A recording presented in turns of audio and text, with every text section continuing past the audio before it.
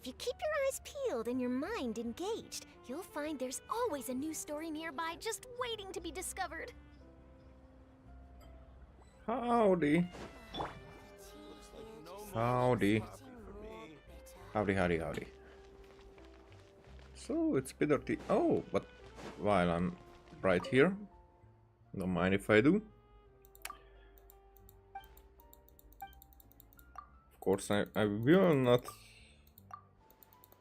read it because this is just a daily. 2 portions of coffee. Okay.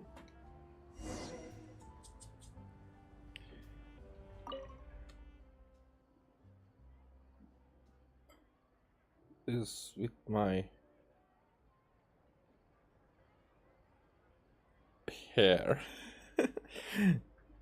it feels like its end is burnt or something, but it's probably I have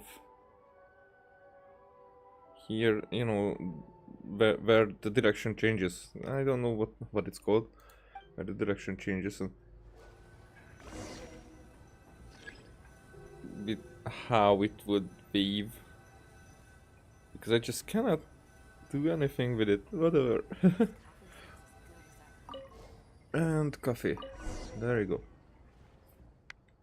That was complicated as fuck. No more free coffee for you. There. Let me go. So I'm here to finish what I started 2 days ago-ish. Don't know exactly. Well, if I do all these,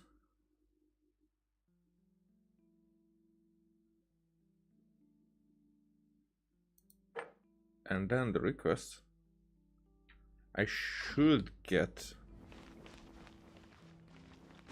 a wish, and then 5 tomorrow. I think.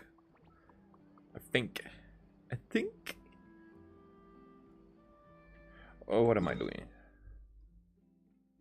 I don't even have 160. Oh, shoot.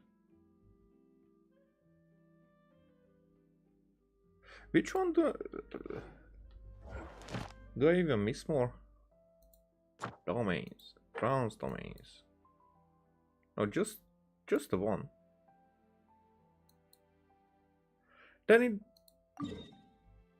doesn't even matter that much. Okay, let's go there and do this quickly. This is basically one of my most hated fights, because it's more like the part when I just have to avoid attacks. The thing next to me attacks, and if I attack, then I can hit the kneecaps, just the kneecaps, nothing else, and it hits barely anything. Yeah, it's not fun. In this part you can deal with the second phase quite quickly, and also the first, I guess. Yeah, I'm not on the top. I'm just curious. I want to play, and if I'm playing, I'm streaming. Bow before me, worm. It's probably because in my throat I have this not a throat ache.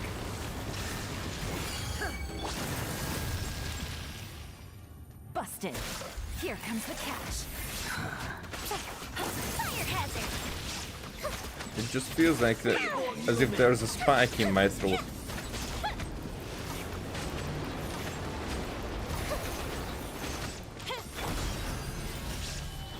Illusion shattered. Time for a light show. At my command, No. you shall fall. There you go.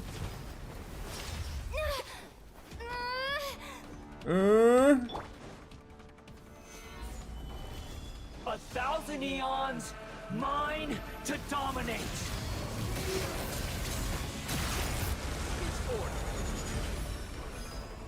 And it didn't Gather. didn't even matter. There is no escape. Burn to oblivion.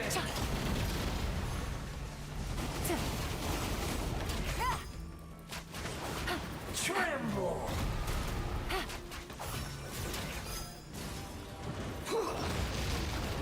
There, okay.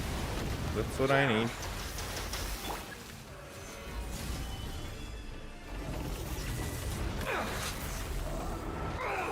Got it.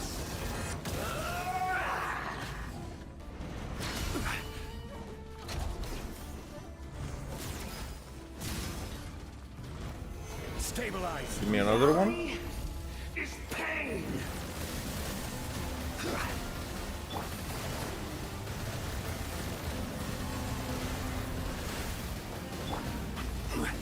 Solidify. There they are.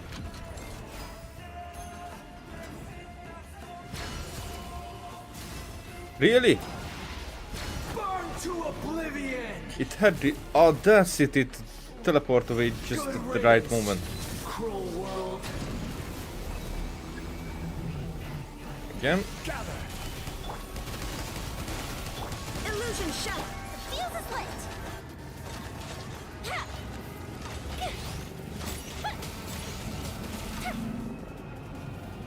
No, not that.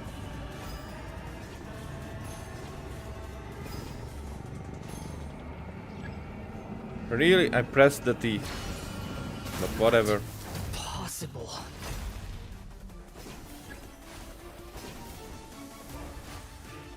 Okay. Shine down. Things are about to get dicey. Fire hazard.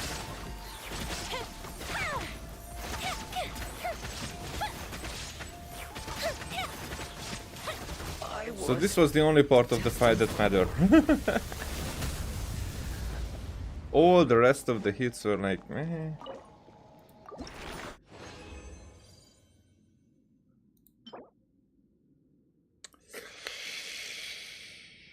Well, who knows? It's just one slot. Probably. Probably will not mean anything. So, yeah, now that I'm swallowing, I can feel it again. As if there's a spike. And yeah, but every time I swallow, I feel like there's a needle pointing in my throat. So it's not like not coughing, not anything like a cold. It's more like a physical needle there. I don't know why. So what else would I want to do?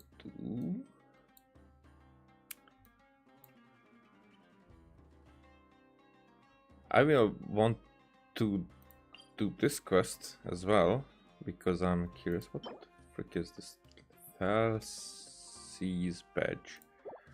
But just the start of it, how it starts. Now I'm in the wrong quest, I think. Yes, I think this is that I need to do. Or more like that's why I'm here. And well, are these going to be more like puzzles or whatever? I think I will be able to deal with anything with these guys. They are like the best, right? Okay, here displayed is the artisan Chrysordos optical coupling transmission design. This patent for this design came from our passionate sponsor, Mr. Eliphas.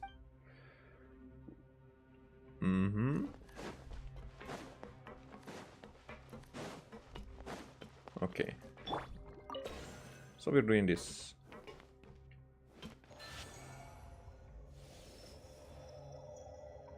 Feels like this does nothing, so let's see. We do the other way.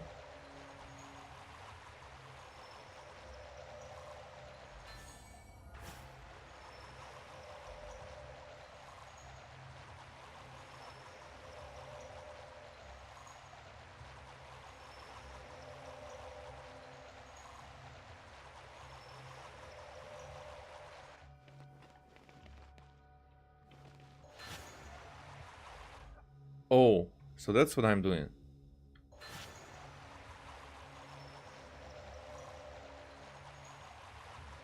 Yeah, it doesn't hurt if I look what I'm doing.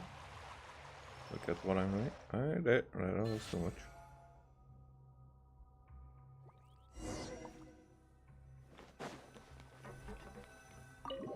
Hey! The complexity of that puzzle was unprecedented. Where are we? Go to the lower level.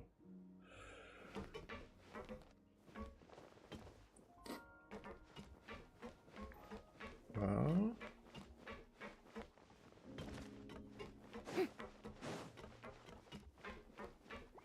Okay. Oh, I know these. So... What if I use this one? Oh, shish. Oh, shish.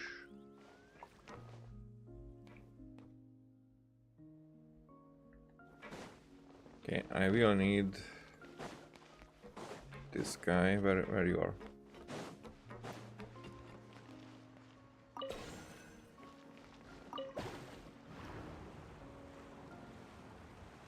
And the thing is that this is 2.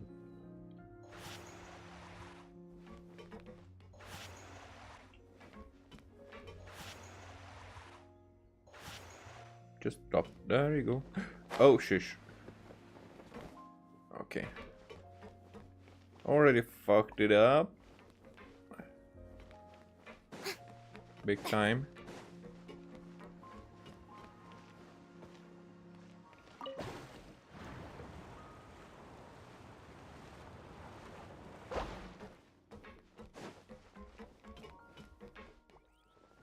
So...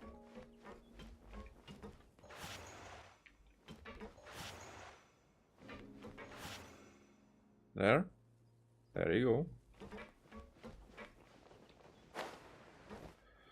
Now the thing is that I guess this has to go between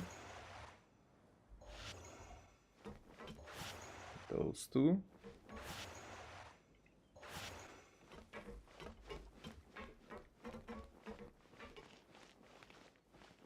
Wait, so this is not aligning exactly. It lines exactly. Okay, so that means that you might need to...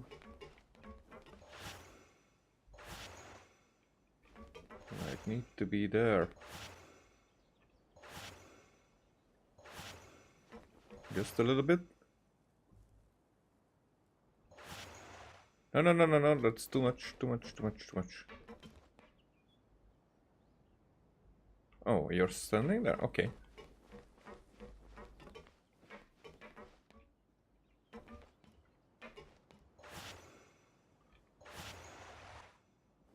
Not too far. But a little bit more. Okay. I guess you guys are kind of at the same place. Alright. Let's change the party for a second. Or maybe just one character. And let's see. Alright, let's head off. If this is okay. One with nature.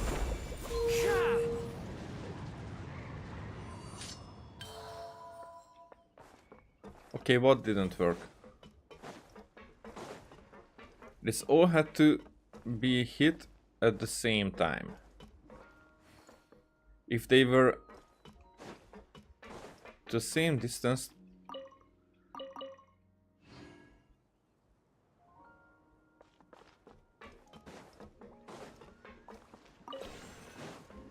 If they were the same distance, then what was the problem?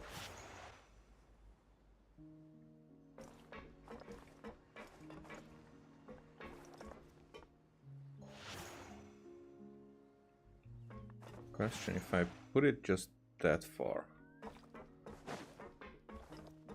it doesn't hit them.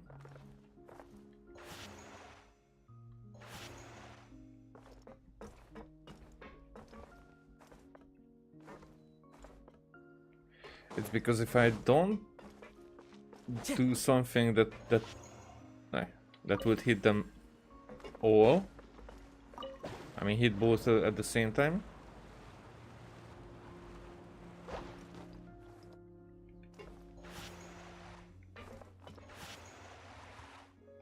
There, calm down. That's it. That's it. Are you going to? There you go.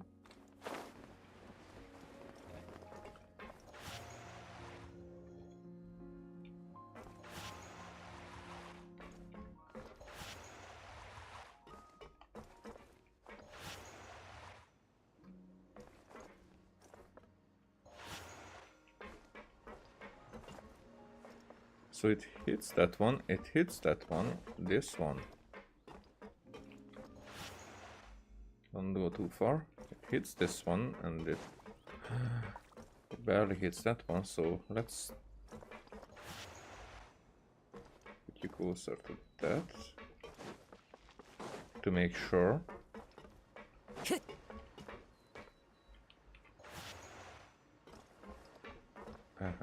So this one is out.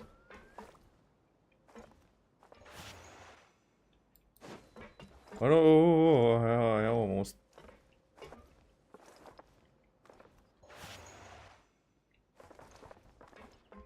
Maybe I should do it this way. Here, this way, it barely hits it. So maybe one was out. Time to go. It could be.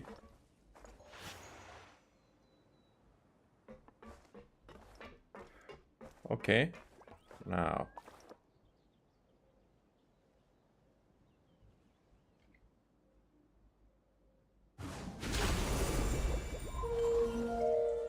Okay, so I did not hit one of them. That was the problem. So now that I...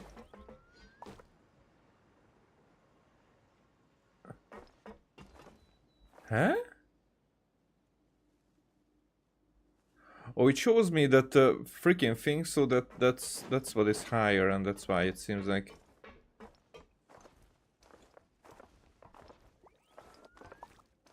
Okay, so it's here. The down arrow is the objective. The up arrow is where I could teleport, but because there is no elevator taking us further down, do I just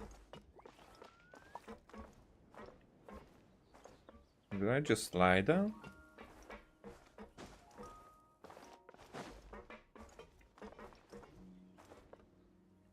By slide, I mean glide. Yep. Guess. Yo, man. Feels like you don't belong here. The wind knows me. Frost is coming.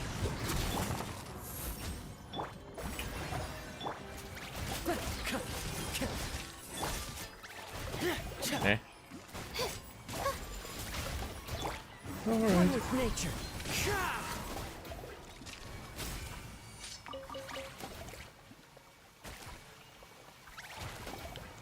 These guys are crazy. I'm telling you.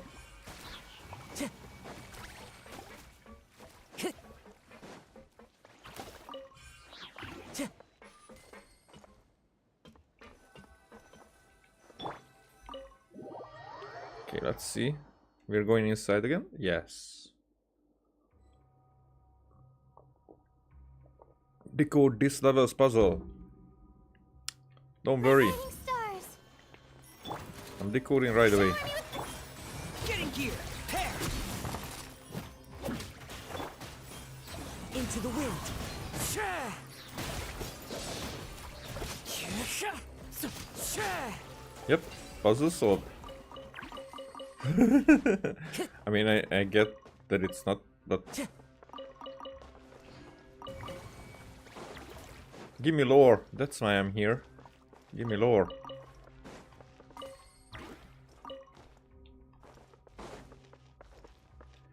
Give me lore. Time to go. Okay, Madame Lebeau, former Artisan Croix Ordo member, level 4. After returning home from Netland, Madame Lebeau has since dedicated herself enthusiastically to the grand ideas of Narcissus Croix.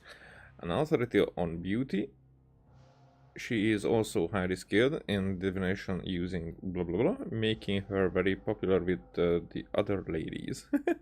Not only has she provided the Ordo with blah blah blah from Netland, but she has also contributed greatly to promoting the Ordo's good name in high society.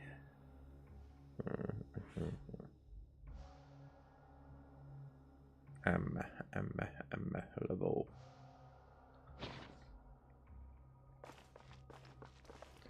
This is a clue,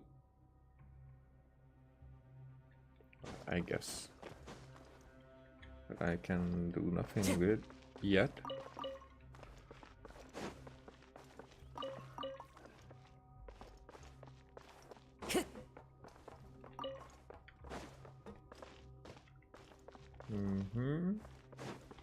Time to go.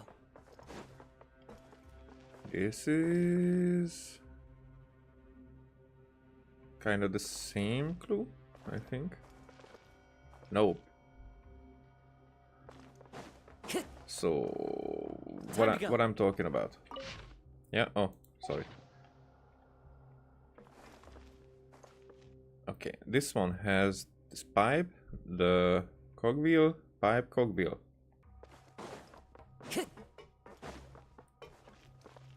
Cogwheel, pipe, cogwheel, pipe.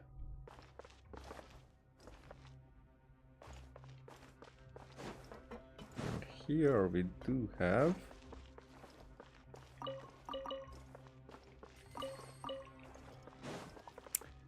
nothing significant. Okay.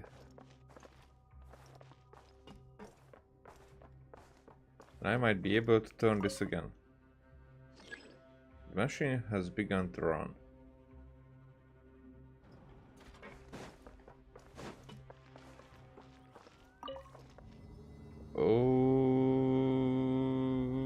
Okay.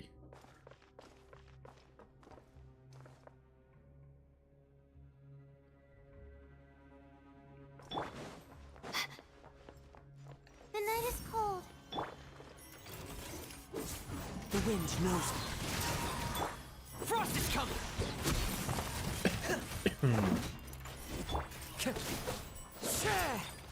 Into the wind. My guiding stars. Getting gear. The wind knows me. Okay, so what does this do? I guess this is the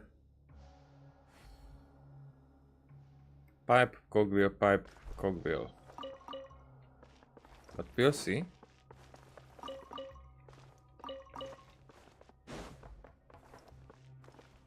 So all of these can be opened?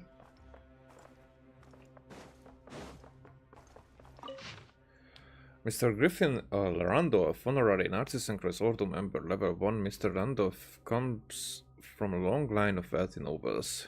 That's why he's level 1, I guess. His generosity has provided the Ordo's archaeological aspirations with ample financial support. Unfortunately, he has remained unable to pass the level 1 tests. Oh, the level 1 is the lower? Okay, whatever. Despite making several attempts, due to his inability to remember the relevant keywords, on account of his passion and by the special permission of Mr. Ingwald, he has been granted honorary membership of level 1 access. Huh, money. Talks.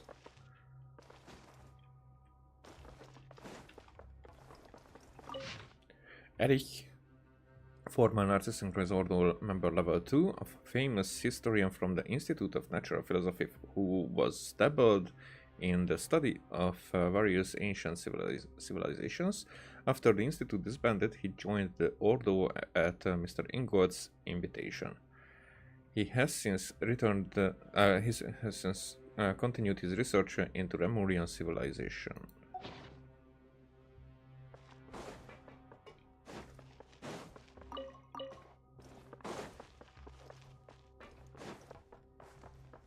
Time to go. Okay, so the thing is that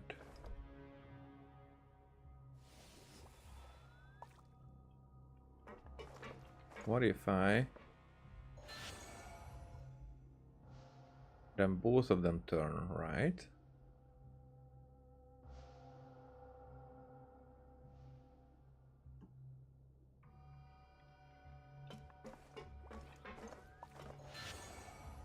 Oh, the other direction.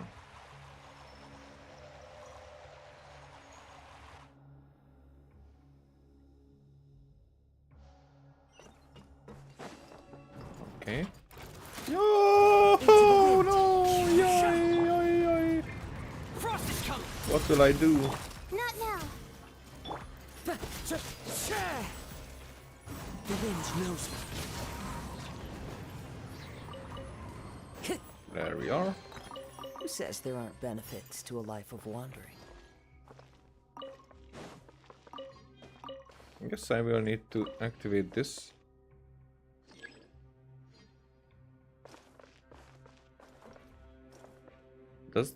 Was that doing the same?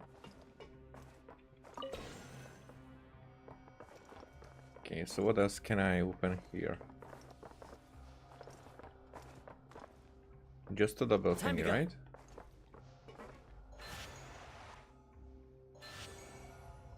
Oh, that was good direction.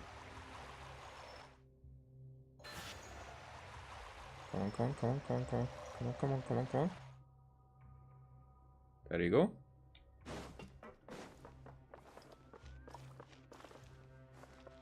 Huh.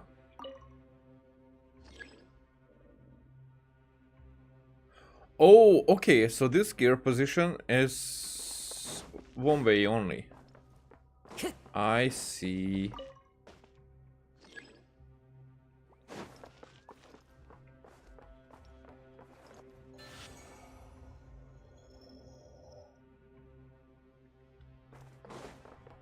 And now I need to... Time to go. Okay. I need to do this. I get it, but this one opened up. Which means that I can go a level below. What am I gonna do with you? Get in gear. The night is cold. Into the wind. Frost is coming. My guiding stars. The wind knows me.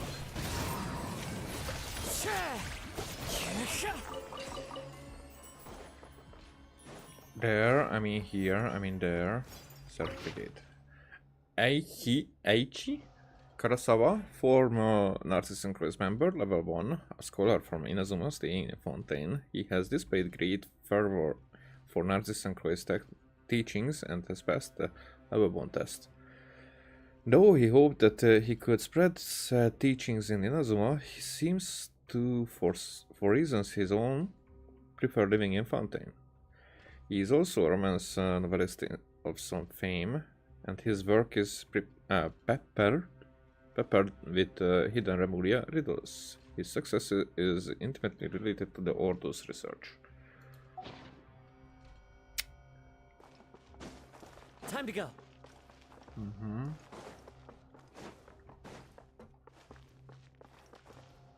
Another.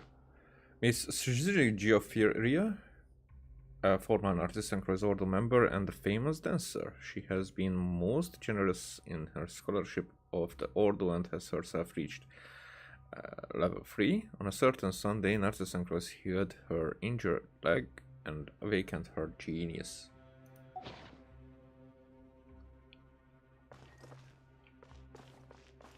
What? That, give me.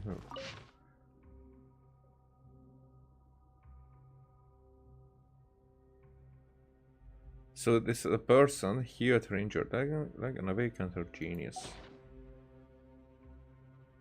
How? Okay, so here we have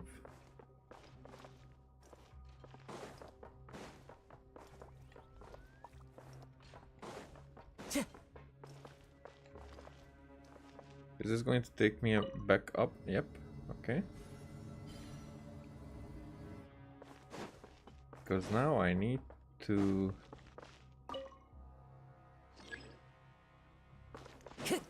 do this. Wait.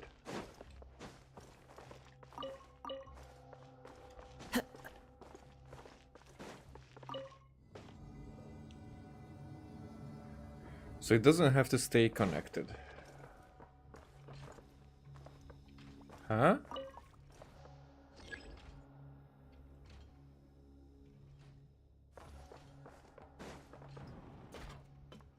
I'm not entirely sure. Because I thought that...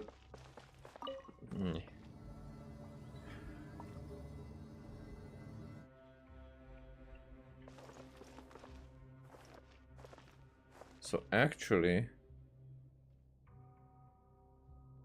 I want to look at something.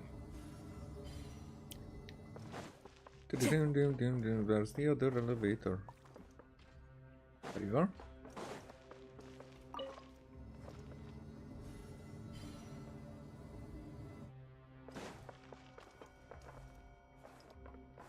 And there should be another one.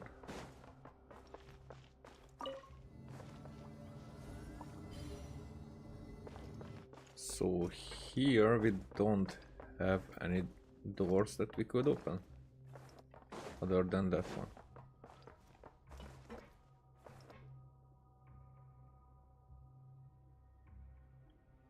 So this only tells us no, it doesn't.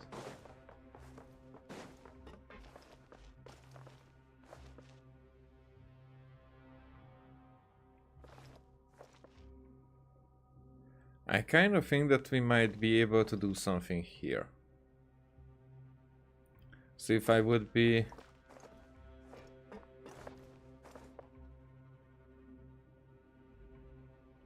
Might this be a hidden one? Maybe?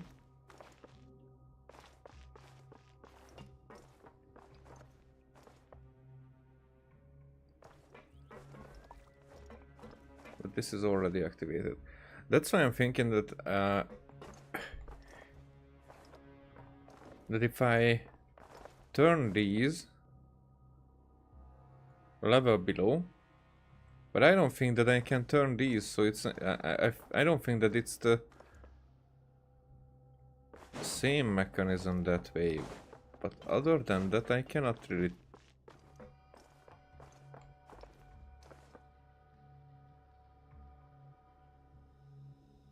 Because here I think it was only just the level of these two. Okay then. So what I mean, if I turn this, it wouldn't turn the one above.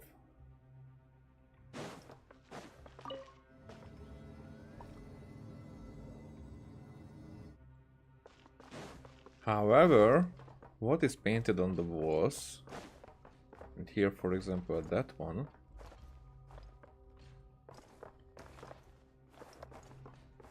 might maybe if I do that, you know, no.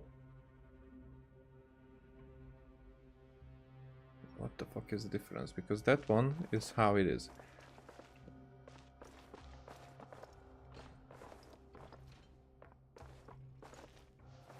So if I change to that one,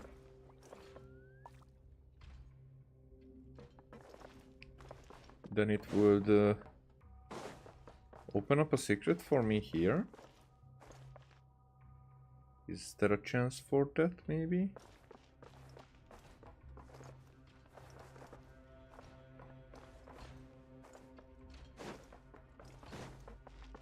Huh. But I can only turn it from...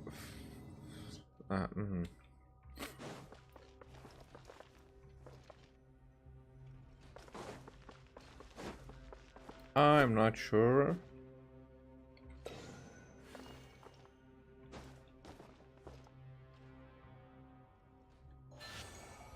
Okay, you both turn. That one is...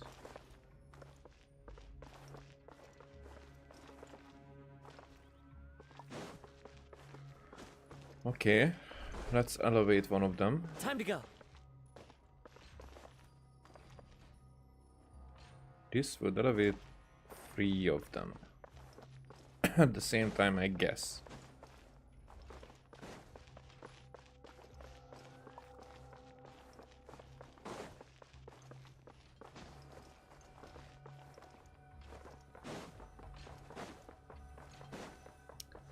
Okay, nothing is hidden anywhere. What?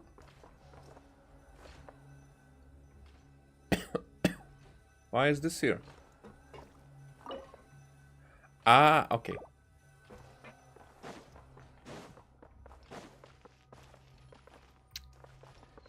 Okay, then... I guess first of all... Sorry.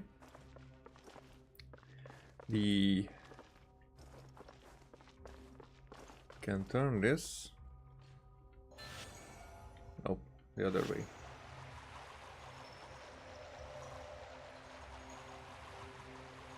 Like this.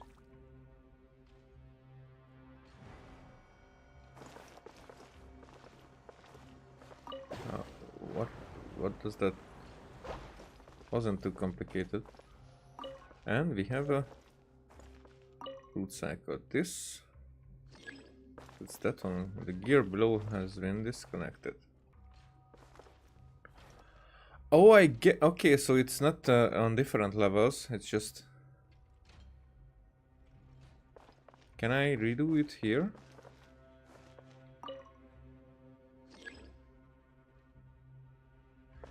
Ah, so that is current gear position, but.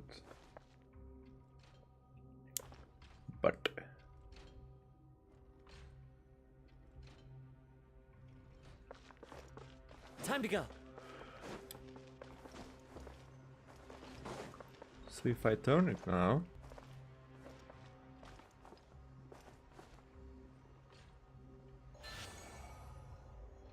I will be able to open this door here.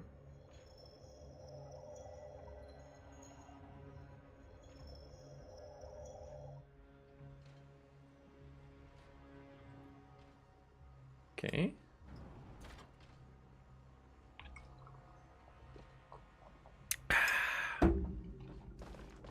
Right, let's do this. Another one. And this. The gear below has disconnected.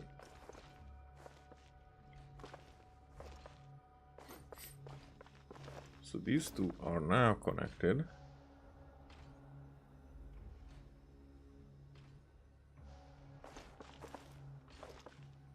So I open that one. We only need to open that one right there. Now what if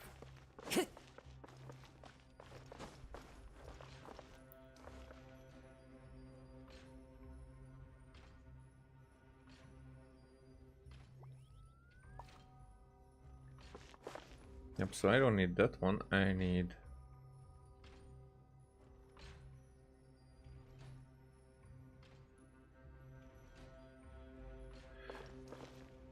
Okay.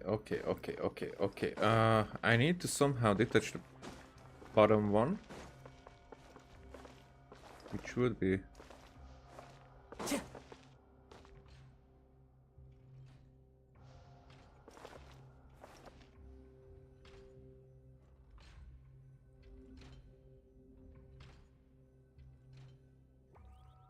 So we have that there. If I press this, then this go one below.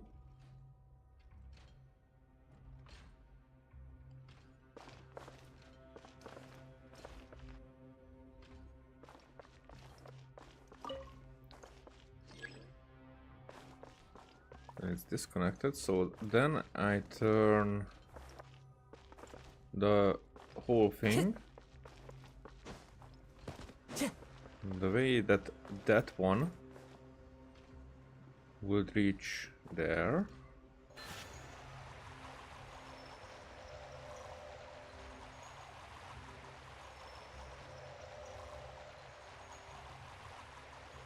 The middle one we don't care about. This is needed. Okay. Now I go back here. Not here. Not there.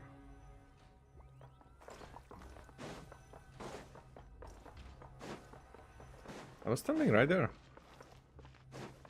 Yep. Here.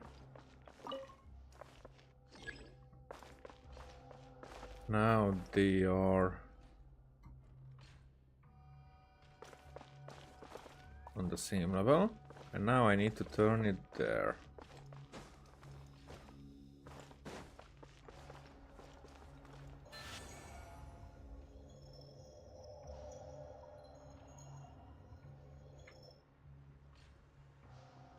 And it will open the door. We have a chest.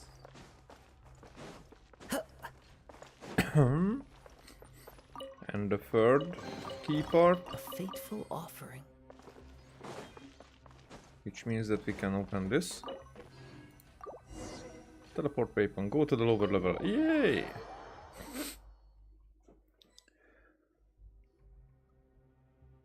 I estimated the height of the tower, and we are almost at the bottom. We may have to face Narcissus and Crows if we continue to descend. Huh. Okay. The word is about to welcome its own answer.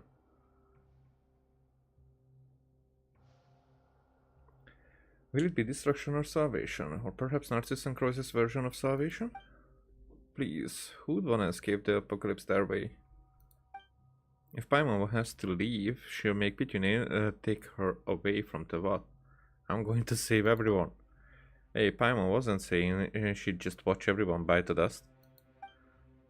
There aren't any riddles or pursuers here, so why don't we get some rest and prepare ourselves here? Failing to prepare is preparing to fail. Okay, that's cool.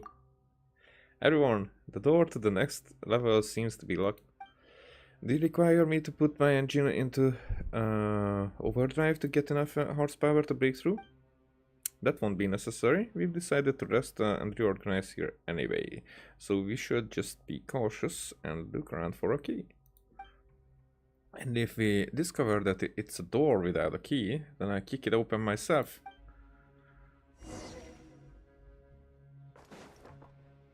Storybook. This is a strange fairy tale with some comments written in purple ink. The rabbit... Okay. Now, this has hidden meaning, definitely. The rabbit's pocket watch is... The rabbit, Alice in Wonderland, White Rabbit. Pocket watch is, in truth, the beginning of the dream. The samsara. The rabbit. So the white rabbit. The white rabbit is the guide. And if Paimon is the primordial one and the guide at the same time, but it could be that she's the silly.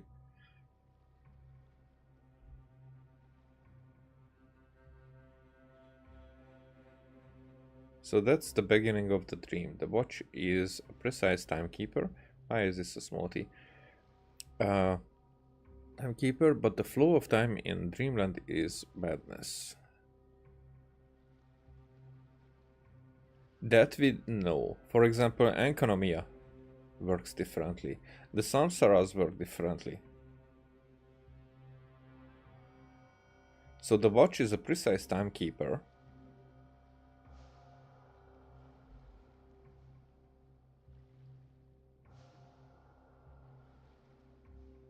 So maybe Paimon has a way, or Paimon, the primordial one, whoever is the rabbit here, has the ability to follow the time how it is. But if Ashika's theory is alright about the 3 moons that that were like different aspects of time, but only one of them remains. I mean, one of them remains on the sky, one of them is in the abyss, and we don't know about the third one. Probably not dead, but it could be. When the clock chimes, all shall end. Marianne, whom people often mistake a little for,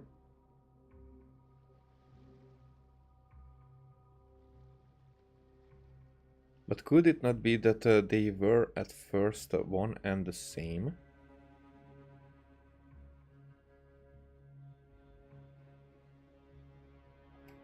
So, Marianne, but this is a storybook. This is a fairy tale. So it shouldn't actually contain the real ones. So Marianne might have pictured herself the way because of this story. It could be. It could be. But I'm cooking, so I'm not sure. This is the info ahead on me. Okay. The thing is, if they are symbolic, then someone who is Marianne and someone who is Little,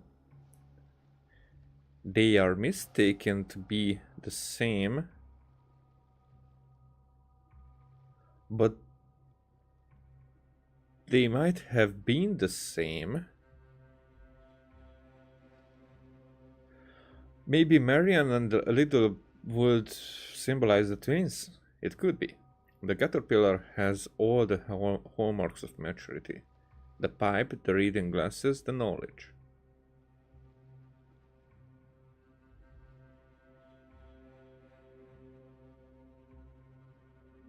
Yet a larva he remains. Not yet a butterfly. So it could be that the caterpillar would be Paimon. Yet a larva he remains. She remains small. And she will have a glow up at one point. One who lacks the confidence to break through a cocoon shall die before ever becoming so. And that's why I think that we are actually preparing Paimon here to grow.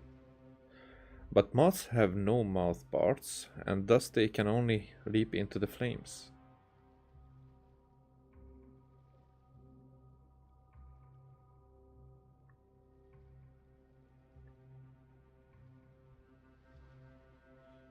The butterfly and moth is so if she is not becoming the right person, then she should be the wrong and cast into the flames. Probably because they are saying, thinking, doing the wrong things. However, if they are in the right path, then they shouldn't. The Queen of Hearts, the one who loved to take heads. The White Knight who mumbled about his little inventions. The Red Queen, in the end, it was all her dream, and she was a little mother cat.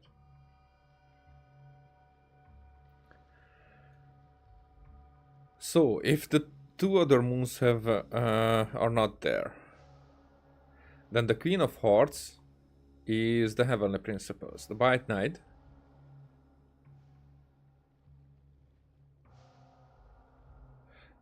is probably us. Could be.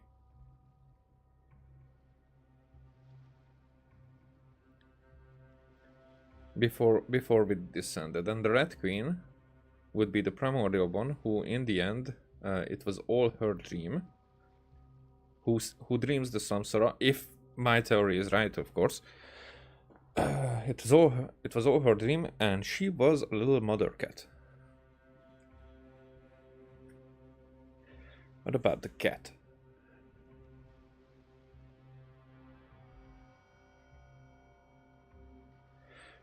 Could it be just about that she's protecting her little ones no matter what, and her little ones is probably the humanity. This one is cool. This one has probably some hidden meaning. Okay, okay, I got what I wanted. We need a key here. We have caterpillar there. Whoa. Why are you not running? Oh, there's more of you. Okay. You will be activated.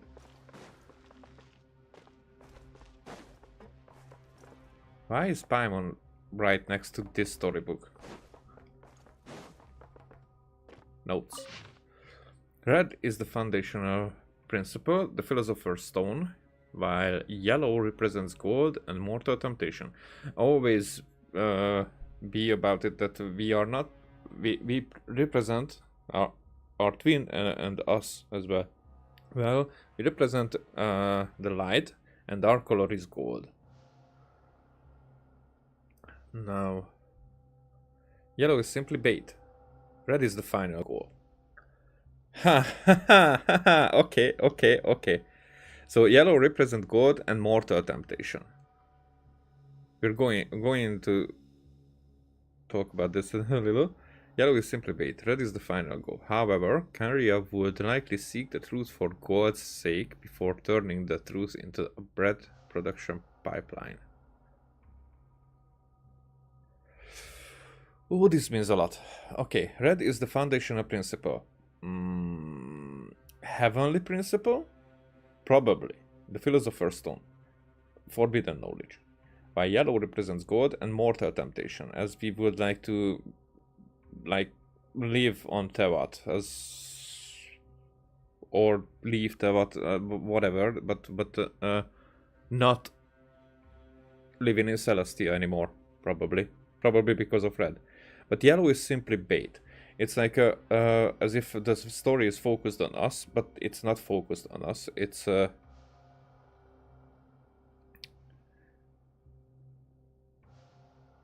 we are not the most important thing here.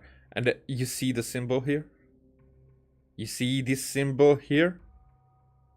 I will show this symbol in a second, somewhere else. So, however, Kanria would likely seek the truth for God's sake. So, Kanria has to do stuff with us. Ryan, Dadiran, all the others. Before turning the truth, seeking the truth, which is probably forbidden knowledge, for God's sake, so for our goals, before turning the truth into a bread production pipeline. So probably using the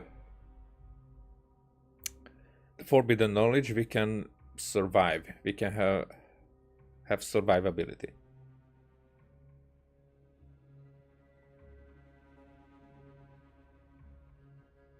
Okay, so this symbol here.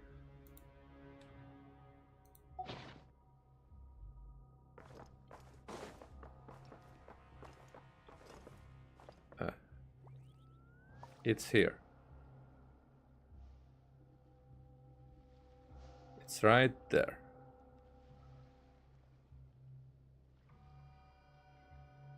I mean, Paimon has these symbols. She has the crown.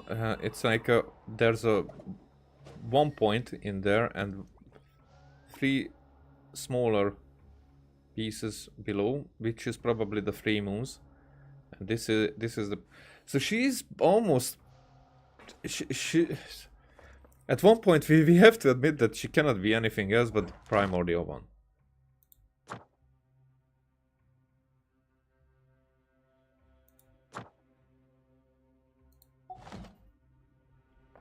Okay, not Not yet, not yet. Let's... With whom should I talk first?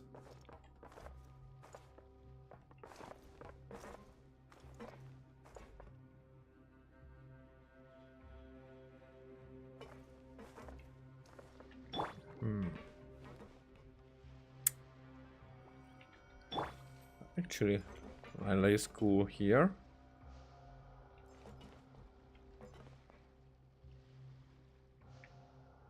No, that's not what I wanted. This is what I wanted.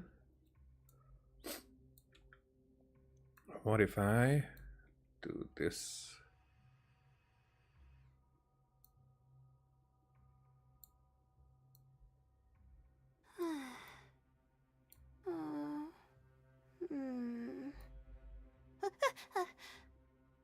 Okay.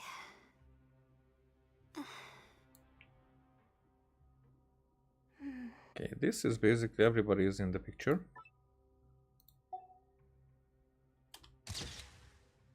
With two N's here. Even when we're not looking up at the stars, they're always there, watching over us.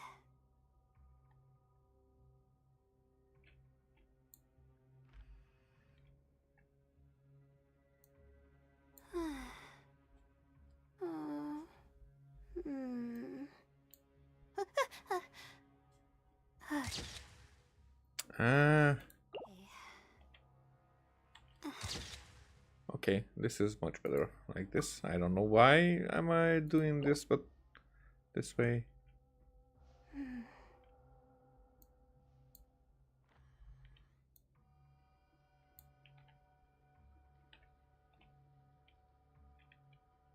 Can I? Okay, I can.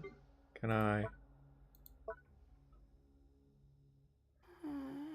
So that disappointed looks like. How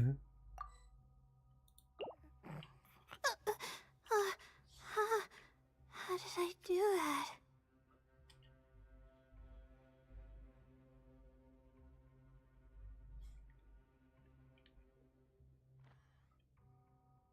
Okay.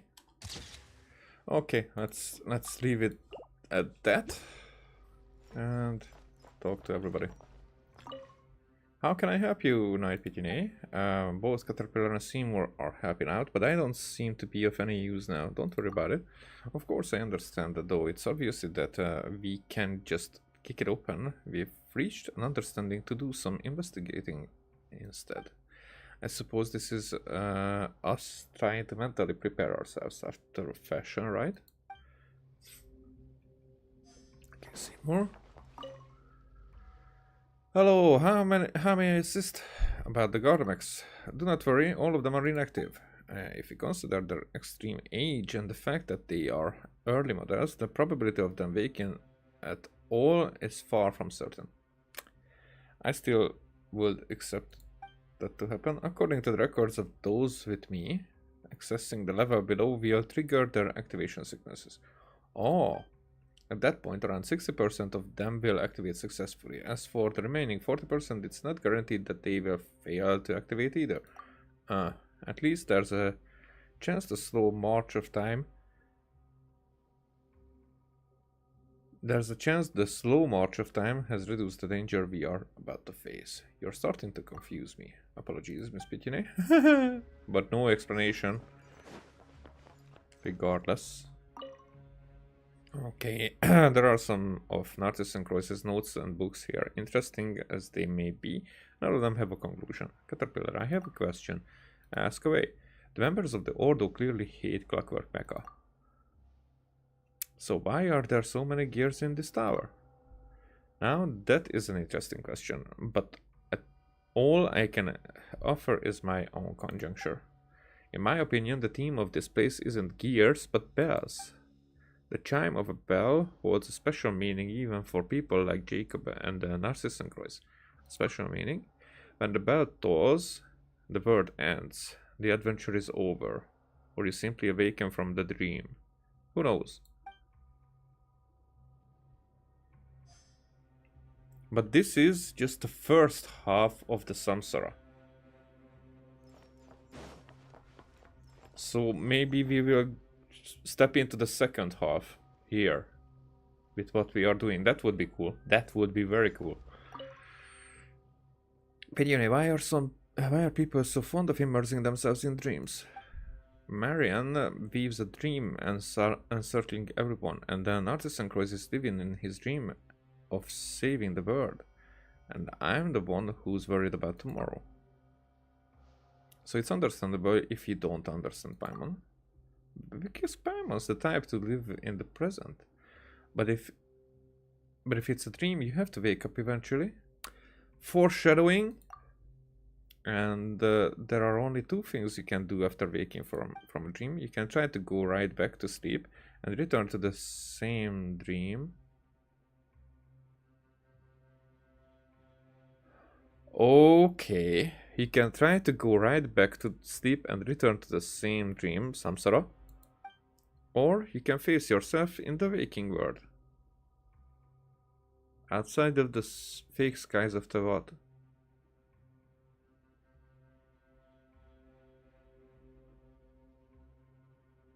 So maybe Paimon's word here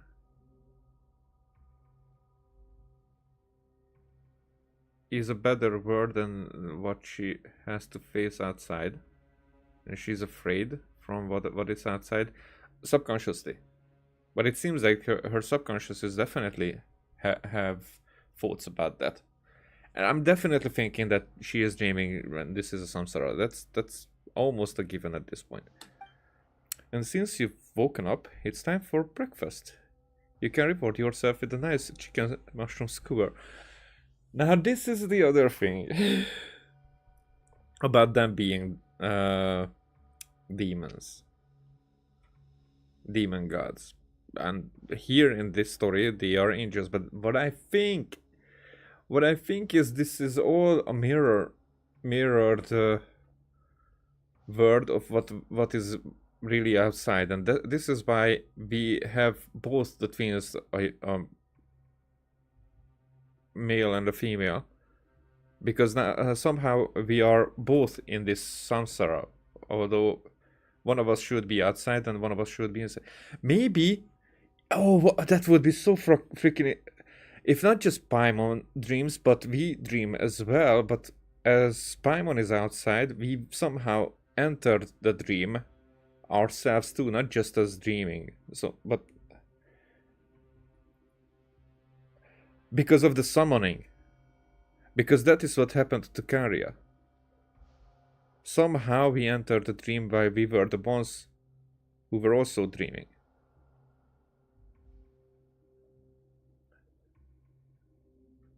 Maybe our twin was the one who was supposed to be there, inside the dream, inside the Tawad, and we were coming from outside, so that's why we are descenders. The descenders are who entered the dream from outside of that world, who entered the dream, and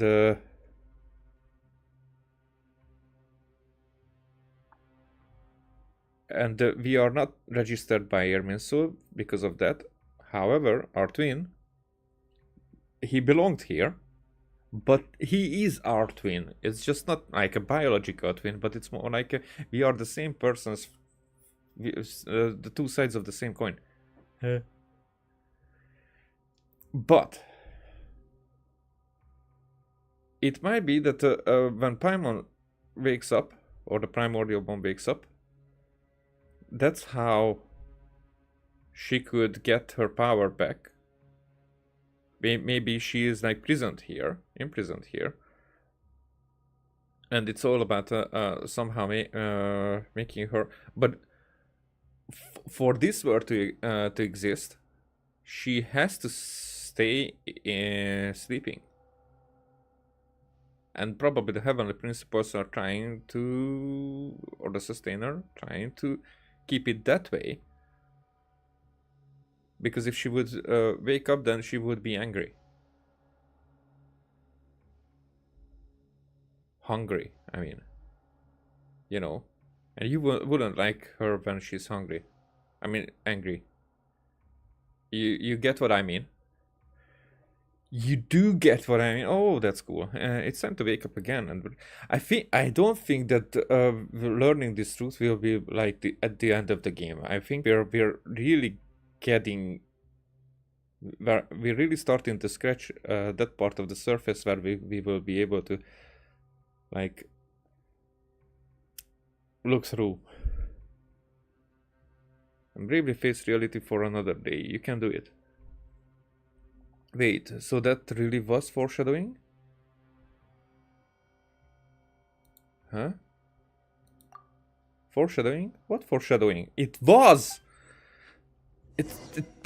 She basically told us.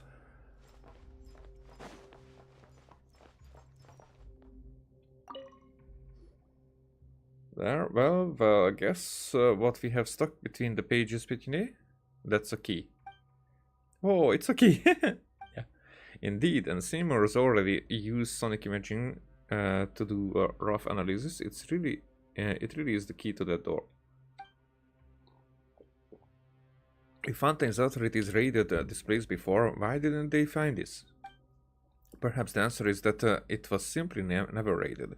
Having looked through the notes here, I think I can understand why. Why he simply closed the door and quietly left? What are you trying to say? It's nothing. Perhaps this is enough. After all, there are clockwork mecha below that may come to life at any second.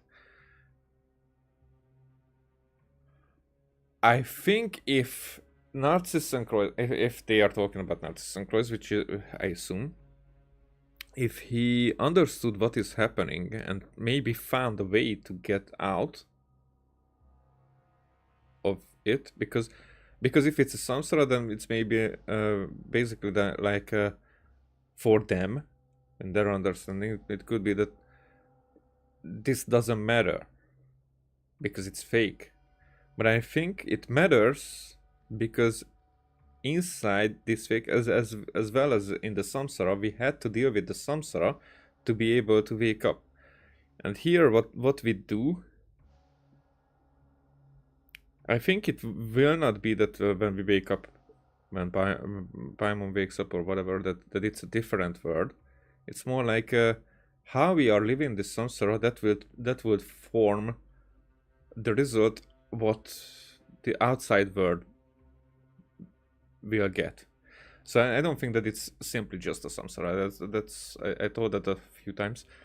I think it's much more complicated because there are different ones, and there are different ways to manipulate dreaming, which we could see in the first Nahida quest, story quest.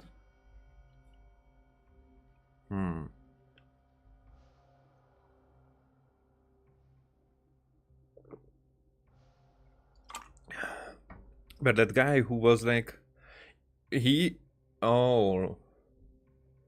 basically left behind his body, but his body was still existing. But it could be even that his body wouldn't exist anymore. He could stay alive in the dream. But he could basically make and develop and make their dream better and better and better. So this could also be an escape world. But it had effects to the outside world. Huh. Time to go. Definitely. We got the key.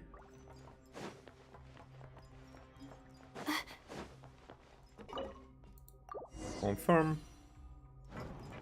Are you guys waking up? Not yet. When we come back then. Which means that we will come back then.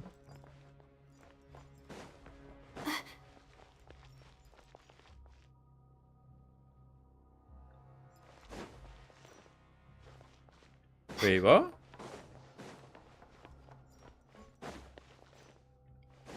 So both of them opened.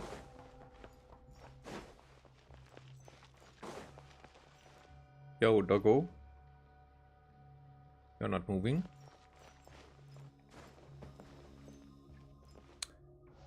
Investigation. Okay.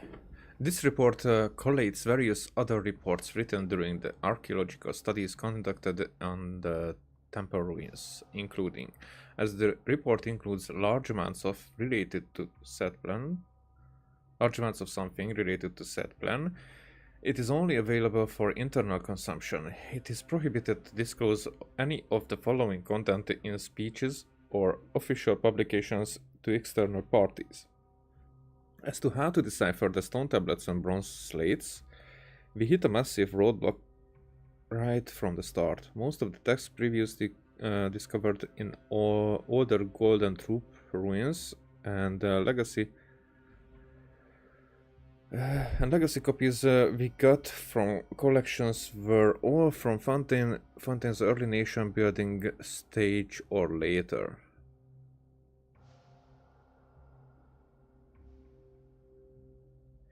As such, most of these texts were written in Fontanian script. This time, we unearthed a great number of antediluvian bronze slates and stone tablets, which all use ancient Lemurian script. Regarding Lemurian characters, they seem to be some form of phonography, of which we currently only recognize a single-digit amount. What? For the longest time, we treated them like simple musical notes and undertook many trials on that basis without any progress. As such, we hit an impasse in our research, until after being reminded by Mr. Eric, we found something in an ancient copy preserved in the Institute of Natural Philosophy. Made progress in deciphering the documents. It's the first step in a long journey, but we have already surpassed all previous scholars of the esoteric. Okay. So esoteria might be here as they were looking through that crack what I was talking about, that they might be able to feel or experience stuff from outside of the fake Tevat or outside of the samsara, but for them it's like then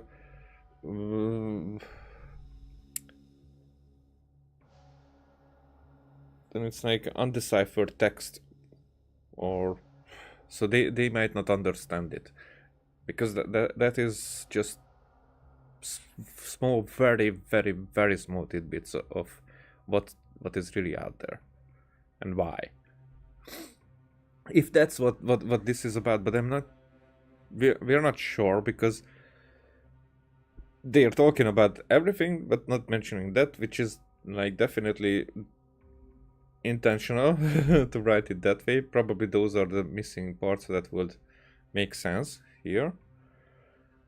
Okay. Regarding morality, while this might conjure up empty talk of ethics today, it had more practical significance to the ancients. Complete mastery over the body by one's will was considered the consummation of human virtue. Complete master over the body by one's will was considered the consummation of human virtue. A pinnacle that only gods and the rarest of mortals could came close to attaining. Does that mean if the rarest of mortals is able to attain the complete mastery over the body, then they would be considered as gods, and then that's why they would ascend? Following moral decay, they will become shackled to bodily form. The will became shackled. Following moral decay, the will became shackled to bodily form. It could be that the primordial one never had a body, and because her morals have changed, she entered the samsara with a body that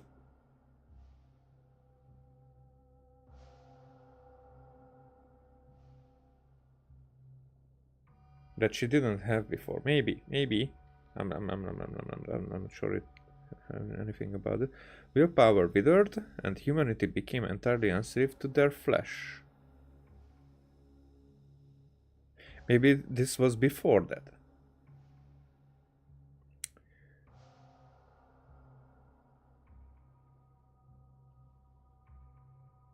Willpower withered.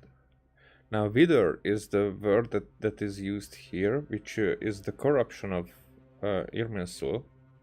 It was the corruption of Irminsul, and it was because of forbidden knowledge.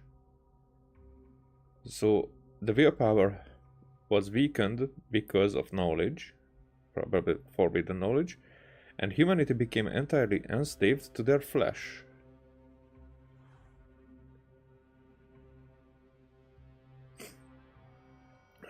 It might be that humanity wasn't just created from thin air, but more like there were already entities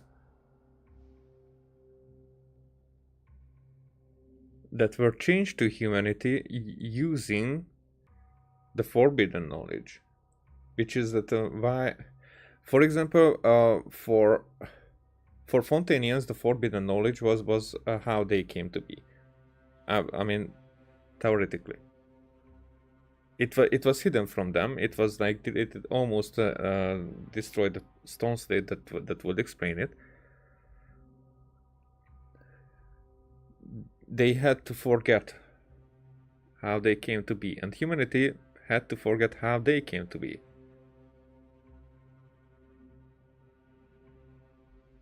But it tells us that they are enslaved to their flesh.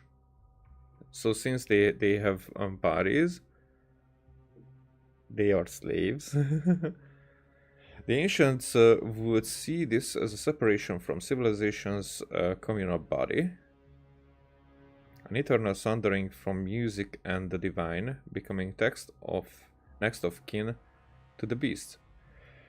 The ancients would see this as a separation from civilization's communal body, an eternal sundering from music and the divine, becoming next of kin to the beast. Now the beasts are referring to abyssal beasts, probably, if it could be. But actually, these could have remained as text that we can read this way because of not being direct enough. So Irminsul couldn't, the same way as it is with fictional stories, because this way it's not explained what it is, so it's not a direction what to delete.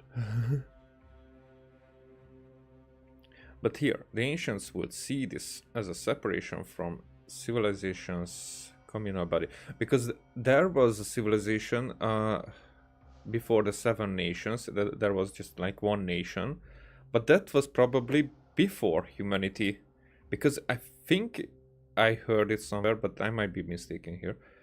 I think I've heard it somewhere that humanity came after the war with the dragons. I mean, that's definitely, but before that there was already a civilization here, which is probably that those were not humans. Maybe they were changed into humanity.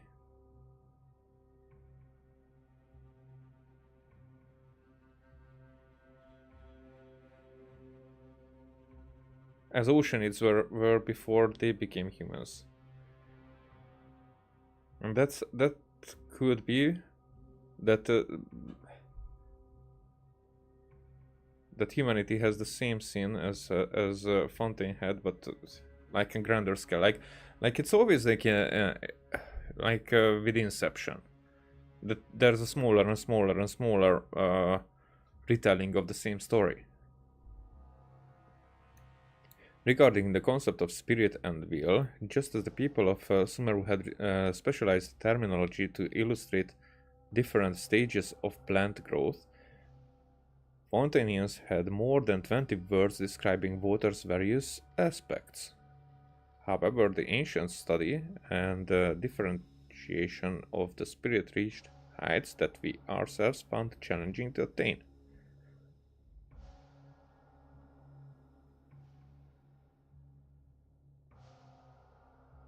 Why, for the most part, it was divided into memory, wishes, soul, and persona, as we were talking about this previously.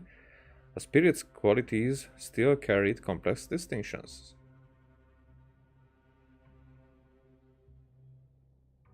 Among these, the state that came closest to the perfect freedom that the divinities possess was named true will.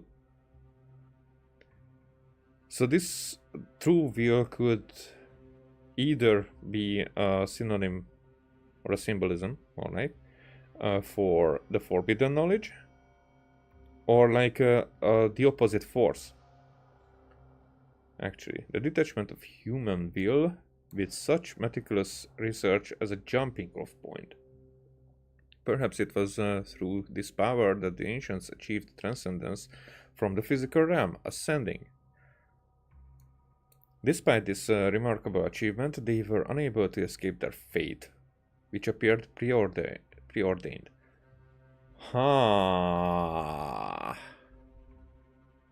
Fate is vision. And this is because there seems to be like when someone ascends to Celestia, that it can happen when somebody has a vision and they like achieve their goal in some way. So they their fate reached to the point where they ascend to Celestia, but there they are more like imprisoned rather than they live there. I think that is the tower, that prison.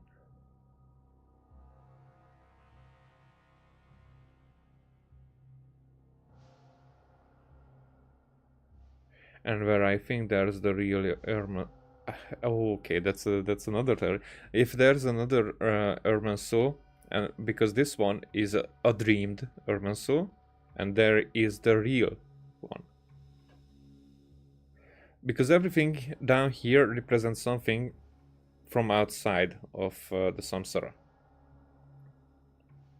but they are somehow connected, I think. So that's why it really matters what we are doing here.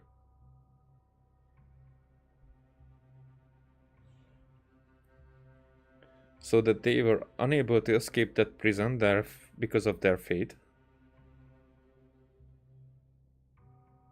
which appear preordained because of the samsara, that it's always the same fates. So I don't think that it's like the samsara replace, rewind, start again and again, but more like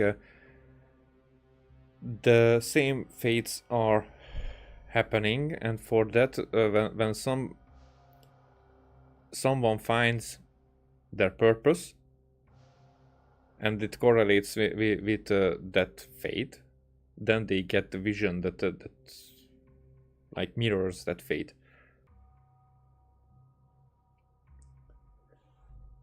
Regarding Fortuna, myths, proverbs and poetry are all that we have compiled so far in connection to Fortuna.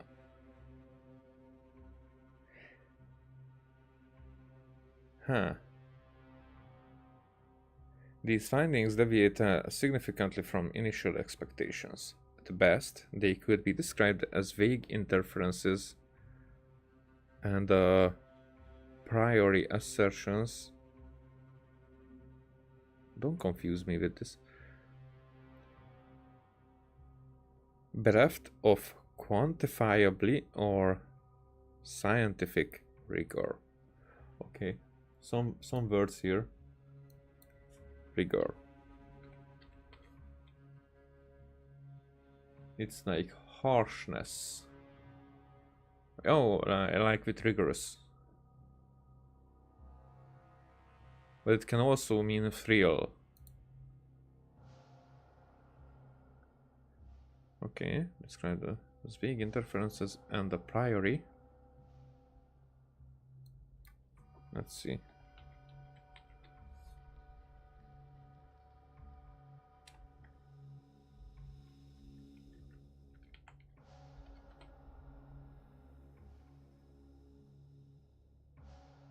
Okay, that might be a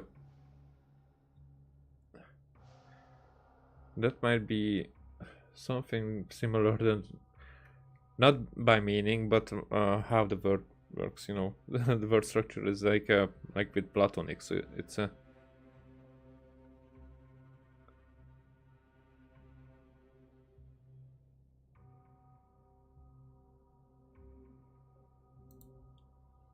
because prior means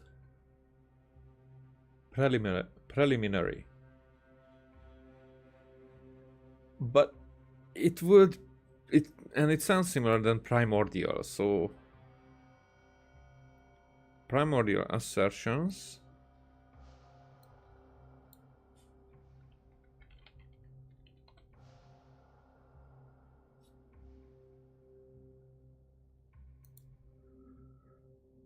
They could be described as vague inferences and primordial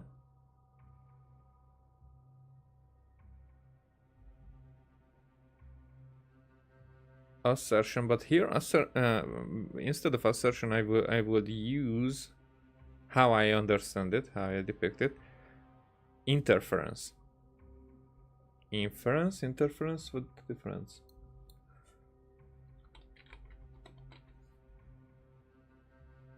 Inference is more like conclusion. Okay, let's see. So they could be described as vague conclusions or descriptions and the primordial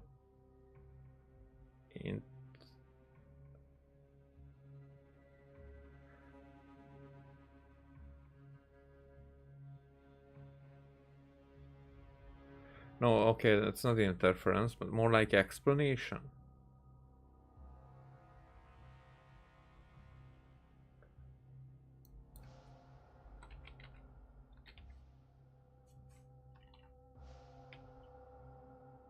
What the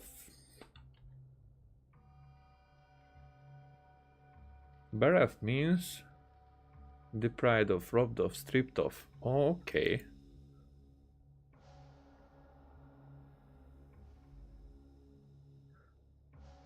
So these descriptions and explanations that was taken away of quantifiability.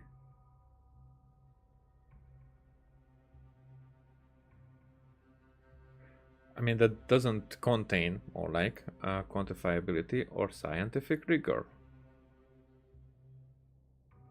Now, if this is harshness, basically, like strictness,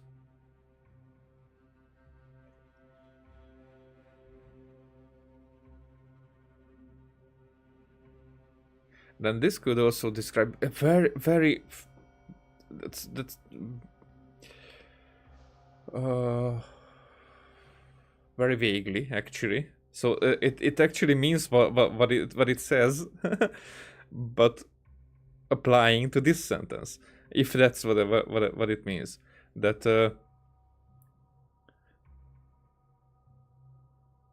that the description of what is happening is not the description, a conclusion, an explanation to what is happening is really even just needed because there is this situation which I'm theorizing, that that this strict supervision that the primordial one had over the world, over Tevat, is kinda non-existent at this point because she's not there, because she's absent. Okay, so they appear exceedingly rudimentary and then primitive when compared to the word formula. This rudimentary, just to make sure.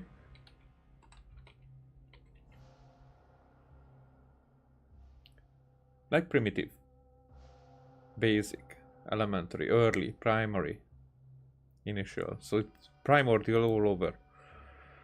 So they appear exceedingly early and primitive. So it's just the same word when compared to the word formula, the actually existing word, I think, or the plan how it should have been, because it is closed into the samsara, or because some some evolution could not happen because something maintains, sustains a certain eternity.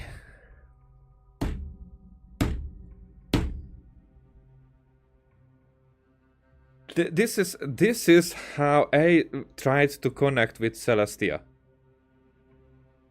To be like part of the heavenly principles with eternity. That Celestia tries to contain this level, this word until eternity. So we are like in an eternal euthymia with a samsara, repeating over and over again. It stays the same. It's different because it's not entirely the same, because it's with fates, but it doesn't evolve into anything else. But this is how it can maintain that achieved peace, which probably is like after a big war, which was probably when the Kanria incident or somewhere there, or something similar that happened there, that basically crippled Celestia, and either they want to heal and keep everything the same until then, or they just like, okay, we don't want to go that direction, but there's no other direction other than our demise, so let's keep the world in the same way until then. You, primordial one, you don't agree with me, then you should just dream through it. And the whole samsara will be based on your dream. Probably. Not sure. But now it seems so...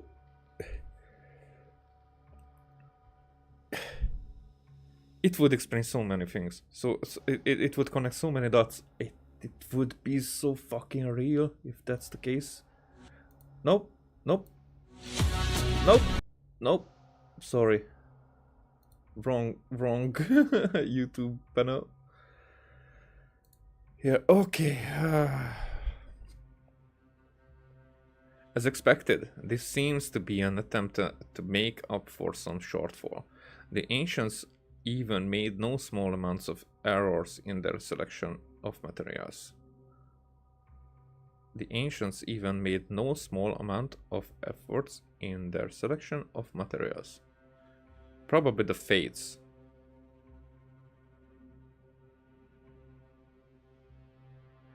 So, as expected, this seems to be an attempt to make up for some shortfall. An attempt to finish it somehow, or get out of it somehow. The ancients even made no small amount of efforts in their selection of materials, how they will have tried to escape. Maybe. This was unavoidable. I mean, as we know history, which some of the history is probably from previous samsaras. So the samsaras are like connected after each other. It's not like deleted memories or whatnot. It's more like a continuation, but it restarts the story. The fates will be, and probably those fates are the control over all of it, because visions are like the fates, but the bigger fates for the gods are the gnosis,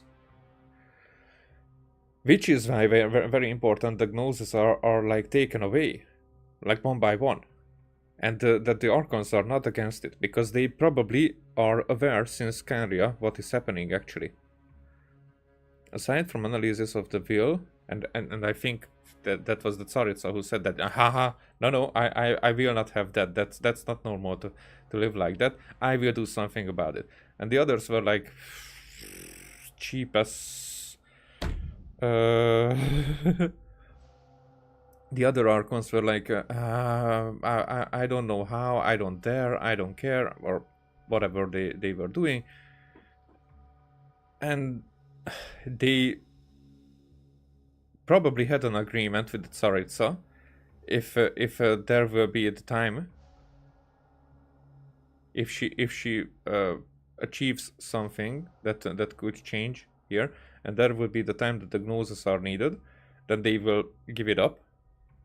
Probably not that easy as everybody, but for example, like a contract, like a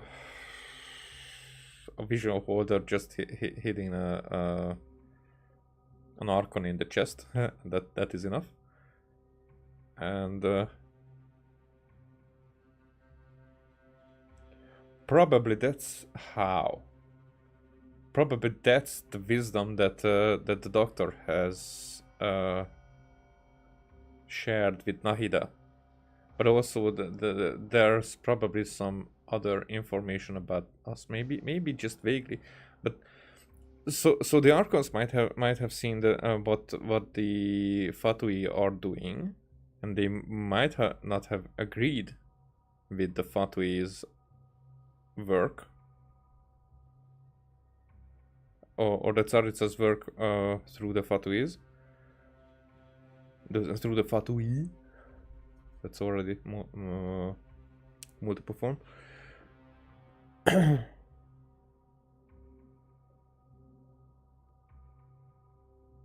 But when they realized what is actually happening, or whatever, they were in.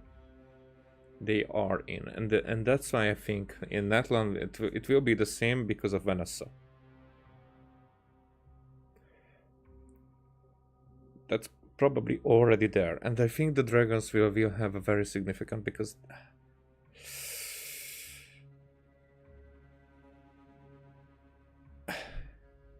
I think if Ashika is right, which can be about that, I think that the war in Natlan and the situation there might be because of the evolved draconic bishop-like creatures, which we don't know yet how they look, but they live there in Natlan, and they might be at one side of the war, and the other side is the humanity, but the humanity might be actually the same. It's just the changed version of what was there before, because what was there before, those were the bishops. So the humanity would be like really actually made from bishops, like in Fontaine they were made from the Oceanids. It could be. The ancients even made no small amount of effort errors in their selection of materials. Oh, not efforts, errors. Okay. So if the method changes because of finding the right materials, then it would lead to a success. Oh, so that there's a different meaning than what I was thinking.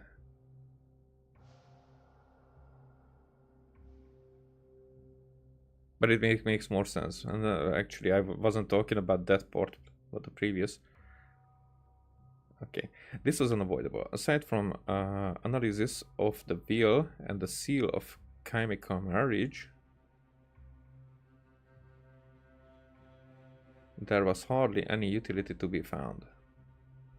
Aside from analysis of the will and the seal of chemical marriage, there was hardly any utility to be found. Probably because Irminsul have deleted it. It was in the previous samsara. When faced with the fact that the ancients were deceived by such falsehood for 1,000 years, one can only wonder if it was a matter of faith or folly. For 1,000 years.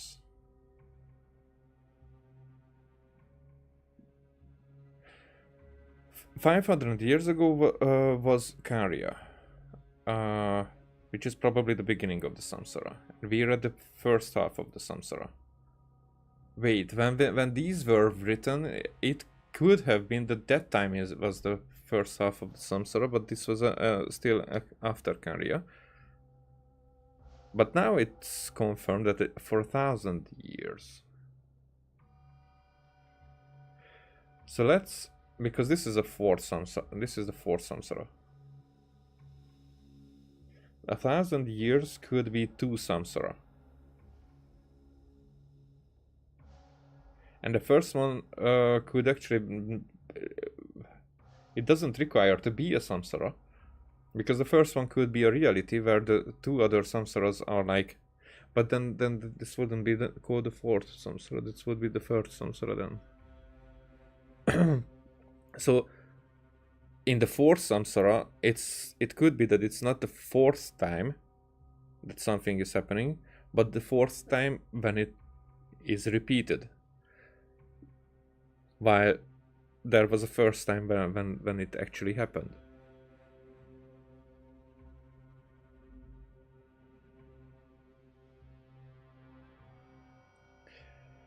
Okay. There were a lot of things here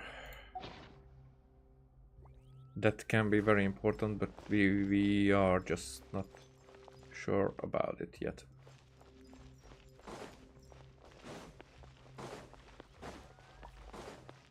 You guys? Are you alright? Nothing else to read here? And I could be still stupid about the whole thing. It's just... And it's just there on the wall and that nobody cares. Yeah, that's interesting.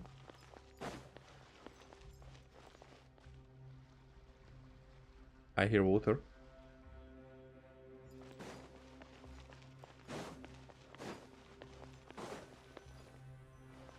Holy!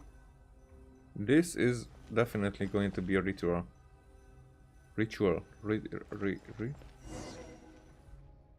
Let's see. The combat capabilities arrayed here are quite terrifying sight. Oh, Caterpillar is there. Huh? You changed back, Caterpillar. Well, we do need to be ready for a fight after all. Look.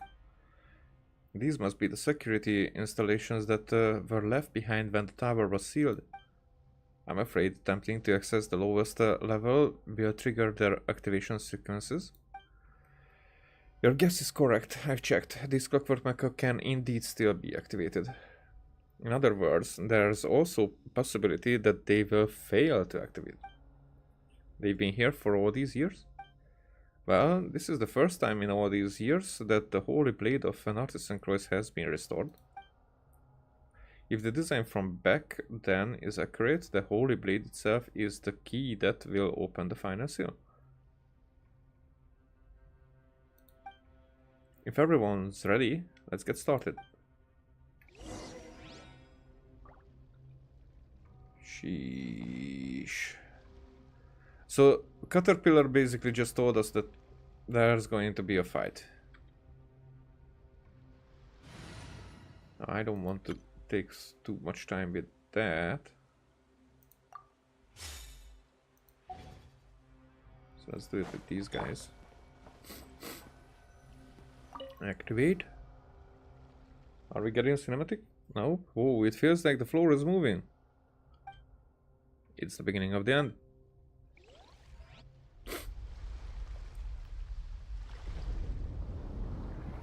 Oh, okay.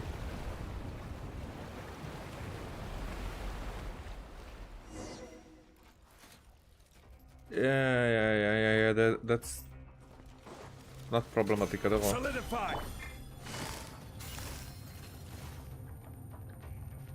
Yeah. Take it easy. Not many of them activated. Why am I in one place? Whatever. Gather. Illusion shattered. Quietly now. Huh. Game's up. Fun's over. Time for a light show.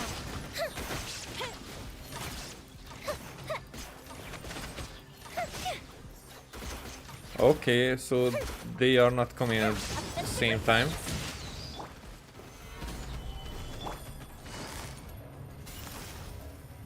Gotcha. Which is less fun There is no escape. than if they would come at the same time.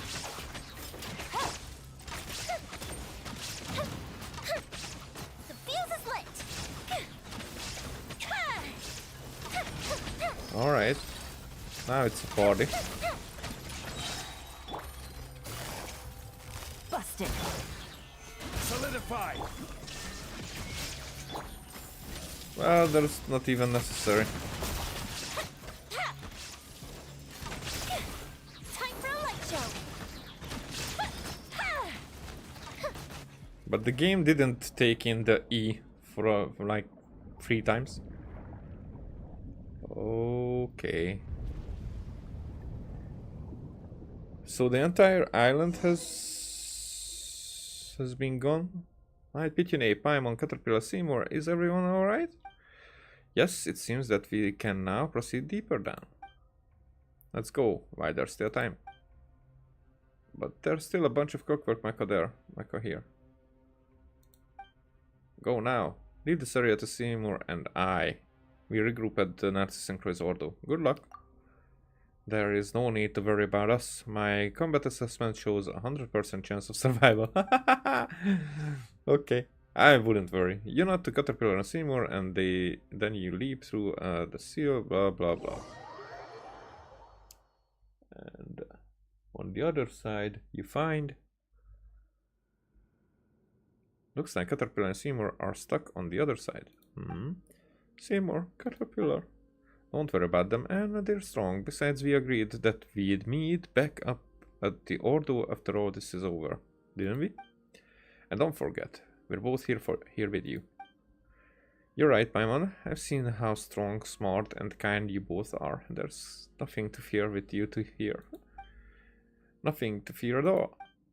That said, Paimon's a little scared herself.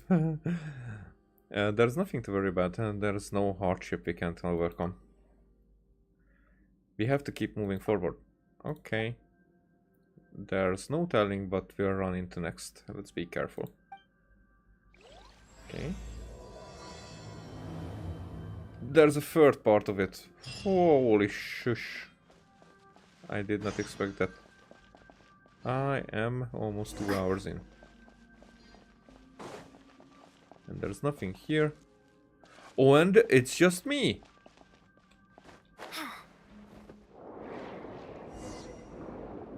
Keep moving ahead. I'm moving my head. Should I move someone else's head? Primordial. See. Do you see?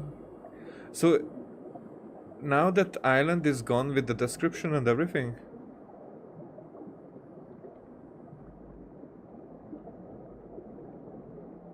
This place looks like where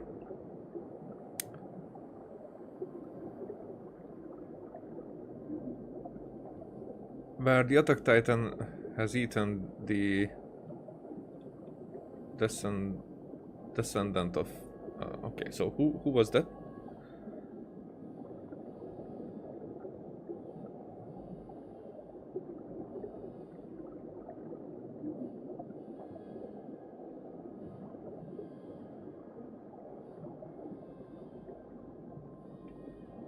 Can I actually... Yes. I actually can move this a little bit. And this is an arena. Oh. I sense reason. Oh, this is Narcissus and Croix. Okay. This is like an Oceanid dragon mix. Visitors, are you the successor to Narcissus and Croix, or are you a threat? I mean, we probably are a threat. And we have the sword with us. From now on, in the cutscenes, will we wield this sword, or will we destroy it here? It could be.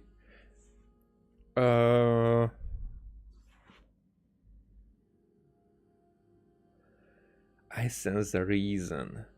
It might be that consciousness. Also, this place is like where the Attack Titan has eaten the... What was called? The king. The king's bloodline in the Attack on Titan.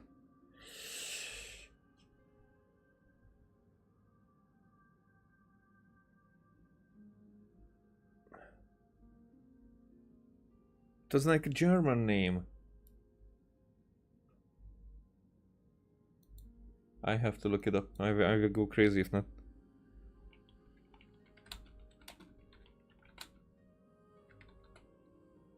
Fritz. Fritz. It was the Fritz. So when the Fritz descendant was eaten by the Attack Titan, and that's how they obtained the Founding Titan. Oh yes, okay. Now I'm kinda there. You have drawn your weapons. I see your answer. Narcissus and Croix. Huh? This thing is Narcissus and Croix? If you have heard my name, then you know of my quest to save the world, and there is a chance that you can be saved. You draw your weapons at me only because you have been misled by untruths. But this is no time for me to waste my powers.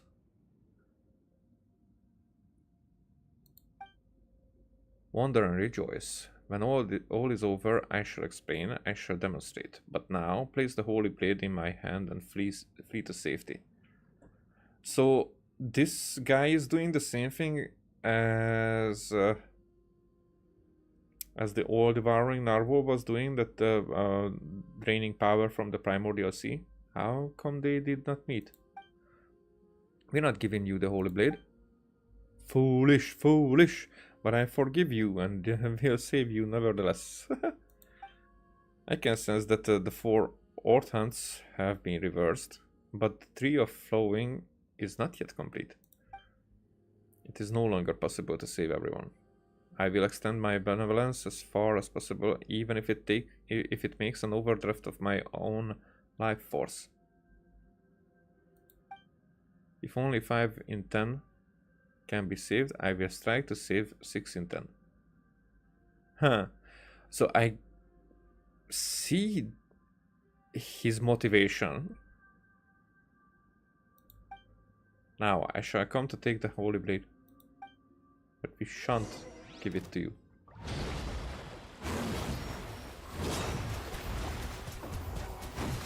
Okay, that doesn't work that way. Why are you so determined to oppose me? Do you not know that the apocalypse is nigh? Oh, okay. What if... Okay, that heals me.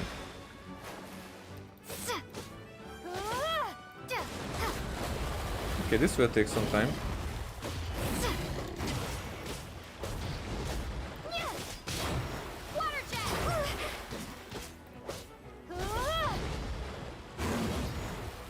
Oh, oh shit. Okay, I need to heal.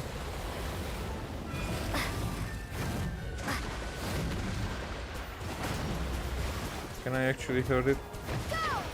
Oh, shh!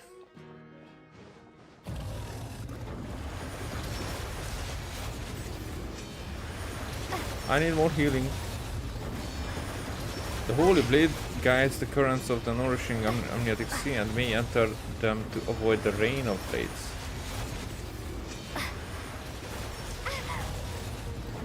Wait, what did that mean?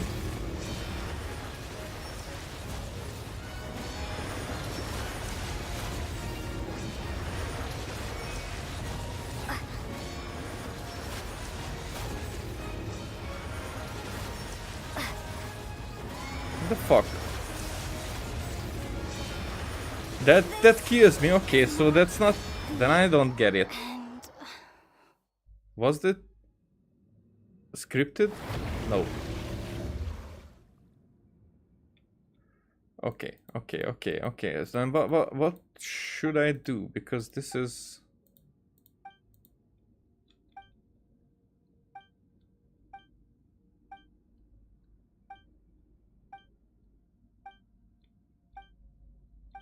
All right.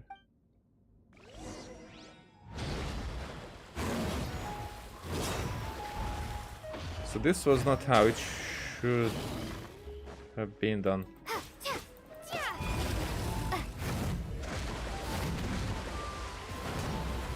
I are determined to oppose me. Oh, it's the same. Fine. And rights that shall save the world are unknown to mere mortals. Now it's already doing it.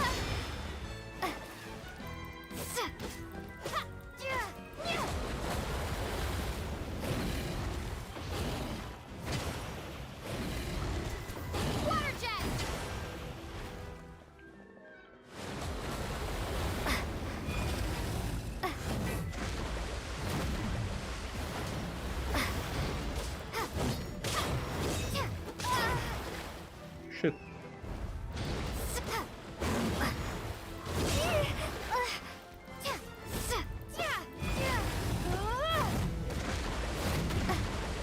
Freaking! Allow me to show the what are we going to do?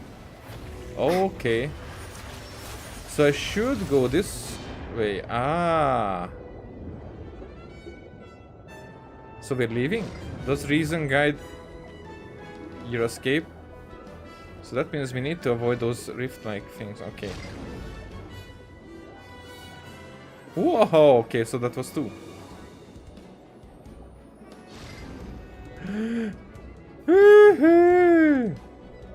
But it's cool, actually. Oh shish, oh shish, oh.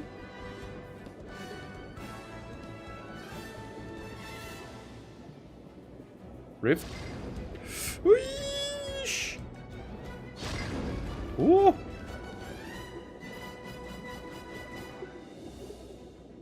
The Holy Blade is guiding us to go touch this bubble.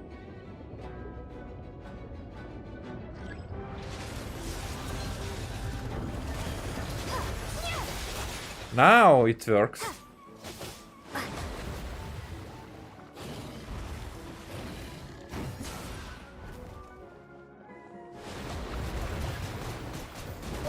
That doesn't do anything.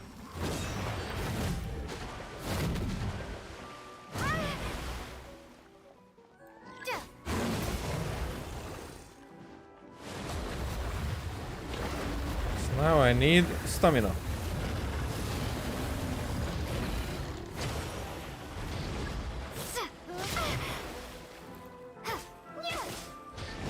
Okay, so I cannot spam charge attack.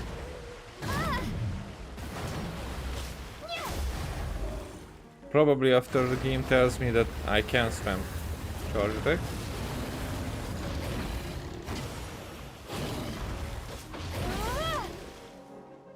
Or maybe not. Did it get smaller?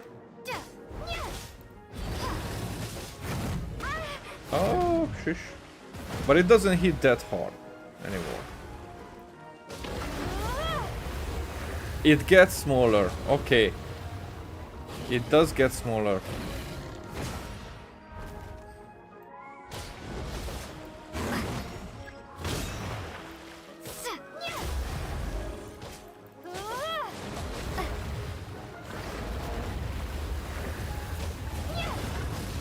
Until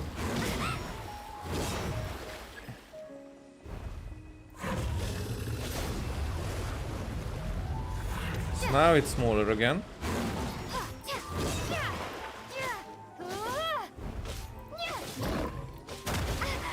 But why is it taking my stamina away when I'm...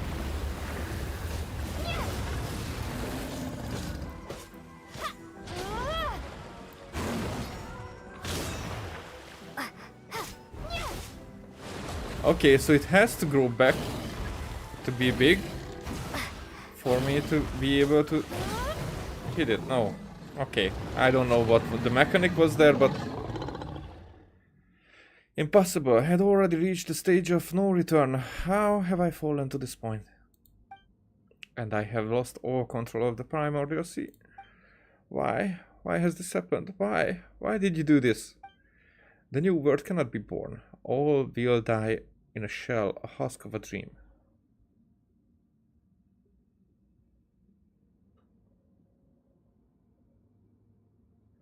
The new world cannot be born. Could it be that he learned about the samsara and he wanted to initiate the restart of the samsara? And because without restarting the samsara, maybe this would have been the point. Maybe what the Hydroarchon did was the turning point where they were like, nope, we are not letting. No, that conflicts my other idea, and that's not okay. But still, just entertain the thought that maybe this is where they started. Narcissus and Croix wanted to restart the samsara, which was his fate. Maybe with a vision, maybe without. Who knows? And now we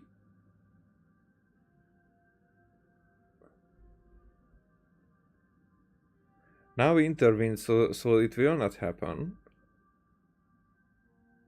And this samsara would go on until something like that happened, because it's connected to the primordial sea. The whole thing, this prophecy, was connected to this primordial sea, and now he is unable to utilize it. So, Paimon reckons you're the one who should try waking up from your dream.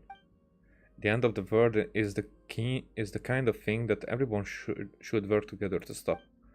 I see. The Holy Blade is not on my side.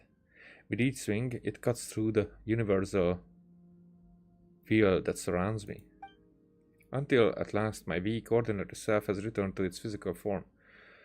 The primordial sea won't overflow its banks so soon. That creature has already been defeated.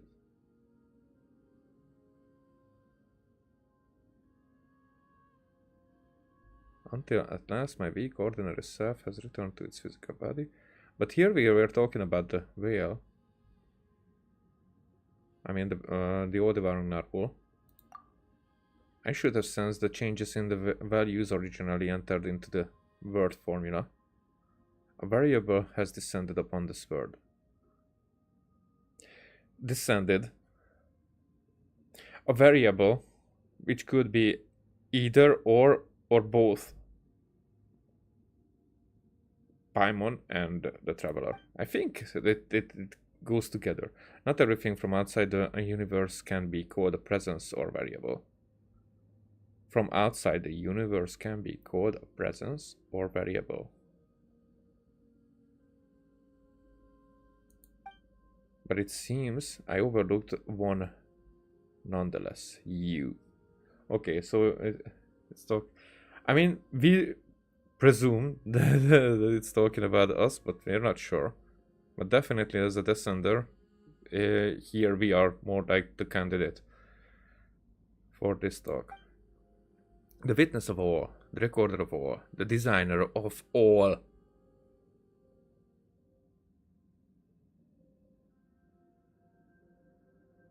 Sheesh! That kinda confirms that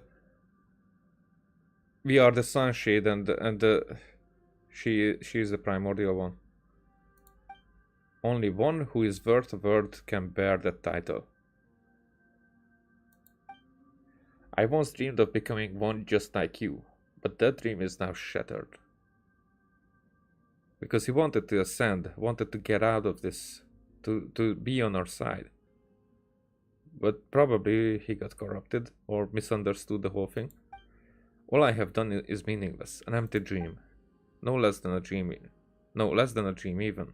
A dream is at least harmless, but I know you and they have paid so much for all I have done. Huh. Narcissus and Croix. Oh, is he talking about Anne? Oh, it's you. I didn't see that. Okay, no. Do you know who I actually am? Names are just labels, but yes, I am familiar with the two colors that mix in your soul. Director Lyris does not know what has happened. She just holds on to Marian, who herself still clings to life. She cannot understand such a complex present and future and hopes to retain the past. And as she does the only thing she can. My name is Anne. In that case, hello Anne. I am willing to forgive you. What an odd thing to say. From the very start, my plans have had lofty and sacred aims. Selfishness has never come into it.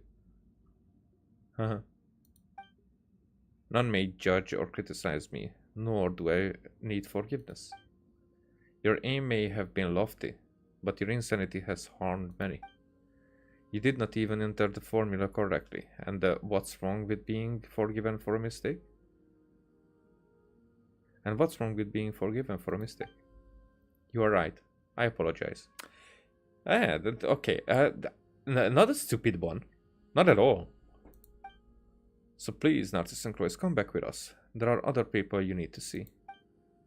This guy seems to have become much more cooperative, but a request like that? Of course.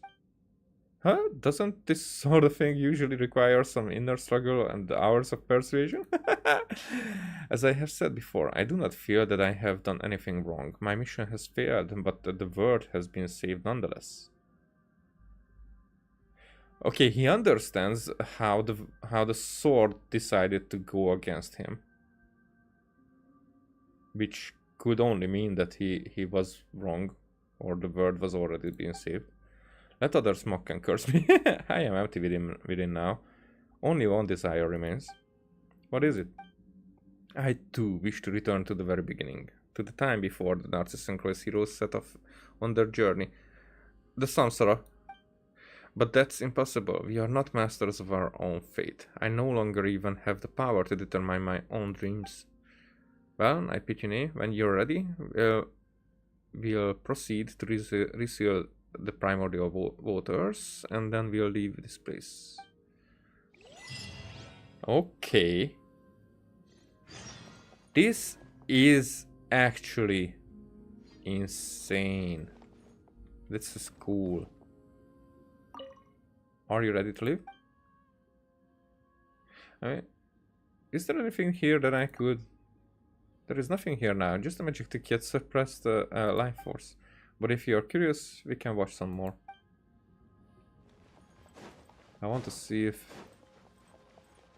Yeah, I cannot exit this. But I could make a picture.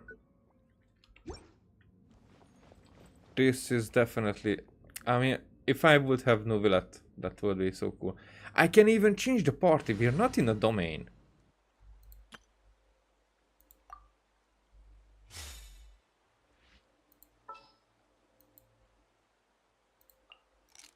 Nearer to the action is closer to the truth.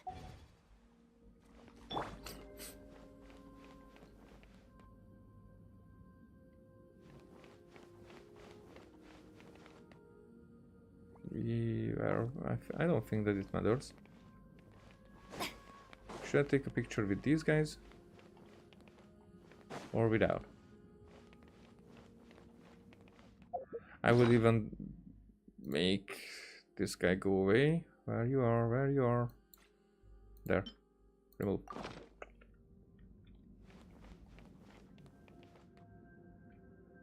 Oh, I even know what concept I would like to use.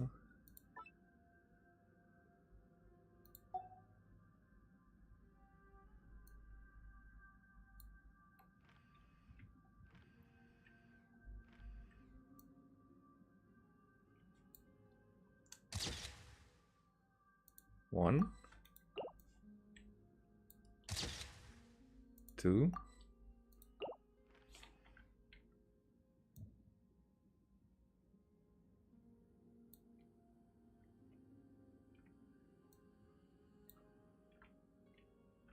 Middle.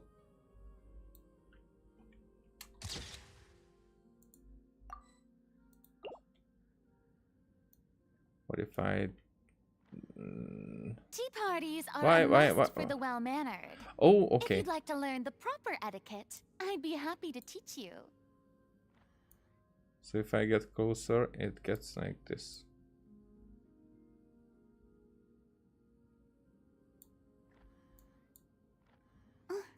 Okay, how far can I go there?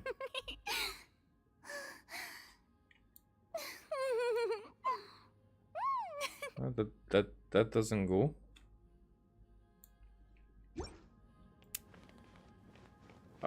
Maybe I shouldn't have done that.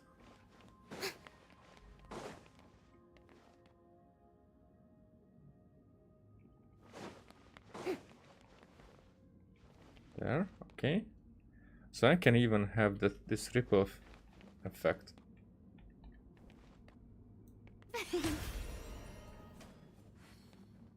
All right.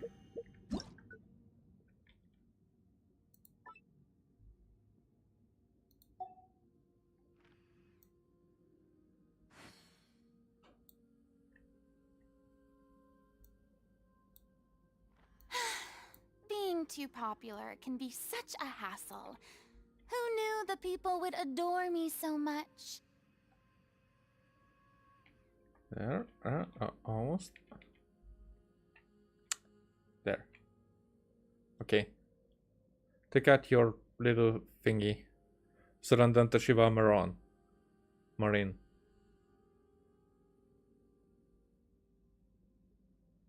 There. Do it. Just do it. This works too.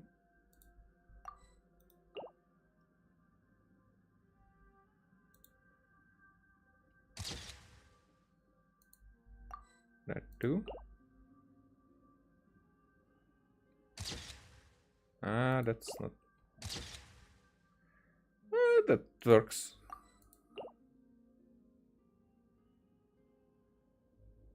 Come on.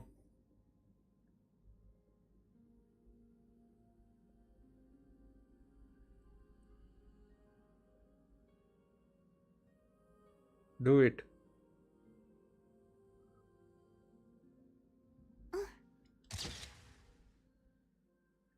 No? No. Don't cover your face. Okay, that's okay. For one. Let's do it. That's not okay. Why?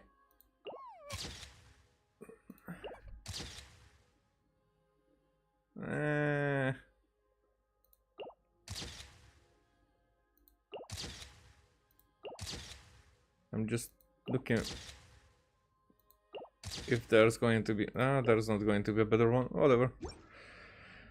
Let's leave.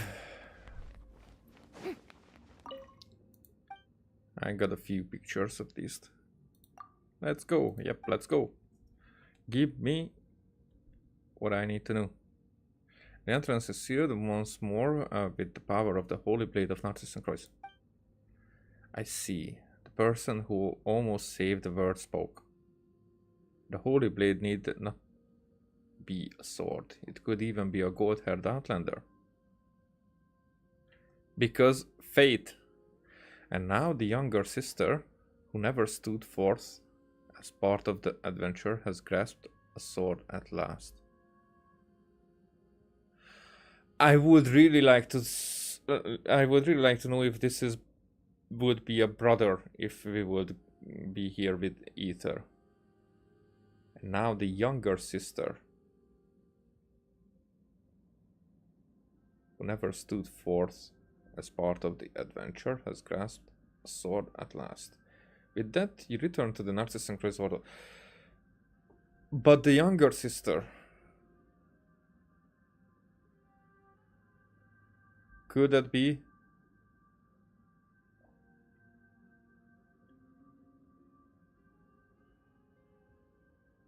Could that be the sun? The first shade? Gold. Haired. Outlander.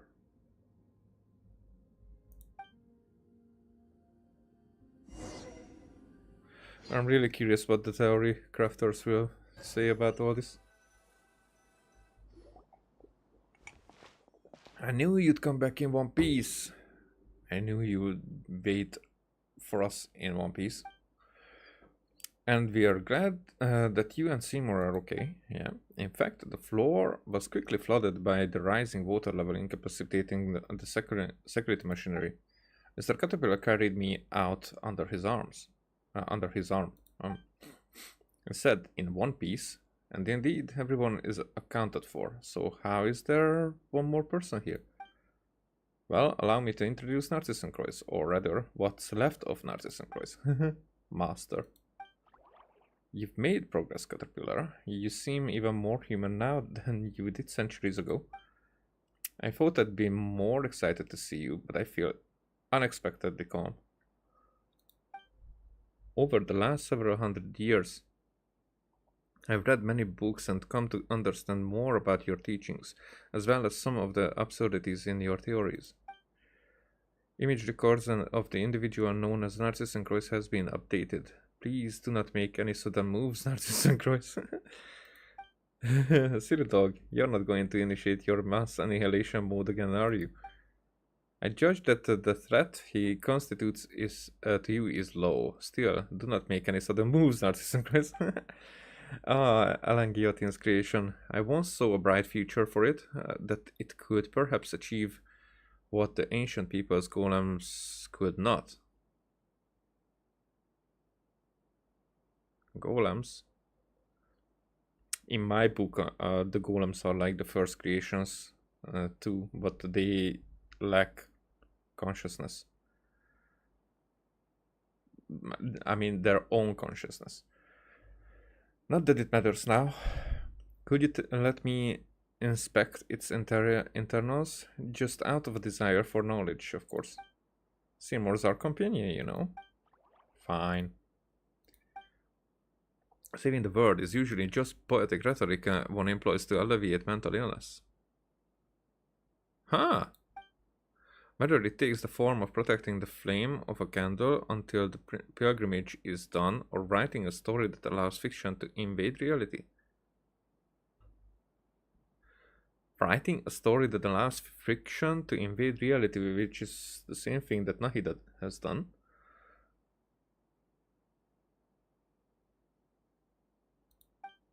Did you recover from your malady in the end? Master, you now know what became of the Narcissus and Croix Ordo. What will you do next? There may be a hint of irony in your voice when you call me Master, but I will accept it nonetheless. You surely know about your birth. I'm not interested in that anymore. You were simply toying with life, a kind of indifference I find despicable. I will accept that too.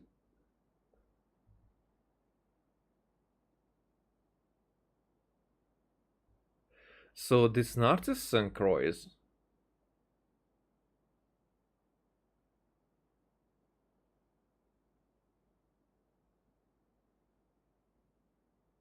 the creation of Hilichurs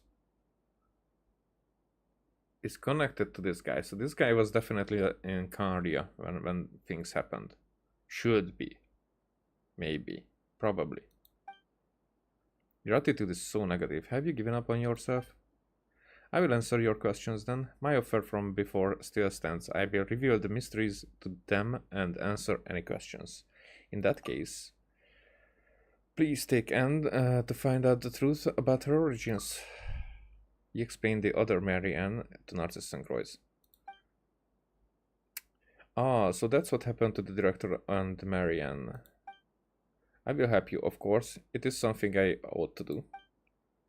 Let us go to the kingdom through the looking glass together. Well, as for your wish from before, Paimon, I've done everything I can. I'll be staying out of whatever happens next. Huh? What wish? Is your memory that much worse than mine? Didn't you ask me to help you help Anne and Seymour?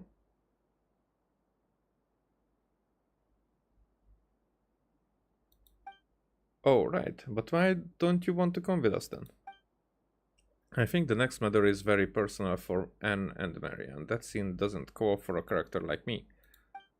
But you, Pithew and Paimon, are different. You're the heroes of the story. Yes, the mighty hero in Paimon.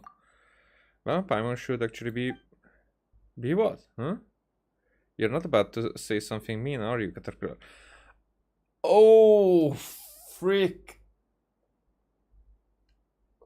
The writer.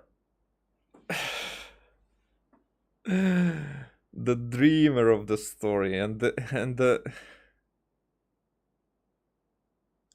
she didn't let him finish. Whatever do you mean? You're the kind guiding fairy at the hero's side, of course.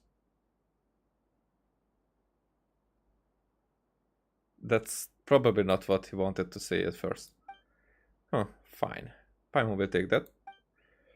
Once you finish up over there, let us things that used to be human have a little reunion.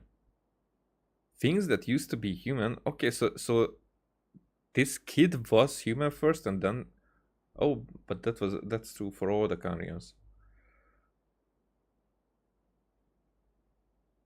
Okay, should I go with Miss Pithew then?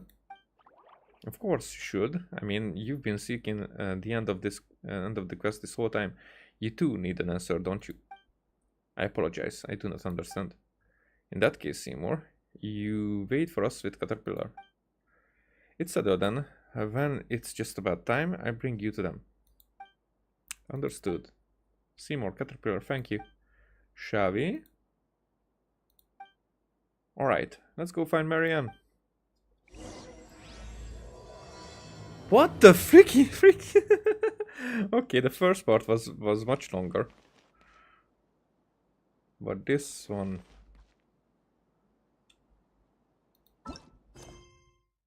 Rowboat's wake.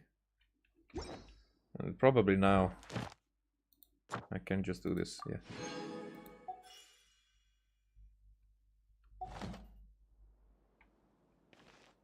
Which is...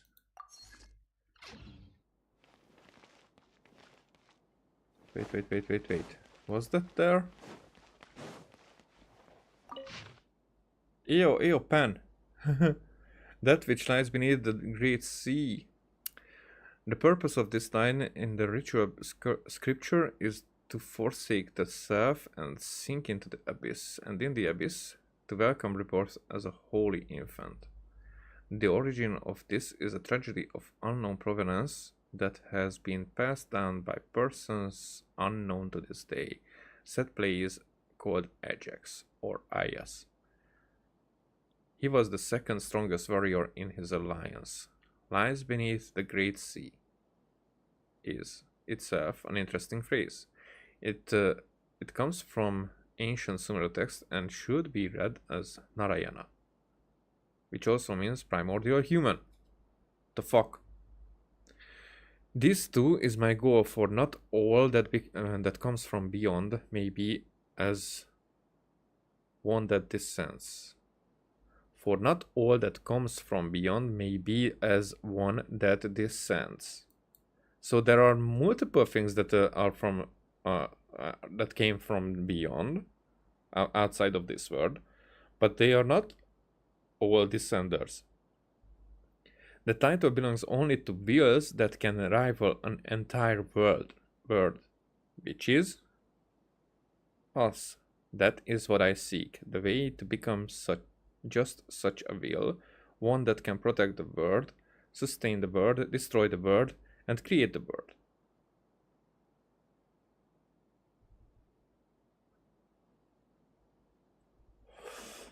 Holy crap, this game. Okay, so because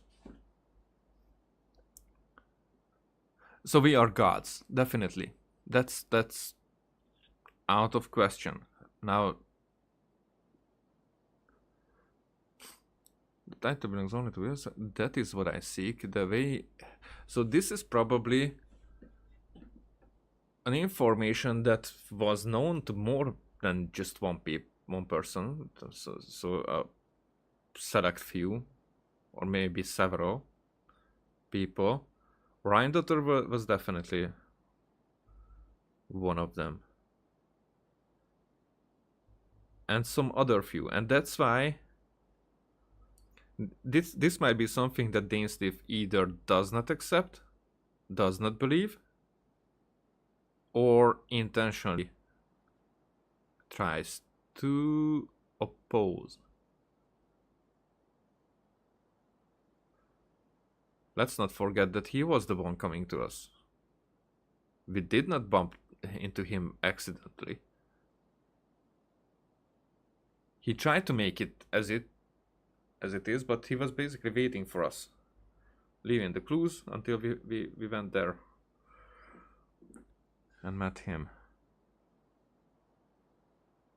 Okay, so Dainsleif is probably bad news, and we probably will not figure it out. We will probably get suspicious now, and we will meet him in a few updates.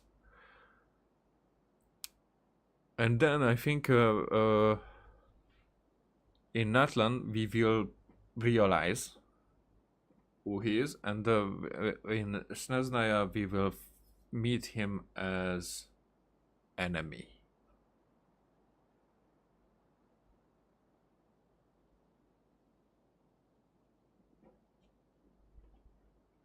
That would make sense. I mean, I hope something like that will happen. This one is... Oh, I like this. I like this custom very much. What is here? To exercise the self is not to die, but rather to die before death. That way there is no life to be ended. Thus may one achieve eternity. Eternity, again. This step is vital, for by this may one avoid receiving a vision by some error. This step is vital, for by this may one avoid receiving a vision by some error. To receive a vision, to sell oneself to the fate of this world. To Heimarmene, and to evermore lose the chance to walk the correct path.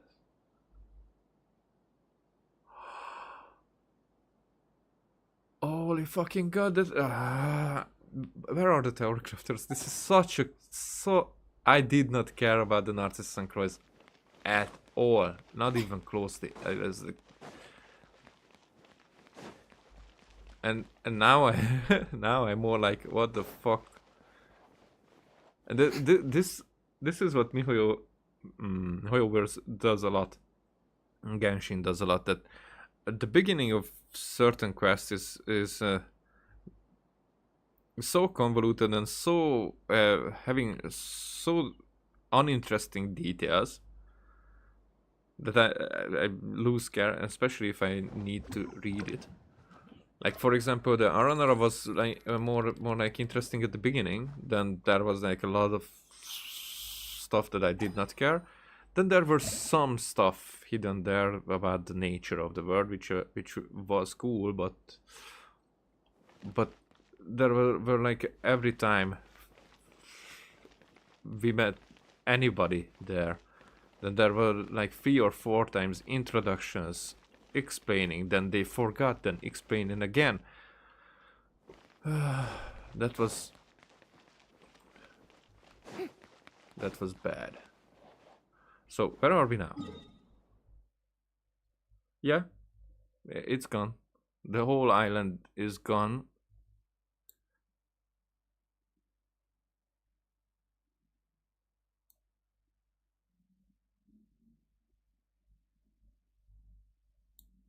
I mean, we are now nowhere. We probably won't be able to come back here.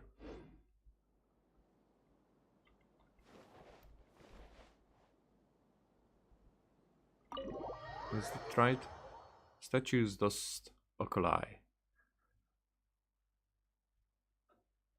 The statues will bless those who return elemental oculi of the right type to them.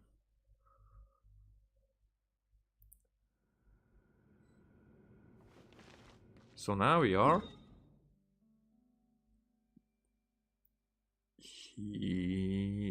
why are we here? Whatever, I will teleport back here.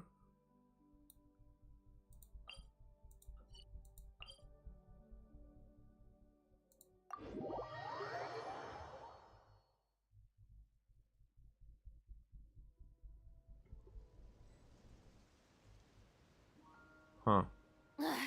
Boring. Isn't there a Yep, that's the underground part of it. So here was the island, and anything else more interesting to do?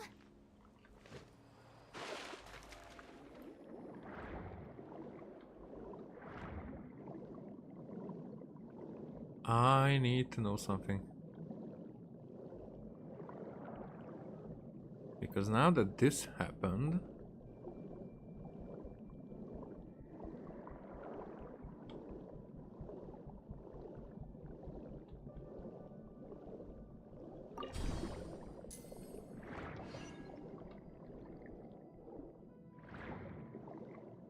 what? Why is this here?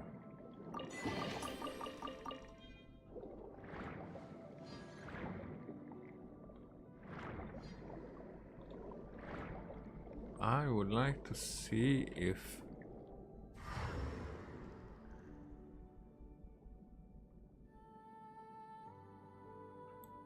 that description can be found.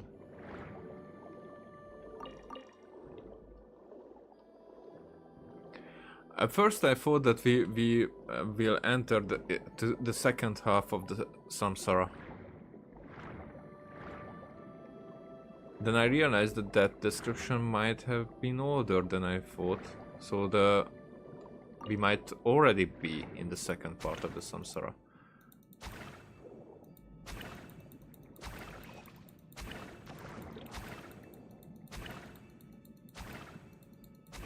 There. Okay, that was not worth it.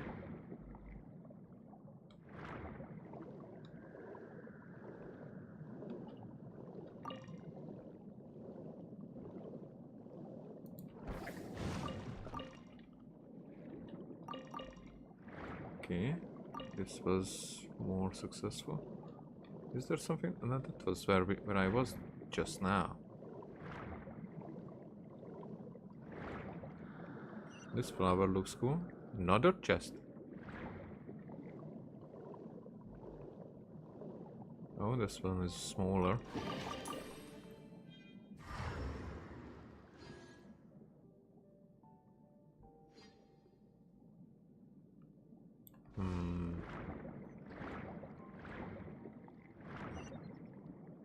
And another chest.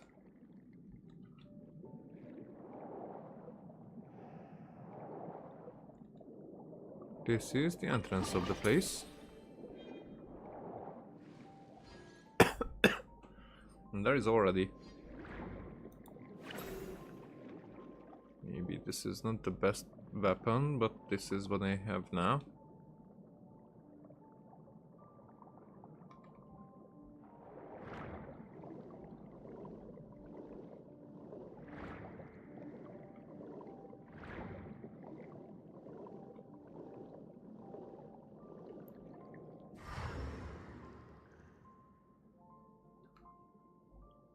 So that small paper is lost forever.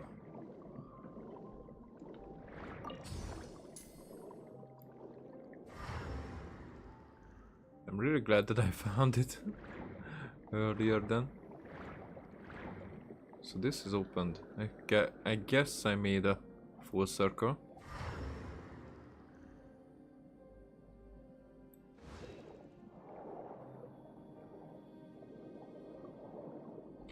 Okay. Well, still better.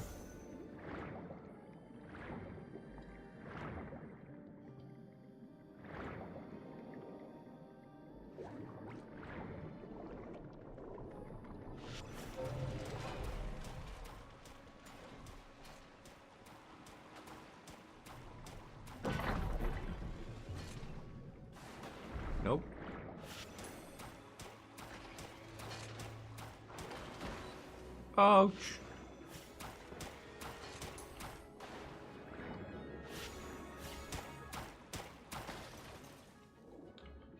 One more.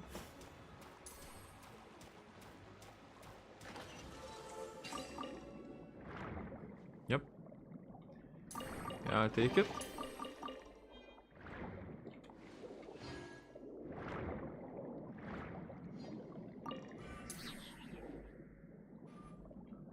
I take it, then let's take a look at the next level.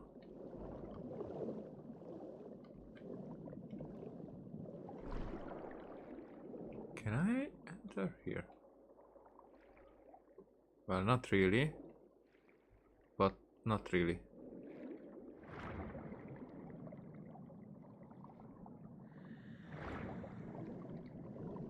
Ah, there is something.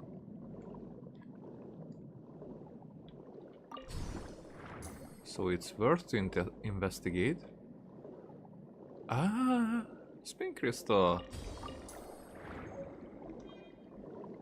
As I said it.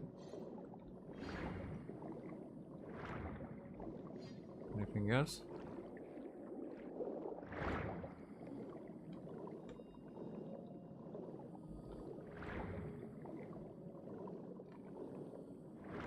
Anything inside here?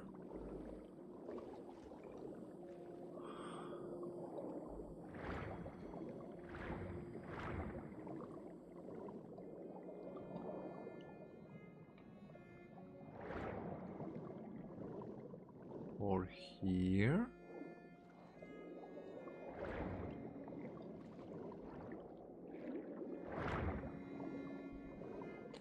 Well, we killed an island, definitely. Change the landscape.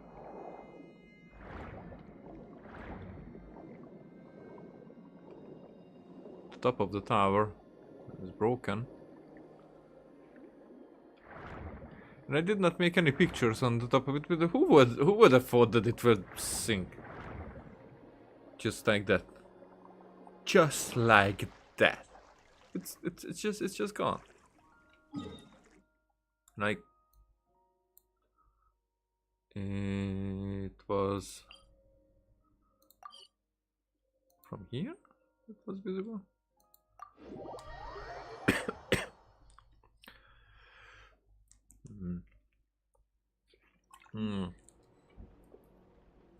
Not from there. It's north. So I should be looking in that direction.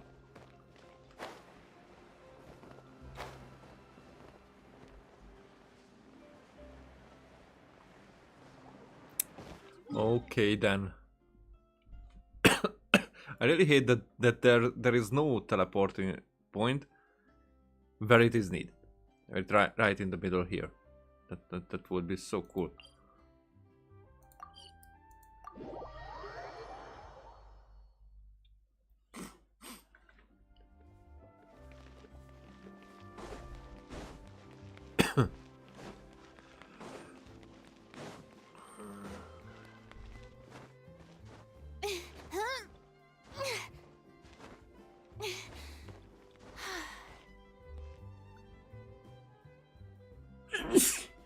Sorry, bless me. Yep.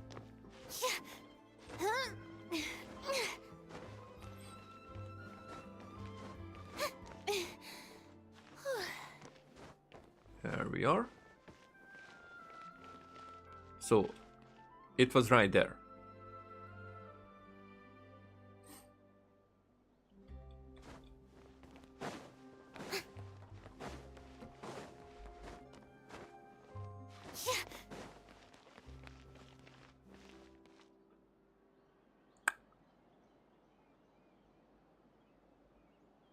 Where are you? Behind the clouds? No. Wait a second.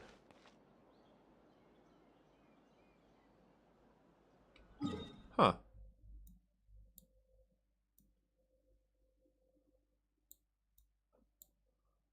Almost.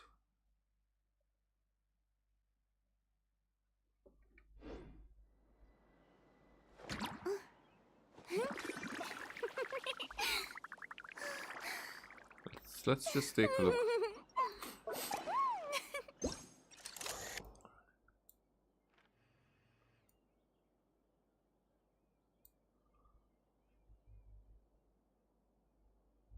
Probably nothing has changed.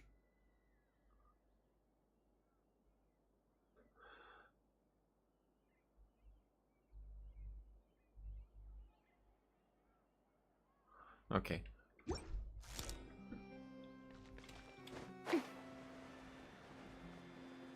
So it is almost exactly above.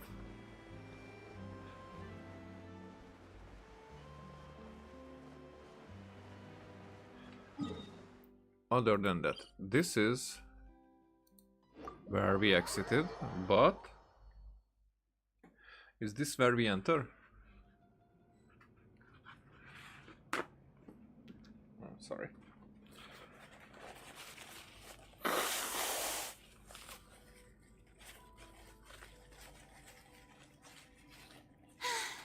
Being too popular can be such a hassle. Who knew the people would adore me so much? There we go. Also, so I think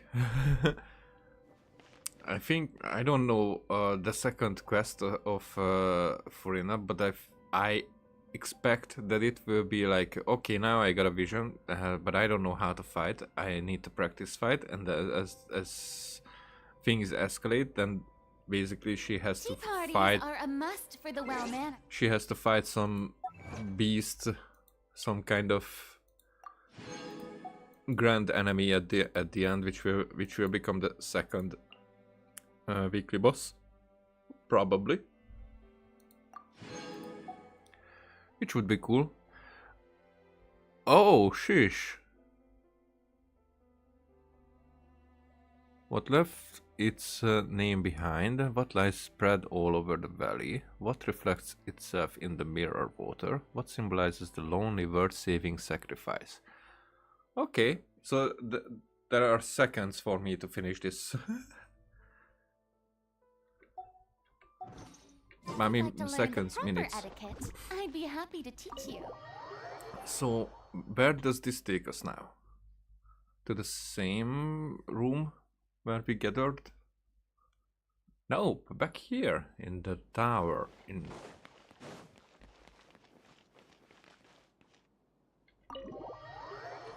Huh.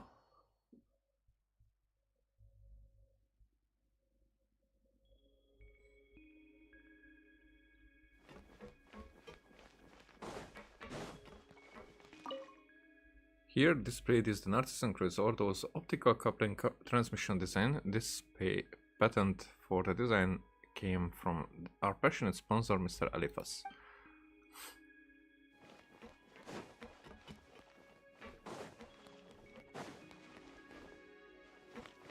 It's not even broken from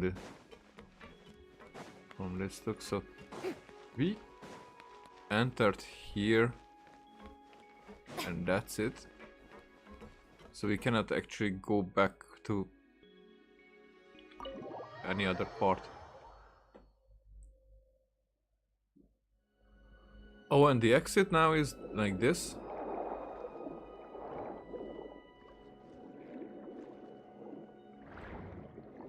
Huh, interesting. Bit confusing. Huh.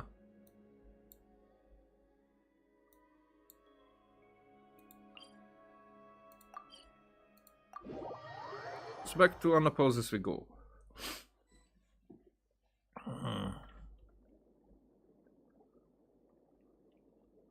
Wait, this is even worse than last time. How's everything back to the way it was? You mean that because it's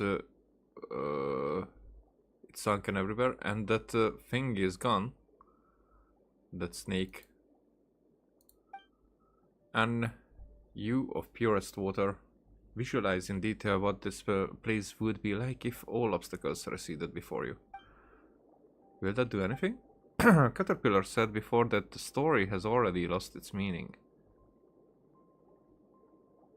As such, these imaginary things aren't necessary anymore. This is how it might be for a low-level seeker, however, you are also the master of this place. Some believe that the world to be only a prison of suffering devoid of meaning. Buddhism. But you wield power over this place, so rewrite it, imbue it with meaning. Only the hubris of one who believes themselves above the world can give rise to miracles. Had I not fervently believed I was above the apocalypse, I would not be where I am now. Had I not fervently believed I was above the apocalypse, I would not be where I am now. Are you saying that you also believe the world has meaning? Why else would I have made so many plans to save it?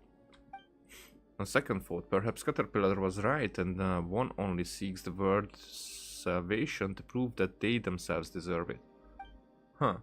That's... Yeah, that's a big truth there.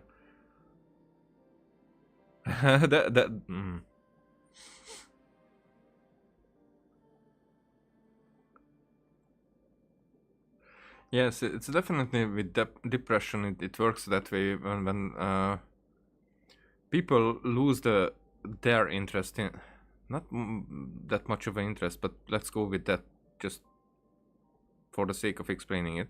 So someone loses the interest of in the world, or they feel themselves that much down that they don't find their belonging in said world. Then they don't care if that world exists or not. And if they have the means to save that world, but they don't see how it would be like worthy of saving, then they wouldn't do it. But if they would try to express themselves in the way that they are worthy of saving, because if they think that they are not worthy, if they feel that they are worth of saving, then the world is worthy of saving because they live inside that world. You get what I mean? So that has many more deeper connections there, but that's a cool, very wise thing to say. With philosophers can go and talk about it for like a lifetime. And that's what I like in Genshin. Only by transforming oneself into a being of light to bring hope to a darkened world may one be permitted to enter the eternal kingdom of light after death. Well, I'm too much of an atheist to believe that, but I can see the logic there.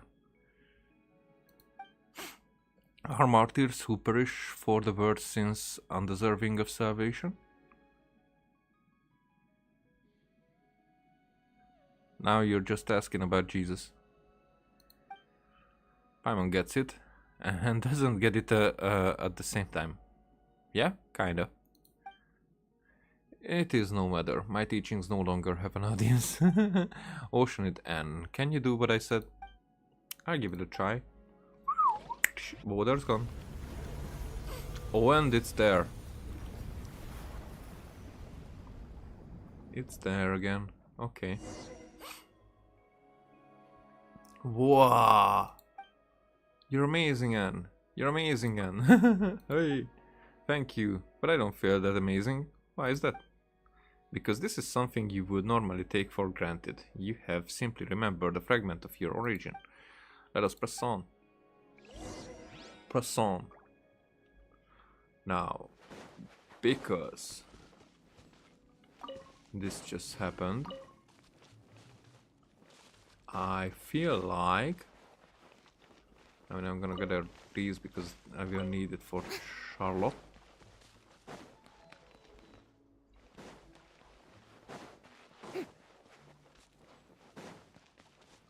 But I guess we can activate these once more. Are you going to hold a festival?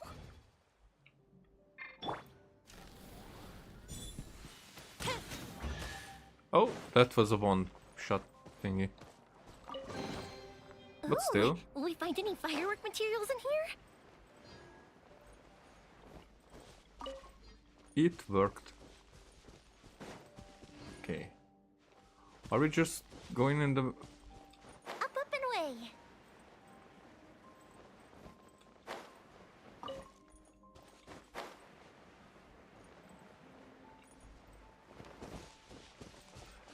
This feels like it's the same substance that that holds the celestial nails. Or similar.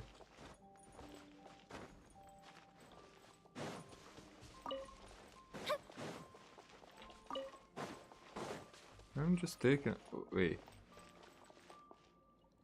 It was vibrating very strangely.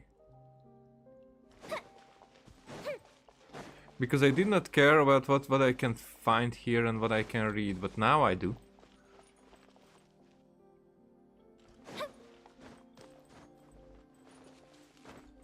What's with that finger? I probably knew it at one point, and now I don't.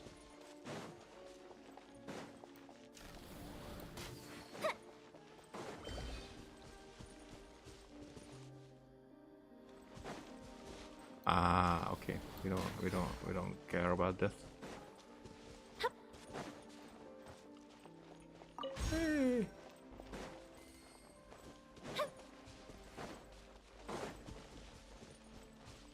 So there are probably a few more around. Results of these changes.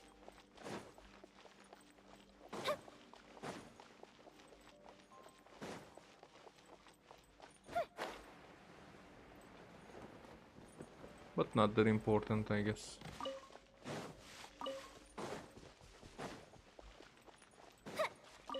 Haha! A fish died here.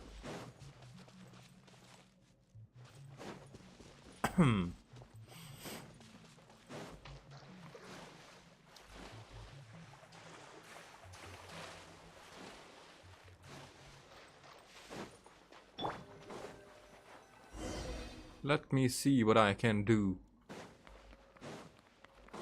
Well, I was coming from here, so it wasn't. Look at the rear. Allow me. Ha! You're getting the hang of magic, it seems. Well, something. I wasn't focused there.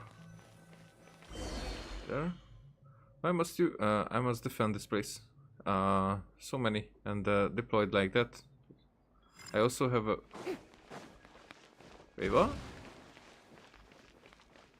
So what am I doing here?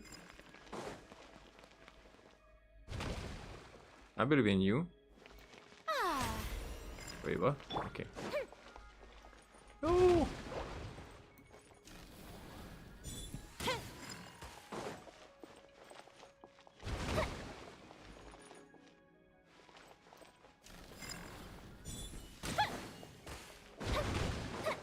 Wait, what? Dodge the cannon fire, break through the above formation. What?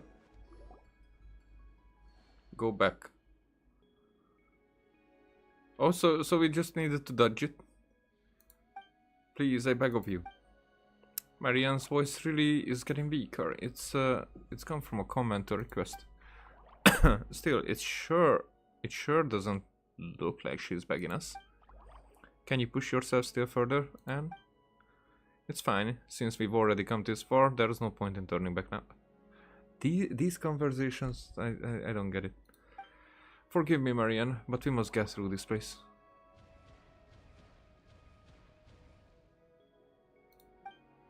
You got rid of them all, Anne?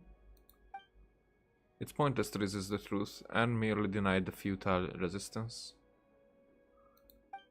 Let's keep moving forward.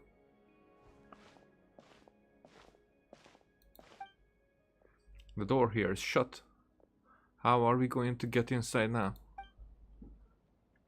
Oh, if we can't get in, then we can get to the Dizzling corridor and room, and can jump down to the place where we fought Narcissus. No problem. Allow me to ensure this visit of ours won't be in vain. Allow me to ensure this visit of ours won't be in vain. Little is also nothing more than a figment of the Red Empress's dream, and this time it's time to wake up. Indeed, that is the case. Oh, shish.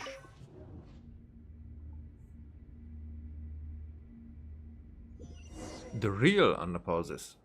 Ah.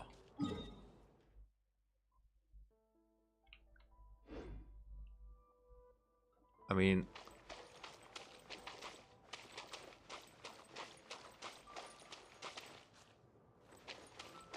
I did care about the fake one too because it looked cool. Okay. I need to look around because I'm that kind of gamer. Okay, here I cannot get into. You neither.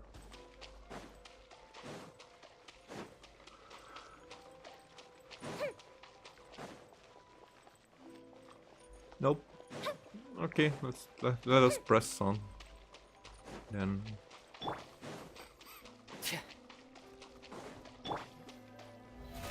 Oh, really?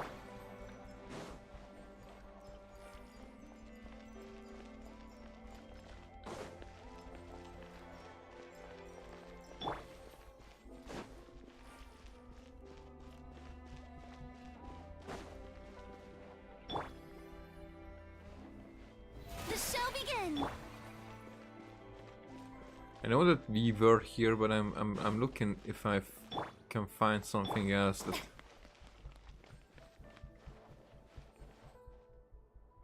I can read.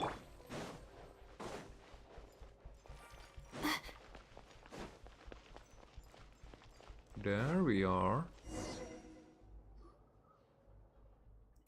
Why wouldn't you just leave us here in peace? Marianne, we should be able to help you in this time. Please let us in. No, I don't need your help. Please leave. I'm begging you. Princess Lyris, your story should have you living happily ever after. I won't give up. This barrier is composed of an extremely hard and resistant will, but the Holy Blade is in your hands now, Pithew. If Paimon remembers correctly, the Holy Blade should be able to cut through any will that comes from water. Huh. Correct. Clever one. I've got it. Sorry, Marianne. Just bear with us. Don't come back here again. It's warm here, and I like it that way. Don't come to me with your expectations, with that determined look on your face. Just leave me alone till the consciousness that keeps this form together fades away.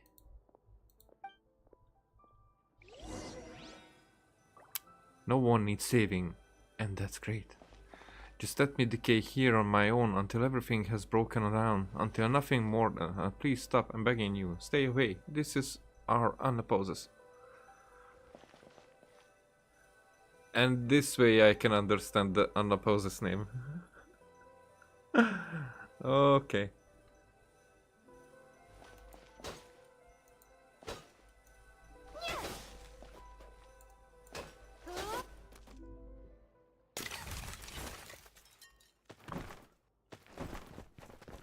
There. Oh. Revelation time.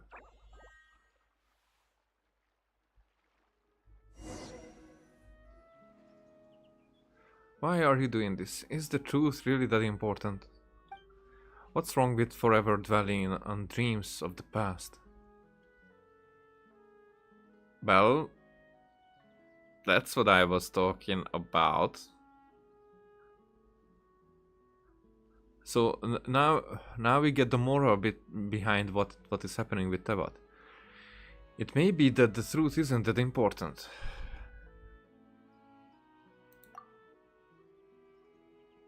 But the future is. There you go. There you go. That's what I've been saying. Indeed, even if you all regard me as a villain, I have never once given up on the future. Wait, you're... That is correct. I am Narcissus and Rennie. Yes, I am Rennie. This is who I am now. I am most pleased to see you both as well as Anne. Your present state could be said to be something beyond human or oceanid, a state of transcendence.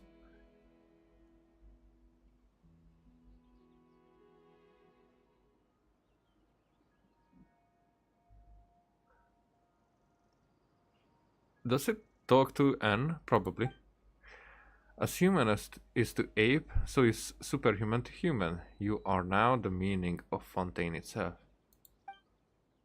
Is this really a good time to be saying this sort of stuff? You don't think about anyone else's feelings, do you, Narcissus and Croix? My apologies, I am responsible for the circumstances that led you all here. It's okay, I've already forgiven him, Marianne. Please, look at this. This is... Are you going to get surprised? Oh! This is the eternity I've always longed to protect. Renee. Yeah? I can't forgive Narcissus and Croix just yet, but Renee is a different story.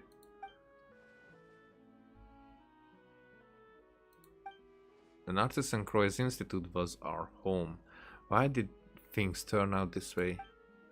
It was likely doomed to be thus from the moment Ellen had us act out the story of the hero Narcissus and Croix and the evil dragon over and over. The evil dragon. Because this is, as I said, a parallel of what is happening in Tevat. So, Narcissus and Croix is the hero, the parallel of us, the evil dragon. So we need an evil dragon at the end. We will probably get an evil dragon at the very end.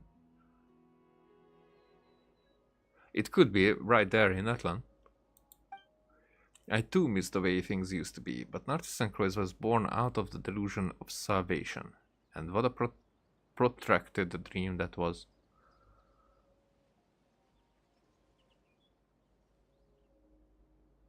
Out of the delusion of salvation. Now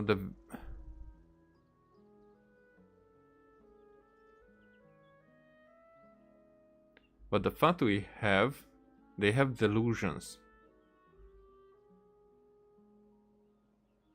Either just delusion or delusion and a vision.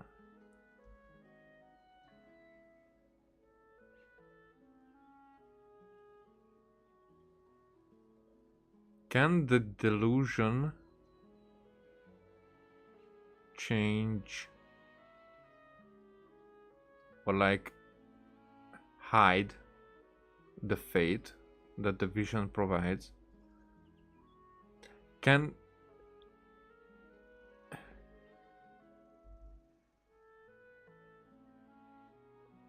someone get rid of it as easy as, because child gave up his vision. It wasn't.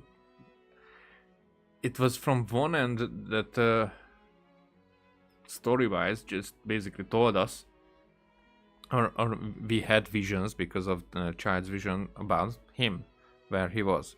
That's okay, but I think it was also because child, when he went to find the veil, the old devouring narwhal, that was outside of his fate, because he did not have the vision. Maybe it doesn't really matter, because he already got a vision, so it's like that. But I was roused from that dream. Now it is your turn. It's not a contradiction to accept your past as well as how you will live your life going forward. That's what Caterpillar told me. The apocalypse has been stopped and the future is full of possibilities. The future holds more for you than just pain. This I promise you. If you cannot accept yourself, you can allow Anne to merge with you. Then use the Holy Blade of Narcissus and Chloe to separate the personas of Lyris and young Marian. That won't be necessary. I'm willing to accept the past. Our little hero Anne's adventure is hers alone. I will live on as myself and see what the world you risked everything to save is like, Renee.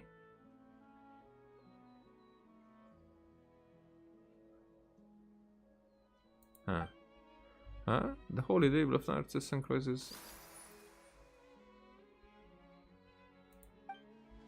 I see. Your will has been conveyed, Marianne. The Holy Blade's purpose has been fulfilled, and its significance in the story has ended. Huh? Paimon doesn't totally get it, but does it mean that Pithew won't be able to use that cool title anymore? Fine by me. That's too bad. Let us return to the original topic. You said that you'd like to see the outside, but this is now Guillotine's world. I doubt there will be much to see. Huh? However, if you can bring yourself to like it, that would be ideal. And Renee, shall we travel together? Absolutely. As for me, regrettably, you must allow me to decline. There is still something that I must do. Oh, okay. In that case, don't forget to give me your address. I'll write to you about what Anne and I encounter on our journey. Just like when you and Jacob would tell me about what you saw in Sumeru. Except I'm afraid our journey will have to wait a tiny bit longer. Caterpillar did say that we would have a reunion or something. That's right, he should be here soon. Let's wait a little longer for him, shall we? Alright, you two do you. Let's take this opportunity to talk to Marianne Pithew.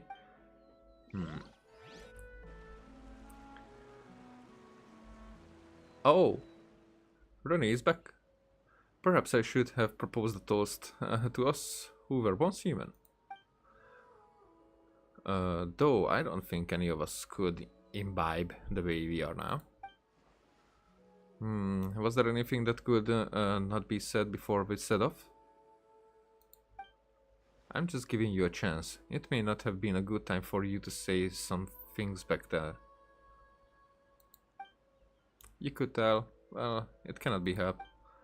I have extended too much of my power. I shall not remain able to maintain myself for long. But why? We worked so hard to... But before I disappear, tell me what you have learned over these last few centuries. I would like to know what sort of dreams you had. Until I met Knight Pithew and Paimon, I was always searching for Princess Lyris. Even after learning the truth, that I was just a character in someone's dream, I have no regrets. You see the parallel? Even after learning the truth that I was just a character in someone's dream, I have no regrets. It's still important, it was still important for them, and it was relevant to the outside world, the real world, what they were doing. Because inside their dream world is where they could save the real world. Oh shit. That's because I've already completed the best and greatest adventure of all. Perhaps my reward is being able to turn my dreams into reality. I was just going back and forth between prison and books, occasionally dreaming about parts of my previous life. There were times when I wondered whether the butterfly became me or I became the butterfly. But once I woke, I would realize that I was only a caterpillar. The butterfly is also me. But whether it's the future or past me is hard to say. Dreams, magic, memories, esotericism, all that I once held dear now seems worthless to me. During the first 10 years, I focused all my power on preventing the dissipation of my will. During the years that followed, I used that potent will to construct a universe within myself to resist my coming fate. That is how I held on. I suppose it's the same for you, to build a beautiful dream out of the ruins of what was once our home. That is an incredible incredible thing. Miriam was right. It's warm here. Yes, I know. I grow weary, and please leave me here. Farewell. He never did change his name back to René, did he? What if life is just a dream? Oh, so this is where the adventure B and N had come from. No wonder everything was so chaotic. It wasn't finished. Yeah, I couldn't figure an ending out. At that point, everything had fallen apart. But the more such things happen, the more we want a simple, happy ending. You know, sometimes you say I and sometimes you say we. Are you really Marianne or are you Lyris, the oceanid they're always talking about? I don't know. Well, not that it matters anymore. And Caterpillar, you back? Where's René? Well, he was a bit tired, so he went to rest. Well, Paimon hopes he returns over a new leaf and stops causing trouble. Seymour, you can come over now. Understood. Ah.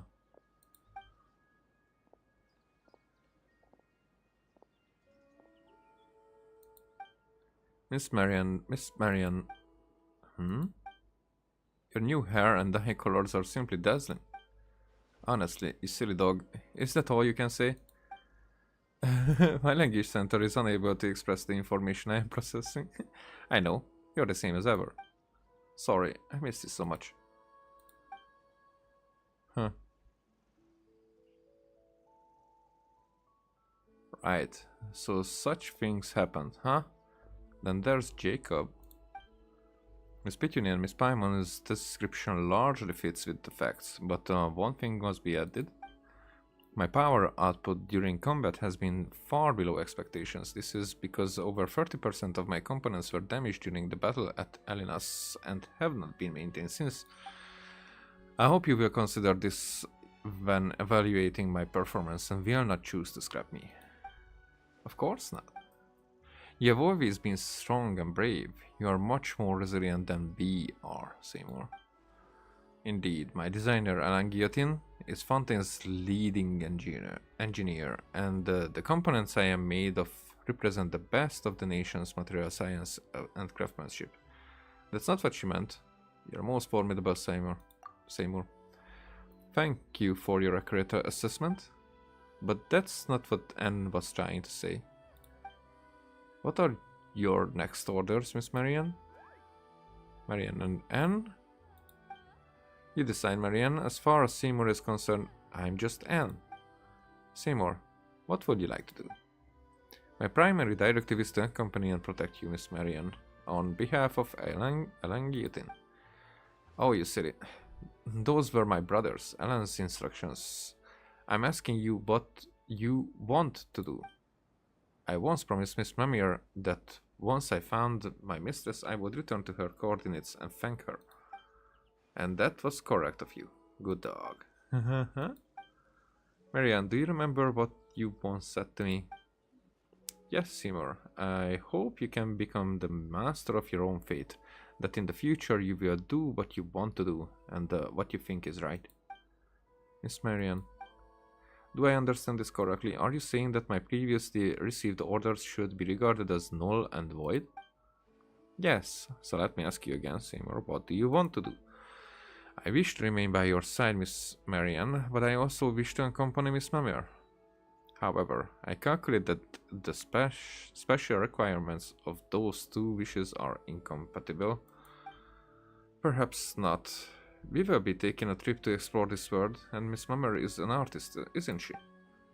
Then let our journeys coincide. We will leave our footprints in the deserts, in the forest, and in the snowfields. In the last ancient city of Yith, and in Arcadia, and in Golden Hyperborea. Hyperborea. This was the first Samsara.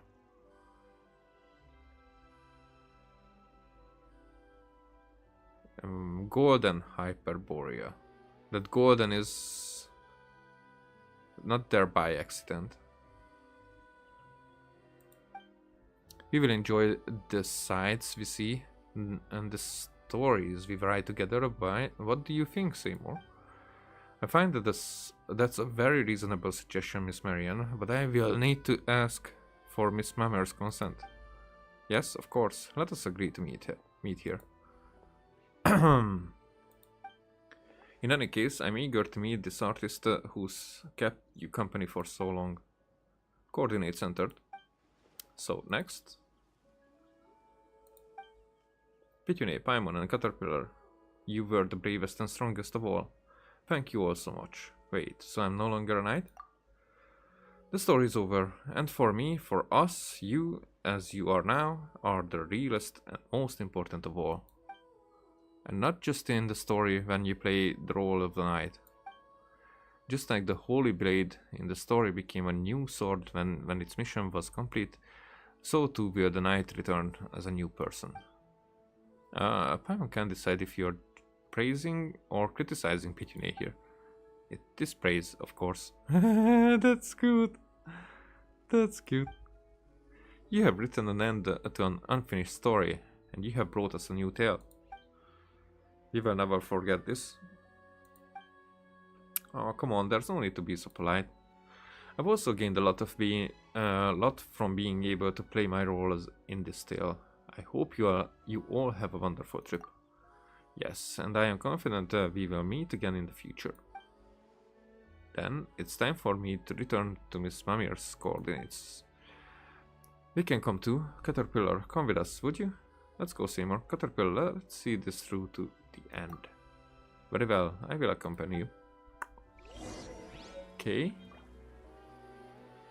Whoa! Whoa! Whoa! Whoa! Whoa! Whoa! Whoa! Whoa! Whoa! Whoa! Whoa! Whoa! Whoa! Whoa! What?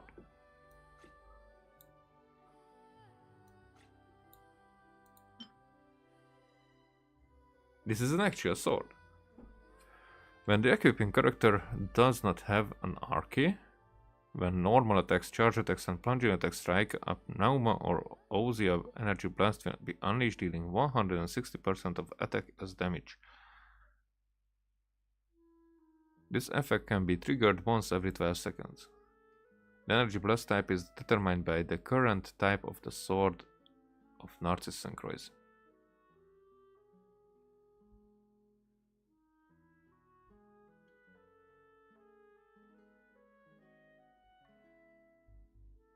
Huh.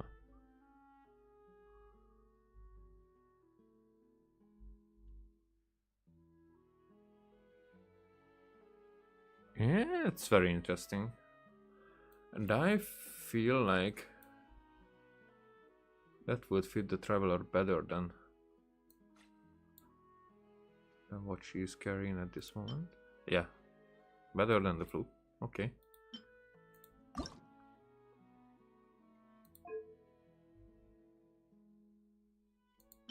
Well, how will we obtain this?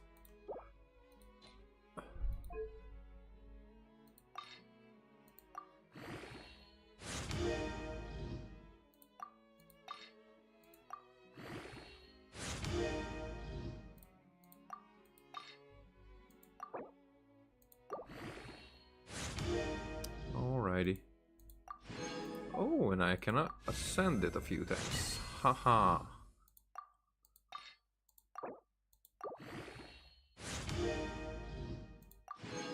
There, ascended a few times. Ding.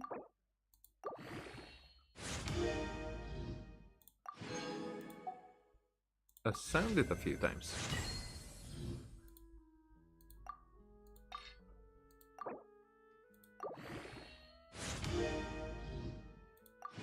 I ascended a few times.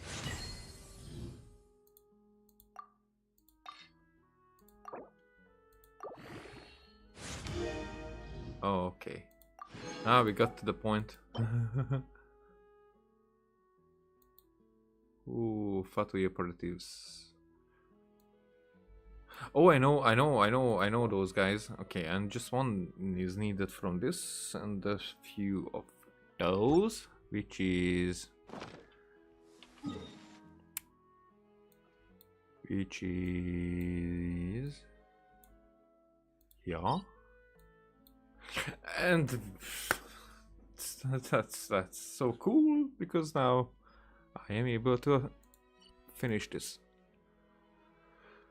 Or almost finish it. But right now we need to get to Mamir. But first let's talk to the people. Where would you most like to go right now, Marian? Well, I've remained far too long in that imaginary past world. The world must have changed a lot after hundreds of years. I want to see this world beyond the glass wall. I want to experience new stories. Are you afraid, Marian? I know stories but I find it difficult to imagine that everything would end like this. From the moment I was born, the Narcissus and Cross Kingdom was everything to me. I understand that you're feeling more uneasy than I am. You were born for this story. But from now on board, you must start your own story. Anne's story. And I must slowly step away from the looming shadow of my past. Neither Lydis's memories nor Marian Guillotine's represent who I am now. And also I'm curious because she's basically an Oceanid, but not changed into human and born like the human versions of Oceanid, so she wasn't part of this prophecy. In that regard, that she didn't become real human. We have a long path ahead of us, but I know you'll be right. If you find yourself feeling afraid, we can come back here. Even if only ruins remain, a seed that drifts here will bloom. So long as we remain, we can always rebuild a new home. Sorry. Okay. I guess and we'll have the same talk, but let's see. Yeah. It's the same conversation. Yep, okay.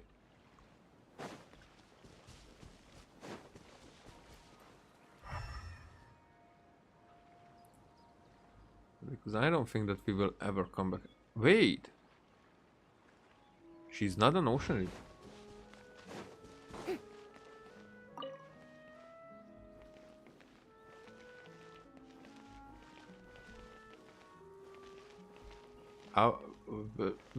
Whatever.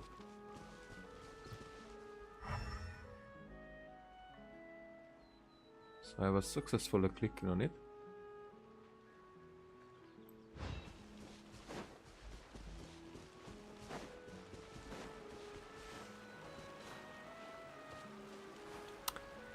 Fuck. This game sometimes.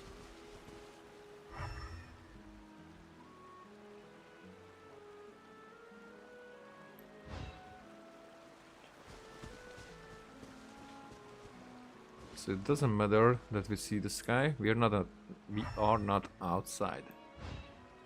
And we cannot get inside either. So there's basically nothing.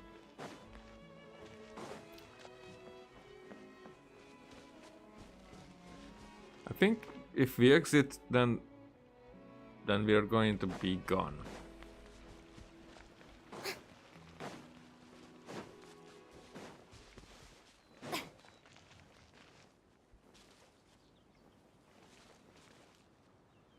Huh. Okay.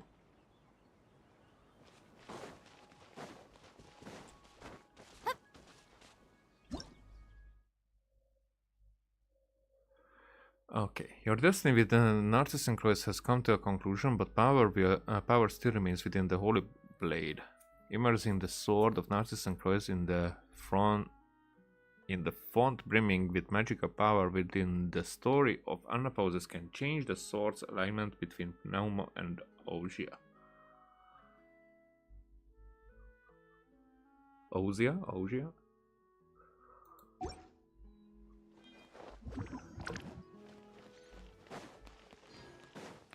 Oh, so let's just teleport. I thought that we exit this place somehow, some way.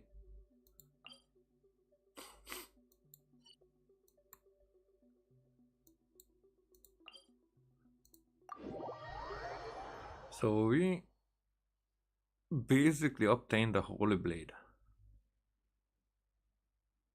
in this story quest. This is crazy.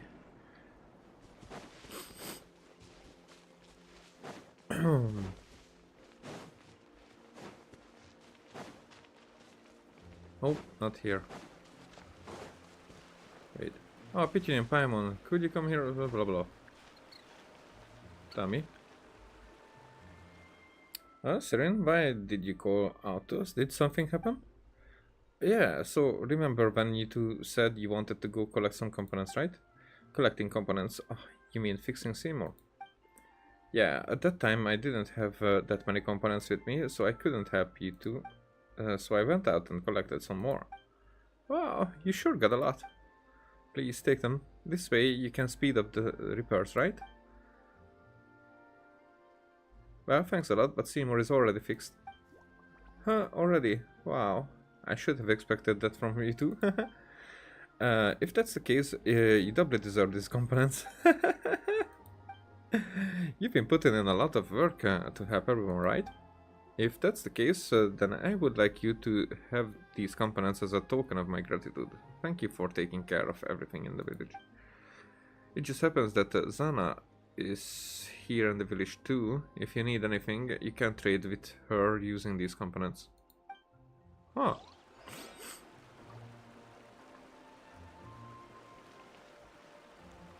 Wait.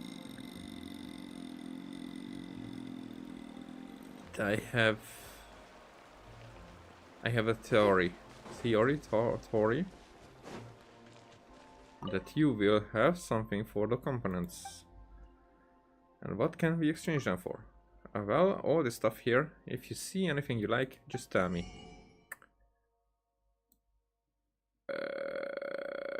Okay. What I was expecting, it's not here. How many? I have 10. Now this one I definitely want to have.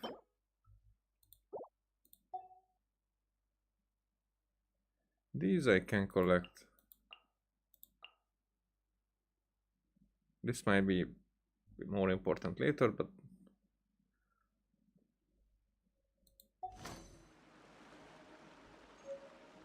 I was expecting the refining stuff for the sword.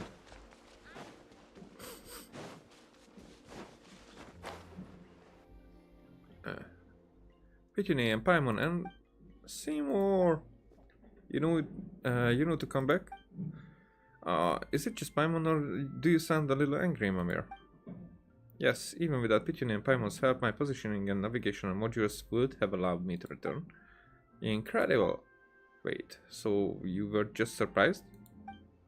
Well, I knew you wouldn't disappear with the token that symbolizes my life and birth. I also knew that Pithew and Paimon would be sure to bring you back. Returning to your side is what I want to do. It's not a concept I fully understand, but logic prompts me to do this. I believe this is correct. Oh, that's kind of complicated, and I can't say I understand, but never mind. It's just good that you're back. Oh, and this is... Hello. Don't worry about me. I'm just along for the ride. Is that so? Well, you are a fascinating color, and regardless, I'm delighted to see Seymour. I haven't heard from father since the message Pithew passed on, and then Seymour left. It was difficult for me. Oh, it looks like Mamir doesn't know what happened while you were in a daze. Everyone in Maruza village helped me during that time. That's what made me realize that what father meant. Oh yes, I've been learning a new style of painting while I was with them. Is it even more novel than before? Is it even more novel than before? I think it will be easier to understand. Even the Maluzins of Maruza village can tell what I'm painting now, rather than just saying, "Oh, how lovely." Wow, Paimon can't wait to see your priceless masterpieces. Hey, hey. Oh, and speaking of paintings, Marianne mentioned something. Seymour explains the idea of a joint trip. Really? That sounds wonderful. Let's set off now. Then, on our round the world trip of an artistic creation. Yes, let's go now. This instant. I pack up my art supplies and clothes. You just sit tight and wait for me, alright? Yes, Miss Pamir.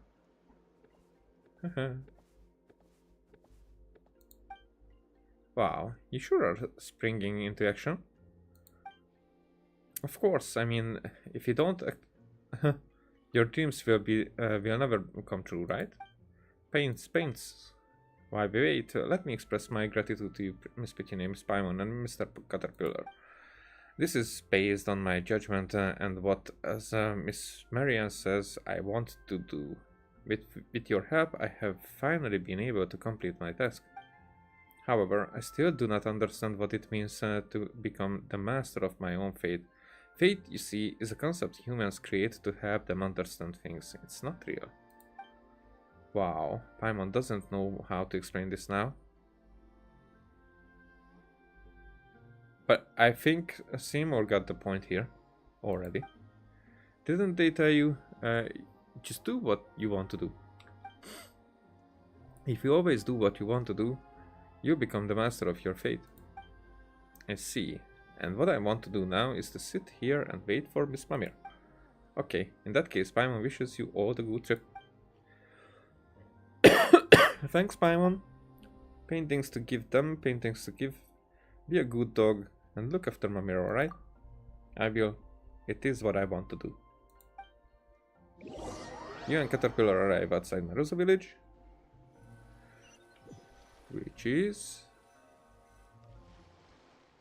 4. So, the tale of the Narcissus Sanctuary has ended. It is time for me to follow my own path. Where will you go, Caterpillar? That is a good question, Paimon, and since the beginning of time, only the most determined and resilient of people have found their answers. There you go again. I just. For now, the only thing I can be sure of is that I still owe Lenore half a story. But I don't know how it ends yet. There's a lot to consider. I don't know where I go, but there are a few things I need to find. Is that so? So, goodbye, Pithew, and farewell, Paimon. Meeting you both has been the most fortunate thing to happen in this life of mine. Goodbye, Caterpillar. Likewise, Caterpillar. Yeah, take care, Caterpillar. Don't let anyone find out who you really are. That would be a pain. The villager smiles before turning to leave.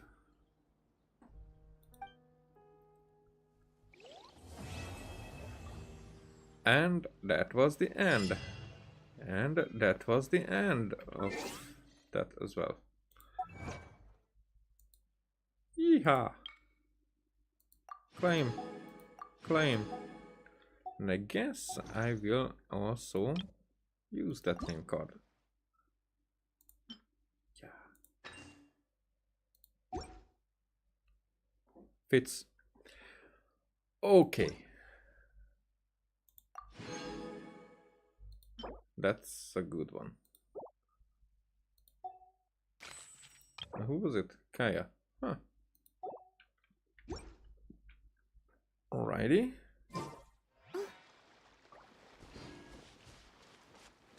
So. We're actually close to where I would like to go from here, I think. I think I want to go there. Almost there. So also what I think, if this blade is the blade that I think it is,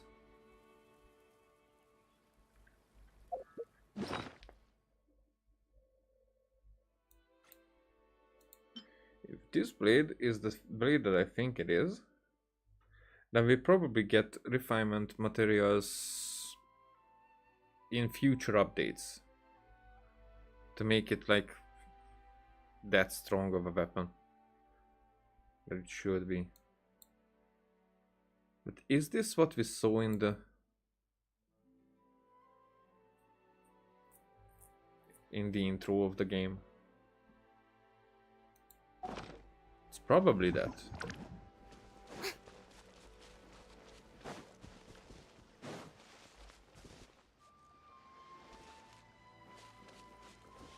So, what is that?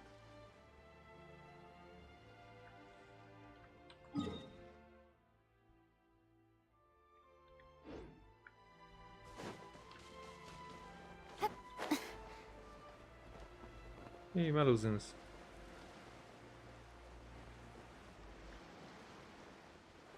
If I get close, I will probably just know what it is, but right now I'm not sure.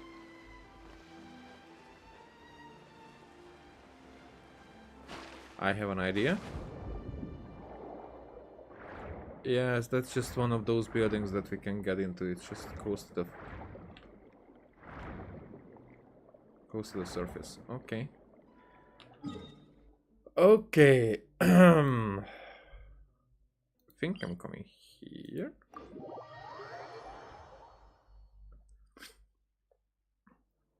So I just want to figure it out.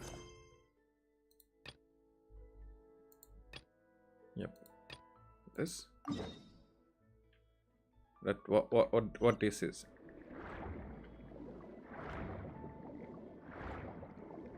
Because it's probably going to be voice acted.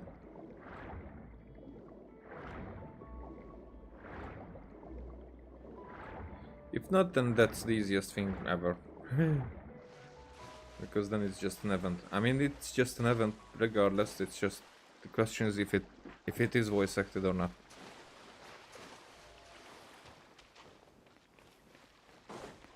Yo. That can't be right. Mm-hmm. Oh, but what if they're real after all? No, that can't be. But what if there's a chance? Greetings, miss. Is there something that's bothering you? Oh, no, it's nothing. I'm Della Roche, the representative of the Fontaine Fishing Association. How can I help you? We received your commission request. Oh, so you're adventurers. Oh, finally. Someone has heard my prayers. It's not like I've been doing my job here for you for a while and, you know, teaching you how to bait. But whatever. Paimon could tell you were really bothered by something. Don't worry, you've got two super experienced adventurers right here. We'll take care of anything and everything for you as long as you pay us a little bit of mora. Oh, you are exactly the helpers I need. See, the problem is that the fish around a fishing spot at Araneus have just all up and vanished recently. They disappeared too quickly for it to have been the work of human anglers. As the representative of the Fishing Association, I had planned to go and investigate the area right away.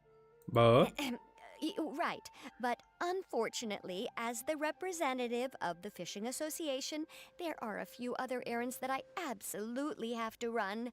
So you'd like us to investigate the spot for you? exactly, you're right on the Mora. So I thought I could delegate this work to you. Are you two some kind of prophets, knowing exactly what I was going to say like that? Or maybe like the oracles you read about in fairy tales? nope, me already told you that we're adventurers. Yeah, we're just really experienced in this kind of thing, that's all. Well, I'm glad to hear it. I'll get a good night's sleep knowing the two of you are on the case. But don't we just need to investigate the missing fish? It really doesn't sound too difficult. No, you mustn't let your guard down. As the representative of the Fishing Association, I have good reason to believe that the fish have gone missing due to an encounter with the water imps. Orders? Yes, you're both Outlanders, right?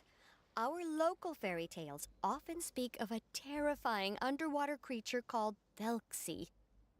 The story our parents would tell us was always the same. If we went to the water alone, then we'd be snatched away and eaten by a water imp called Thelxie. A child-eating water imp? Did they tell you what it looked like? My father would always describe it as a beautiful, multicolored snake woman, while my mother said it had a handsome face. It's really strange, though, because you'd also hear other people describe it as just a chubby penguin with a deceptive appearance. Huh? Even though the tales vary regarding its appearance, everyone agrees that it's really dangerous. It lives in an underwater cave surrounded by pallid bones and uses its sensitive nose to track down lonely children who've lost their way. And once it finds a child, it uses its alluring singing voice to lure them into the water before swallowing them all. Pretty terrifying, isn't it? Sounds kinda scary. But isn't that pretty normal for a fairy tale? After all, those kinds of stories are usually made up to help keep children away from danger. But what if the fairy tale was inspired by a real-life tale? Just like how a water vein always has a source. Do you have any concrete evidence? Well, I wouldn't call it evidence per se, but I've heard some rumors lately. They say that someone recently saw a child walk into the water as if he was possessed by something. Doesn't that sound just like he was responding to the call of a water imp? Who knows? So you mean someone really got eaten by a water imp? It's all hearsay, so it's hard to confirm. But still, they all say this happened on Irenaeus. That's no laughing matter if you ask me. Both the Opera House and the Fountain of Lucine were built there, and the sources of many water veins can be traced to the island as well. Combine that with the mysterious mist, the huge tree with expansive underground roots, and the rumor that the fish-eps on the island can understand human language. Is it really so shocking that an island so shrouded in mystery could harbor a terrifying water imp as well? Why does Paimon feel like you're pulling our leg? You're just piling on the rumors now. Still, if someone's really been hurt, then we can't just ignore the situation, right, Traveler? Yeah, we'll go check it out. Oh, marvelous. Then I'll just mark the stretch of water on your map. Don't forget that no matter what, safety always comes first. Okay. Then I will use seatbelt while swimming.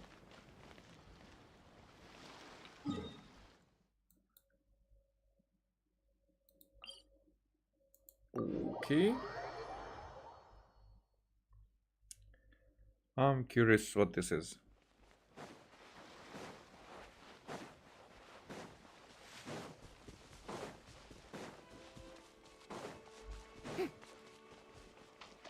Uh-huh.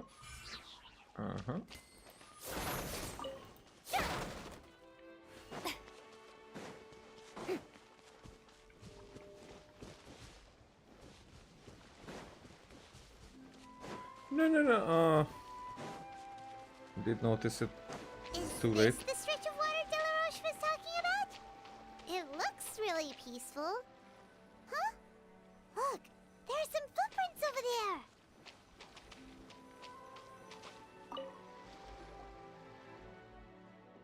Footprints extend all the way into the water.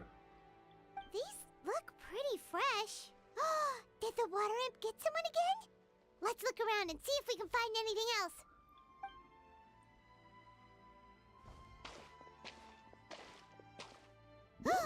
Wait, did you hear something just now? Gurgling noises can be heard coming from the water. The noises grow louder and louder until something emerges with a loud splash. What is that? Don't come any closer! That's Flamine. Paimon?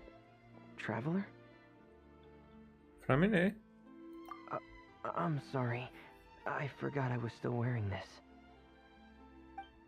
Flamine removes his diving helmet. Framine! Paimon, are you okay? Paimon nearly mistook you for a water imp. Thank goodness it was just you wearing your helmet. Huh? A water imp? We're investigating a water imp called Taxi. Thelxie, you say? How surprising. Huh? You know that name too? Or do you know someone else who's trying to investigate the water imp? No, I think our situations are probably unrelated. And could you tell us about what's going on with you? Sure, if that's in order. I know the name because of one of my employers. She noticed the clockwork penguins I brought to the workshop and contacted me through the shop's owner. She has commissioned me to make a special toy. Following her request, I've named the toy Thelxie. Huh? Huh? But isn't it a little creepy to name a toy after a water imp? Wait, hold on! For a minute, you never take commissions from other people! Yeah, but, she made a special request, but out of respect for her privacy, I can't really talk about it. To remove your helmet and your pants. It's alright though. She'll be coming over to check on my progress shortly, and I'll just tell her that you're two of my trustworthy companions. Hearing that, she might be willing to share some information, and you'll be able to continue with your investigation. Huh. Even though you seem a little cold and reserved sometimes, you're still really considerate. Our target isn't necessarily the water imp, though. We're primarily here to investigate the disappearance of the fish. The fish? I mean, not slightly, and seems lost in thought after you tell him about the commission from the fishing association. Suddenly, his breath catches in his throat. Ah, I think I may have connected the dots. These past few weeks, I've been taking Thelxie for underwater testing every day. The pressure testing makes a lot of noise. So, all that about the disappearing fish? Well, it was probably because of me. So that's all it was? That actually makes a lot of sense. Wait, so could that mean the child we heard about who walked into the water was also... Just family preparing for another day of work. Yes, I think that's quite likely as well. So in the end, it was just Fremine. Paimon spent all this time imagining what a water imp from the fairy tales might look like, and it all turns out to be just a hoax. I'm sorry. It sounds like I've created a lot of trouble for everyone else as well. I'll try to finish this commission as soon as possible. Once I'm done, the fish should come back. Don't worry about it, it was just a misunderstanding. Yeah, we'd be happy to help. Is there anything we can do? Thanks for offering. But I can't trouble you any more than I already have.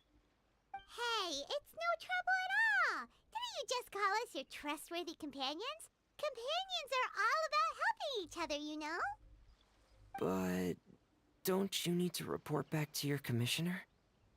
Nope, that's not how it works. See, Paimon's got these commissioner types all figured out, even though we were just tasked with finding out why the fish had gone missing. If we tell them now that it was all just a misunderstanding, you can bet they'd just immediately hand us another commission to help them get the fish back. Yeah. We're just really experienced in this kind of thing, that's all. Exactly! So if we can help you finish up your work and get the fish back, that would save us an extra trip! Is that what you'd like to do as well? Yeah, I think Paimon's right. Huh. Alright, I'll trust your judgment. Please follow me. I've made a makeshift camp over there.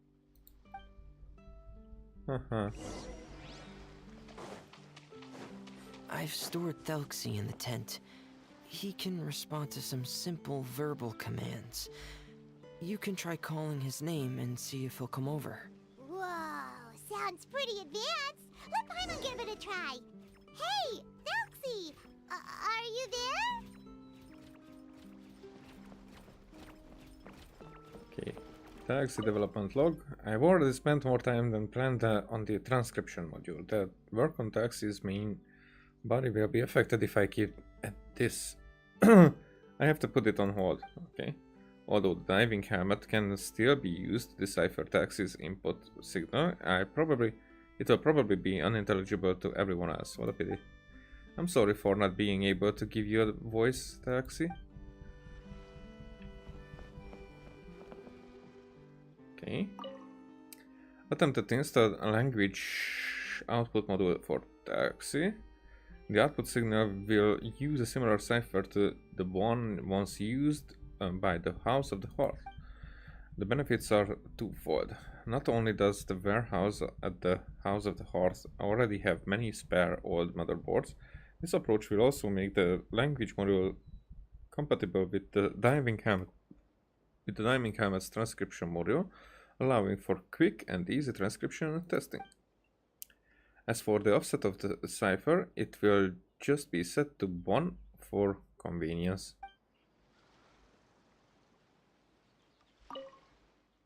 I've hit a snag. I've planned to apply for a transcription module to use for Taxi, and it would have been the same one as the one used in the diving helmet, but the warehouse is out of stock. Seems like I have to make one from scratch using the one I have as a reference. I start looking into it, but it's unclear if I have enough time. Okay.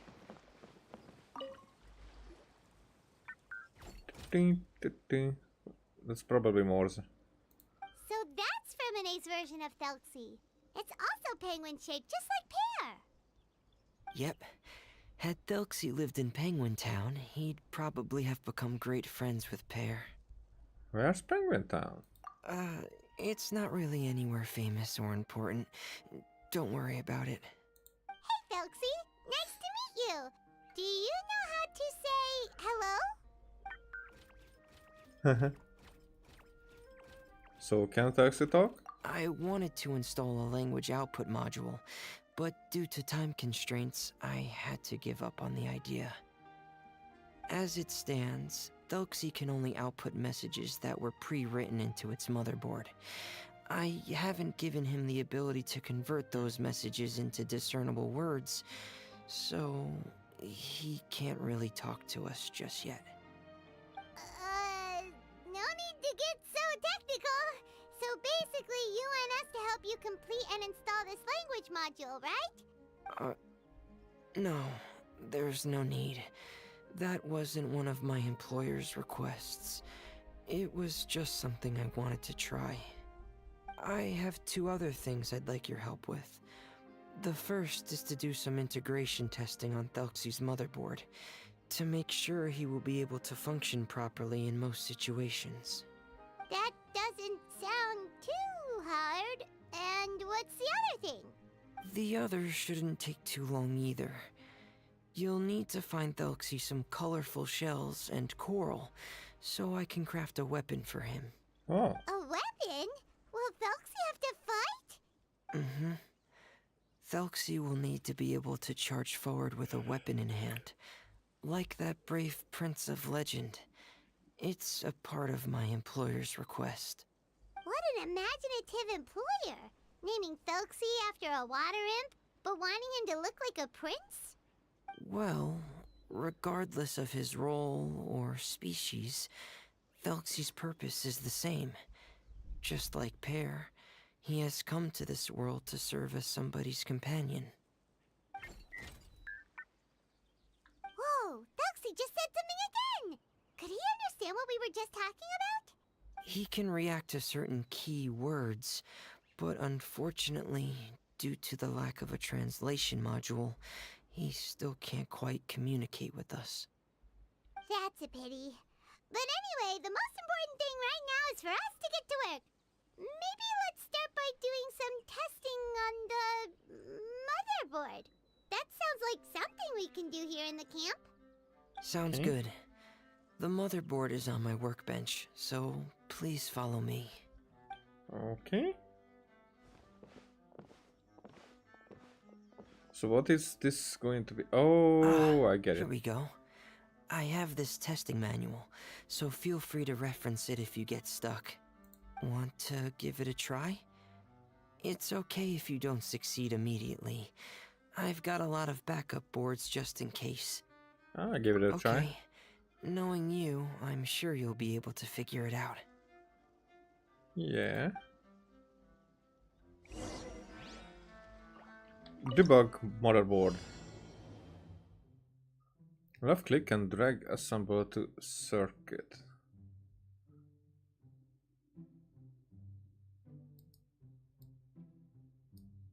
Huh?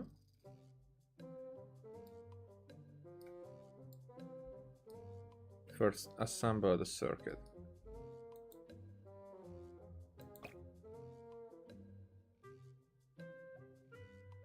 Right click to delete improper circuit assembles.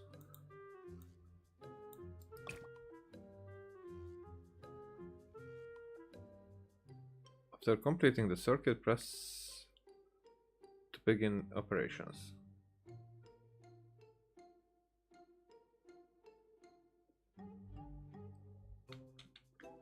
Okay. Circuit not connected. Okay.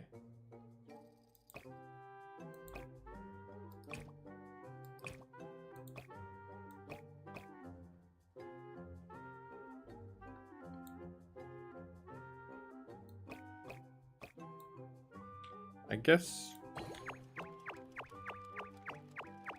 that wasn't complicated, but you'll see. Alright. So, You're doing well. Just as I expected. hmm? Taken on a lot of similar tasks before, you know. Then let's move on to the underwater part. It's just as I mentioned earlier. We're after colorful shells and coral.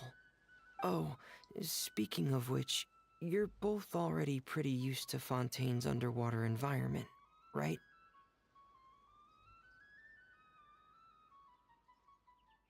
I kinda don't get it.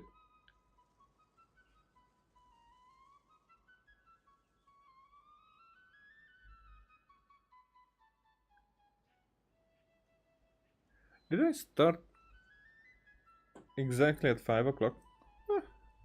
How cool that is. Okay, more or less. We're pretty much experts now.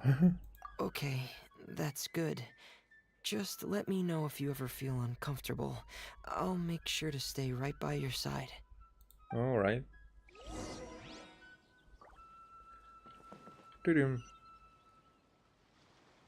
It's not that far.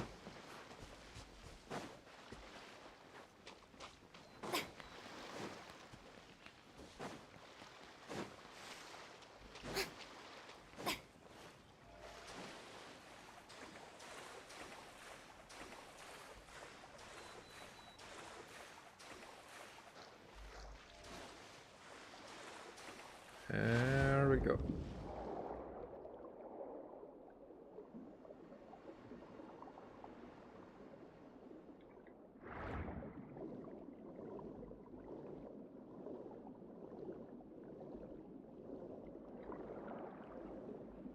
You're almost there. It should be right over there. We'll be able to find something that'll help us with our search. This is it. We call this thing an echoing conch. It can detect special reflection waves in the water to help us with all kinds of underwater exploration and excavation efforts. Here, try it. Did you notice any interesting places?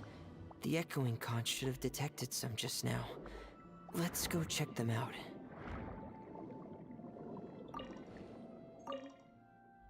Full Pharon 5 taxi lies of his bones and or Coramade. Whatever.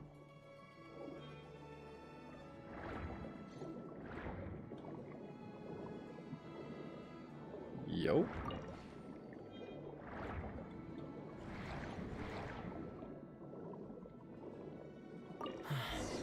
Alright, these should be enough. Let's head back to camp. Thank you for staying out here with me all this time. Don't mention it. We are actually doing this so that we can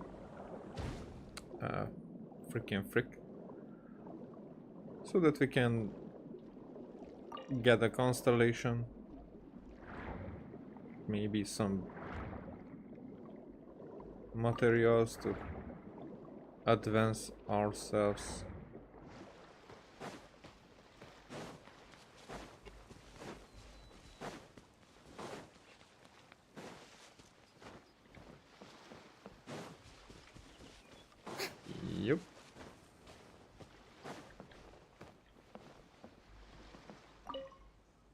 Salmonellin.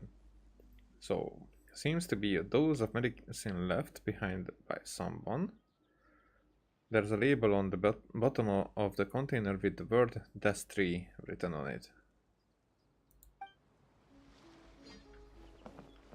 Destry.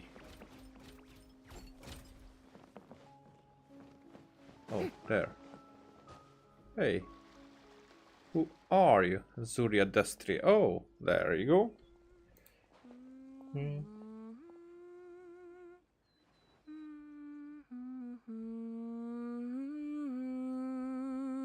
Ah, Fremine, you're back. I thought you might have been out diving. I'm sorry, Madame d'Estray. I must have kept you waiting. I can report, though, that the construction of Thelxie is going quite smoothly. There's no rush. I'm your employer, not your supervisor. And these two are... Oh, they're two of my trustworthy companions. They're here to help me work on Thelxie. Yes, I see. I suppose it's only natural for someone responsible like you to have some reliable friends. It's really nice to meet you, Madame Destray. Are you Fremine's employer? Paimon is Paimon, and this is the Traveler. Greetings, my new friends. Just call me Zuria. You are both so adorable. The sight of you reminds me of little fairies under a cottage roof. Oh, do you really think so? And do I look like a fairy too? Of course. If my child had friends like you, then perhaps he wouldn't have become so obsessed with the tales of water imps. And I wouldn't have had to trouble Fremine here with this commission. Obsessed with the tales of water imps? Ah, so you don't know anything about my request yet? I would have thought Fremine had explained it to you already. Well, Fremine told us that it was a private matter, so he didn't want to just share it willy-nilly. I see. So Monsieur Fremine is even more discreet than I had thought. As you are assisting him with the project, I believe it'll be beneficial for you to learn more about its vision and history. But it would be quite impolite of me to simply pile all of my troubles on you without your permission. So, would you like to listen to my story? Let's hear it. Sure, you can tell us anything. You've already said nice things about us, so we'll try our best to help you get through your troubles. Alrighty. Ah, what a lovely little fairy. Then let me think of a way to put my situation into words. I'm sure you're already familiar with the tale of the water imps, right?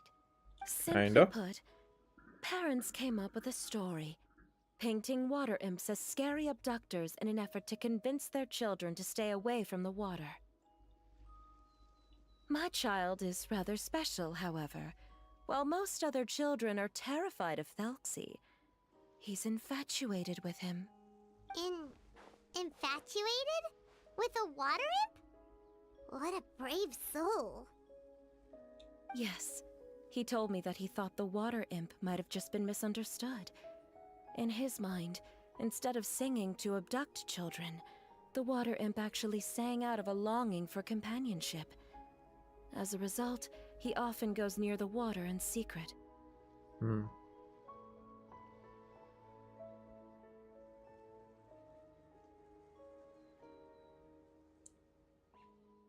Because first I thought that it would sing for as a warning. Because, for example, this is how I think about black cats. You know, there's this superstition that if a black cat crosses the road in front of you, then it will bring bad luck. And I feel like that's how people like to interpret everything negatively. And for me, it was more like, after a while, of course, it's more like a black cat warns you about the bad luck that's coming. That's still a superstition. It's just more like I feel that's probably more accurate in the ways how these kind of folklore work, right? Other than that, like bad luck, good luck, bad luck, good luck. It's more This has more depth in it. So he wanted to become friends with the water imp so it wouldn't be lonely any longer? What a unique way of thinking. Thank you, little Paimon. He indeed has always stood out from the crowd. He was actually diagnosed with loneliness syndrome when he was only 8 years old. Loneliness syndrome? It's a type of mental disorder. Those affected by it often feel extremely lonely and lose interest in many mundane activities. It's The depression. syndrome is probably what made him so determined to become friends with the water imp. Oh no. Is it a very serious disorder? If you were to become afflicted with the disorder, Paimon, you would only be able to say less than a fraction of the words you're saying to the traveler now.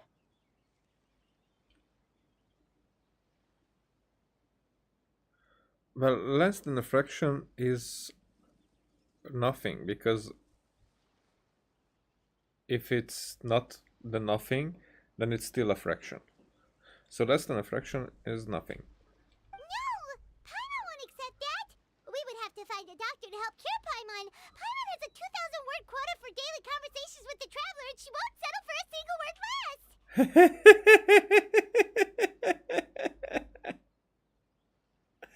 2,000 word is not much. The family doctor has already begun to treat my son, but since the disorder is rare, there aren't many good regimens for treatment. He's also developed some new symptoms lately, such as uncontrollable delusions. Huh? Uncontrollable what now? Uncontrollable delusions. To put it simply, he can no longer differentiate between fantasy and reality, and spends all his time in his fantasy world. Then what is he seeing in his fantasy world? It's a dream that he often mentioned to me when he was younger. I've compiled what I could understand of his recent rambling. It goes a bit like this. Once upon a time there was a splendid and magnificent underwater kingdom of water imps on the Salacia plain, 500 feet beneath the surface. Countless lovely water imps lived in houses made of rainbow shells and corals, tending to sea animals during the day and singing between fields and golden tidaga during the night. Everyone led carefree and blessed lives until the day of the Iridescence Parade, the important festival during which the new king would be crowned. Before the festival, all water imps would select the most precious pearl they owned, wrap it in golden branches and leaves, and offer it to their most beloved prince. And during the day of the parade, the prince would cross a rainbow bridge made from all the offered shells and accept the crown from his father amid the applause of his subjects. Finally, the new king would bless everyone with his well wishes. And as for the prince's name, it's none other than Taxi. Amazing! Your son came up with all of this? He really crafted a lovely fairy tale world for Thelxie. It's like a beautiful dream. But perhaps no beautiful dream can ever last long. You see, the story ended with a twist. The day of the Iridescence Parade came as expected, but countless monsters also arrived alongside the prince. The monsters were evil and cruel, and they struck fear into the water imps' hearts. The water imps, adept at singing as they were, could not defend themselves against the monsters. So the kingdom fell, the king was killed, and the water imps were locked behind bars. The rainbow bridge lost its color and crumbled away. The prince was barely able to escape with the help of a mysterious masked individual, but he had already lost everything, and could only spend his days singing mournful songs. And just as the prince sang out of loneliness, so could his song only be heard by similarly lonely children. How could the story end like this? Is that kind of fantasizing what caused your son to develop his loneliness syndrome? Probably. Well, it'd be more accurate to say that it was the syndrome that caused such terrible delusions to manifest. But in any case, the biggest problem is the patient eventually loses themselves to the fantasy world of their own creation. What do you mean? My poor child can no longer differentiate between imagination and reality. He's begun to see himself as Thelxie. Perhaps in his mind, the loneliness he felt became the same as that of a prince who lost everything he ever loved or stood for. What? So that's what you meant by uncontrollable delusions. Then we have to help him snap out of it. Alas, most of the time he acts as if he can no longer sense or interact with the real world at all. I've had several discussions with the doctor, and we think it is best to try to guide his fantasy. Guide his fantasy? He once wanted to make a picture book of his imaginary world. But since the disorder progressed too quickly, he never quite got past the first page of the book. If we could use this book as a breakthrough for his condition... Here, you can take a look. Uh-huh. So Zuria's son also saw Thelxie as a penguin. Oh, he looks so sad. What we should do now is help him complete this picture book. However, we'll lead the story to a different ending. One where the Water Imp Prince is eventually able to restore his kingdom with the help of his friends. We'll need to chase away his loneliness and sorrow, and let him perceive a world full of hope again. That's what I mean by guiding his fantasy. But if we just need to finish the picture book, why does Fremine need to make a Thelxie as well? Because we need to treat the book's story seriously, as if it's a history of things that have really happened. We'll need to go on a journey like Thelxie, and help him regain his crown and country.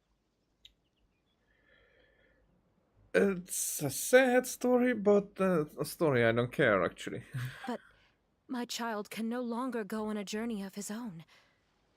This is why I commissioned Fremine here to craft a Thelxie, and then I'll paint the journey with this Thelxie into the picture book.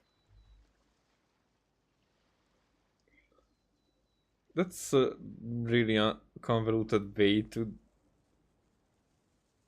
get inspiration from. Ah, like a stand-in for your son. Paimon's starting to get it now. Oh, you really put a lot of thought into this, Zuria. Paimon still has one question, though. Where will we be able to find a Water Imp Kingdom? There are some ruins on the seabed of the Salacia Plains. I've already asked Fremine to research them for me. We'll be able to use one of the ruins as the kingdom. Oh, so we'll just need to act out a performance of, a brave journey through the Kingdom of Water Imps. As long as we chase away the monsters in the ruins, it'll count as chasing away the monsters in the Water Imp Kingdom, right? Sadly, no. We won't just be putting on a performance. It's just as Zuria said. We need to take this seriously, and the only way we can take this seriously is if we choose to believe everything that's happening is real. I mean, it would be real still. So we'll be playing it straight, or, making it a fully immersive experience? Oh, neither of those really sound right. Well, either way, we'll still be able to help, right? I try my best, we got this. It's all right. There's no need to get that serious. It's not a big deal. I believe in my son. It is a big You deal. can just see this as him wanting to stay asleep for a bit longer, because he's so enamored with his dream. I mean, it is a big deal. It would be in the real world as well, and I get the seriousness. I get the story. I just don't care because these are NPCs. These are like. It doesn't seem like it adds to the story that I am here to play. Actually, it's more like, okay, I will get probably at the end some weak emotional connection to this one, and probably some parallels that I would like to. Oh, that's pretty cool, but But overall, it's more like a filler, which is okay. It's for the story case, but I will probably not stream the rest of it. It will be there for this game because I will not stream because it's like in 10 days it will be gone, and I don't think that I will be streaming again in the next 10 days. At least Genshin or something. If except if there's something that will come out that will be more important. We'll see. Zuria.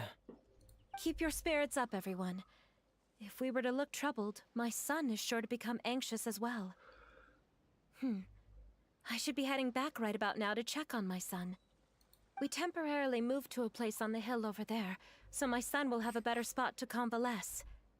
It's not far from the water, and there's also a great view. Feel free to come find me if anything urgent comes up. All right. Understood. There's also one last thing. Since these two friends were able to help me out, I've made some more progress on Thelxie. I estimate that he should be ready sometime tomorrow. That's great news. I must thank you all. With that in mind, how about we meet here in 2 days' time to head to the Kingdom of Water Imps? Sounds good. All right, everyone. Let's meet again in another 2 days. Zuria sure is a brave and optimistic lady. Fremine, do you think her plan will work out? Let's discuss that over by the tent. There were a few things that I didn't bring up because the Madame was here.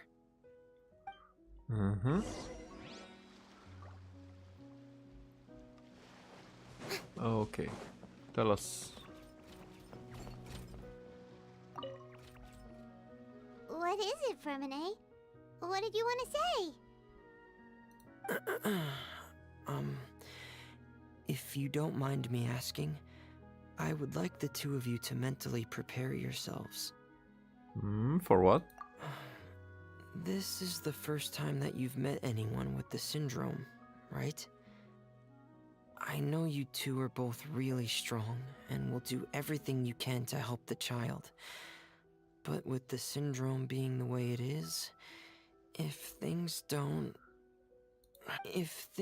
quite turn out as we wish, I hope you'll be able to accept the outcome and not put too much blame on yourselves. Fremine, why do you bring this up all of a sudden? Didn't we just promise Zuria that we'll be optimistic about everything working out?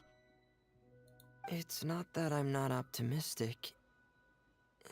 It's just... You know this illness really well, right? Ah, so that's why you looked like you knew exactly what she was talking about. Wait, Fremine, don't tell Paimon that you also... No. Please don't misunderstand. I've never had it. I've just seen many cases of it at the House of the Hearth, back when we lived under the previous director. They say there are many factors surrounding the development of this illness. I've heard everything from hereditary factors and one's state of mind, to environmental factors, and even ley line disorder effects. Some even say it could be caused by contamination from god remains. From God remains. Gnosis.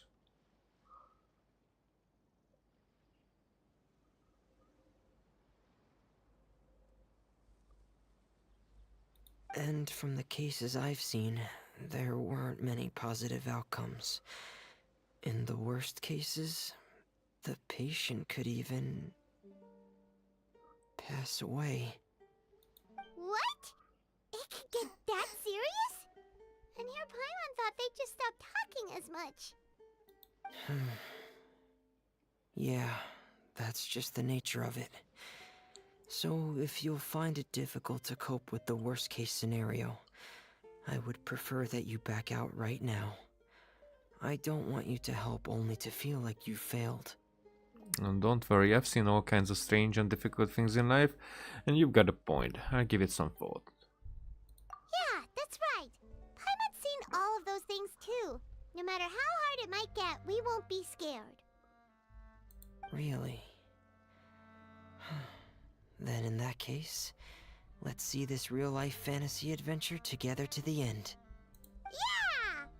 But Paimon has a question. If this illness can really be as bad as you've described, then do you really think Zuria's method will be able to help?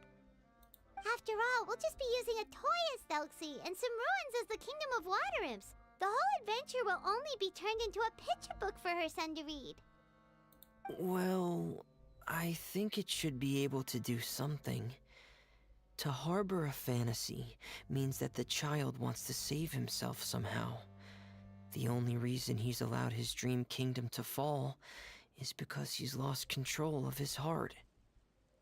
But if we Okay. can help him regain control and escape from the darkness, we'll be able to change his world. Like helping someone who's lost their voice be able to speak again. Okay. Oh, Paimon sees what you're saying now. Huh. How do you understand all of this so well, Fremine? Well, maybe because I've also had many of my own dreams in the past. I even had my own fairy tale world, much like that boy's. I was able to draw a lot of support from it, so I believe in the power of fantasy worlds. So the penguin town you mentioned was... So you remembered. What Penguin Town? Why doesn't Paimon remember? Is that also a fairy tale world? Don't leave Paimon in the dark! Suddenly Fremine pulls out a diving helmet and puts it on his head. Hey, why did you put that on? Huh? It's just one of my personal quirks. Please pay it no mind. I just realized that this makes the helmet look like a Cyclops penguin. Anyway, Penguin Town is a peaceful place with lots of penguin residents. They're all really good at making clockwork toys. And Pear is the town's triumphant hero, as well as the one who quietly protects the whole place. Pear?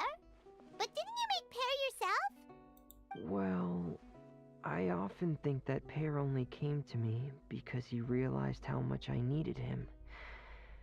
So it's not so much that I made Pear, as Pear chose me as his friend. Fremine, are you sure you're not losing control of your fantasies as well? No, I don't think so. I can still differentiate between fantasy and reality. I just believe that the fairy tale world of my dreams must also exist somewhere. It might just be hidden, which is why it's difficult to see. Or it will only reveal itself at very specific times. Specific times? Like when you put on your diving helmet? Yeah, that's the general idea of it. Or not even Cyclops, because here is the beak and here are the eyes. So, yeah. Really? Paimon just said that because you put on your helmet. Have you ever observed the surface world from underwater? It's as if you're viewing a whole different world from the outside. It's a very surreal feeling. Both alienating, but also as if you're being protected by something. I'm rephrasing the question. Have you ever observed the surface world from outside of the fake sky? I see the same thing everywhere nowadays. Really, that's it. When you watch like dozens of theory videos, then it just gets to you. I have a similar feeling when I put on my diving helmet. In those moments, it's possible to see some truly wondrous things, as if a fairy tale has become reality. It's almost like a sort of miracle. Really? Like a miracle? I want to try on your helmet too. Well, if that's in order. I'm just kidding. Yep, that's an order. Hey, now's not the time! Fremini still has Thelxie's weapon to make. We don't want to bother him now. Right. I still have to collect some tools I'll need to craft the weapon. I've got to finish everything before tomorrow. Thank you for reminding me, Paimon. I'm sure there'll be other opportunities for you to try my helmet. Thanks for all of your help. I'll be off for now. Let's meet up here again in 2 days. Okay. Is the first part complete? Oh.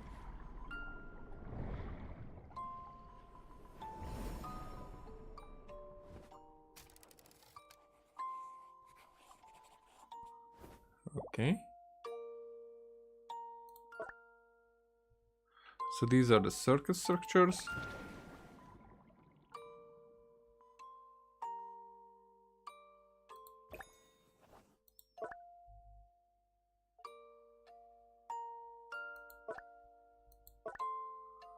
Oh, so these we need to do.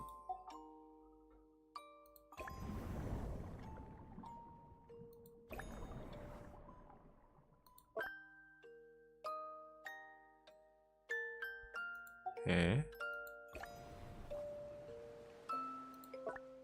Okay, there's way too many of them still. Unlocks after completing the prerequisite stage. Okay. And what if I...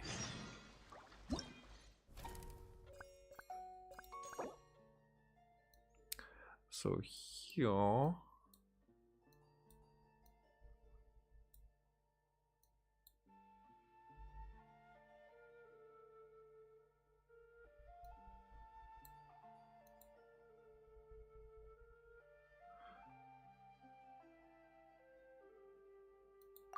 Wait, what? Character preview, okay. But to get the character...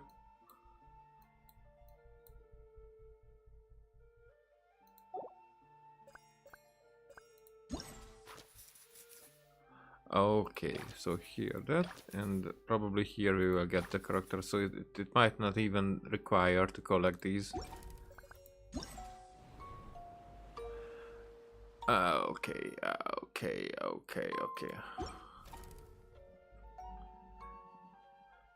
So it definitely will need a lot more time to get to that point. I guess for me this much is enough for now. So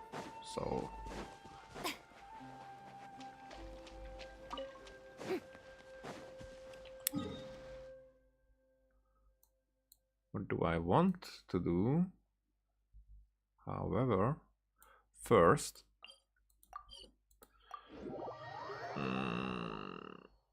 I'm just curious how far can I upgrade this weapon?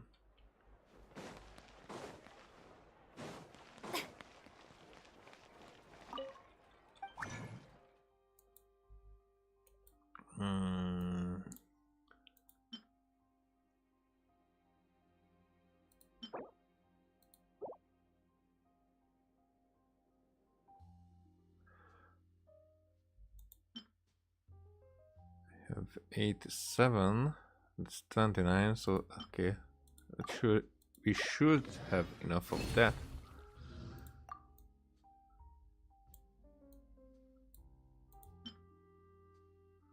Well, that's not much.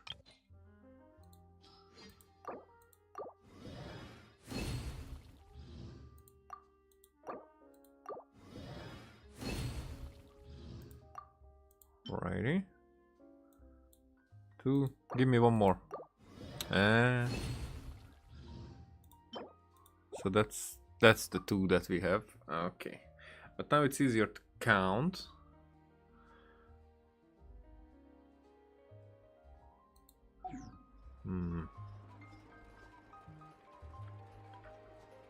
Oh, I'm pressing wrong buttons. There you are.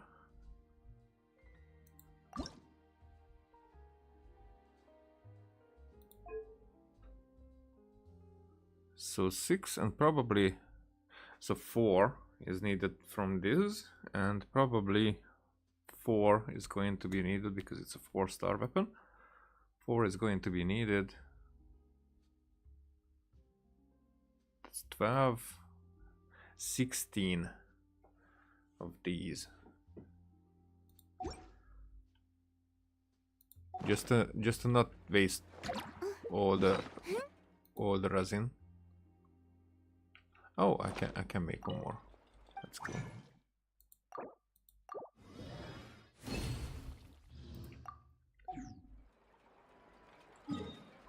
So we should count until we have 12 epic ones.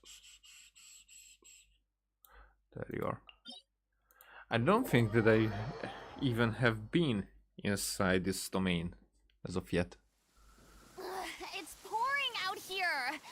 Oh, wait, the water levels aren't rising, are they?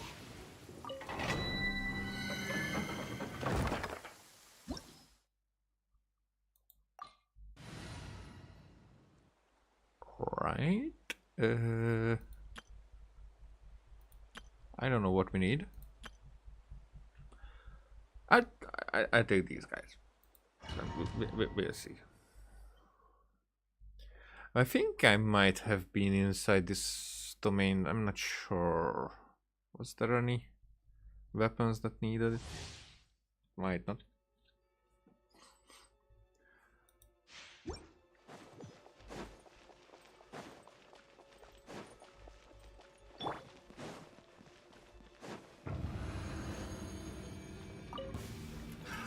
Another test subject. Okay, now it feels like I have been here. Shine down! Suffocate. Things are about to get dicey. The fuse is lit.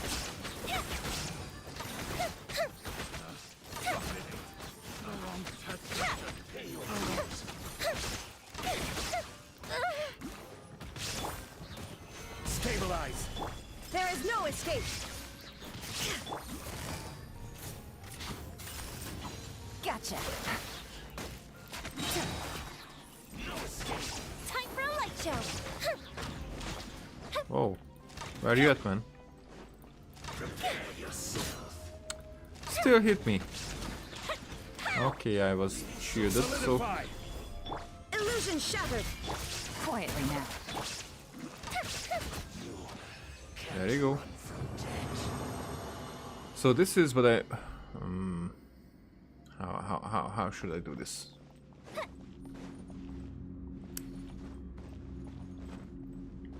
Can I not? Really? Okay. No.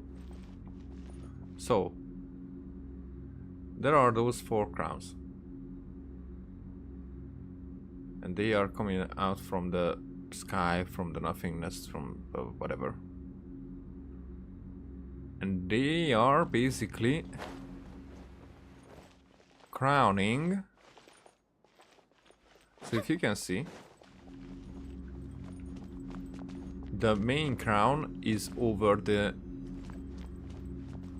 ley line, which is, you know, part of Irminsul, and those are the 4 shades.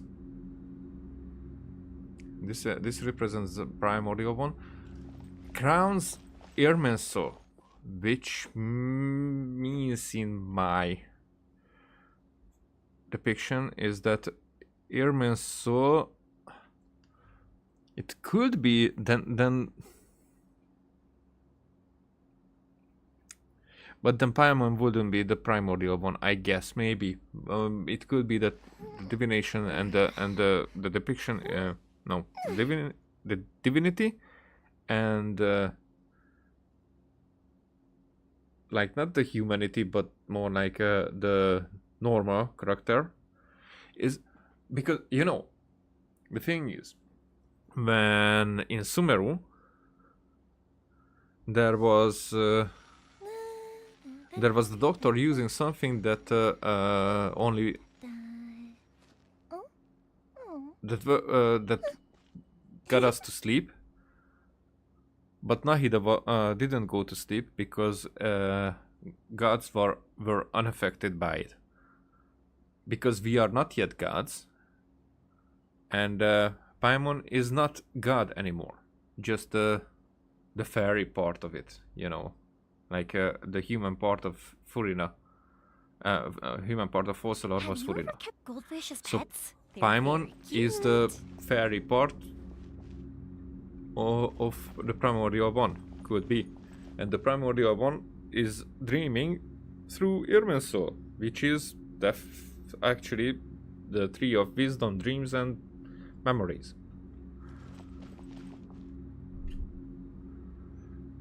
And maybe if there's another thing then there, then what did I say? Dreams.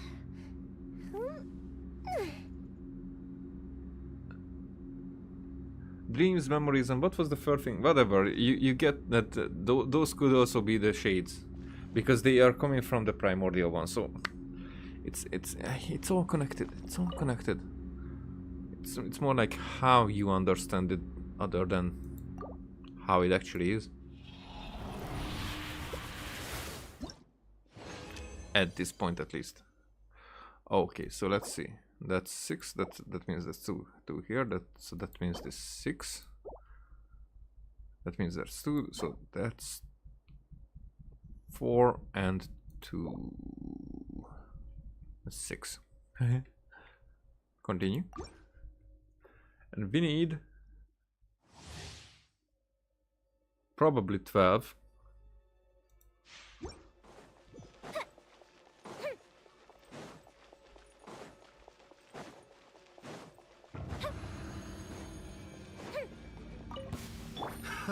Another test subject. Take it easy. No, 16. 16. I remember now. Shine down. Suffocate! Fire hazard! Suffocate!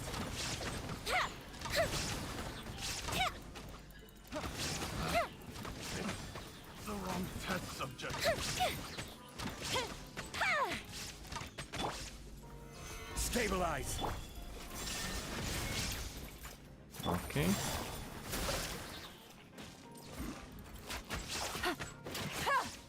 Here comes the catch.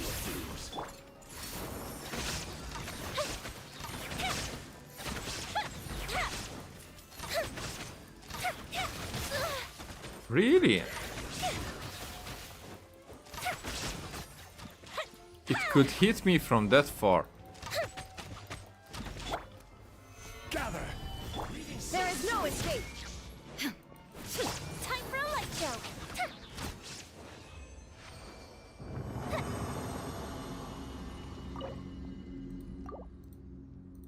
Right. Okay, so we have 6, 7, 8, 9, 10.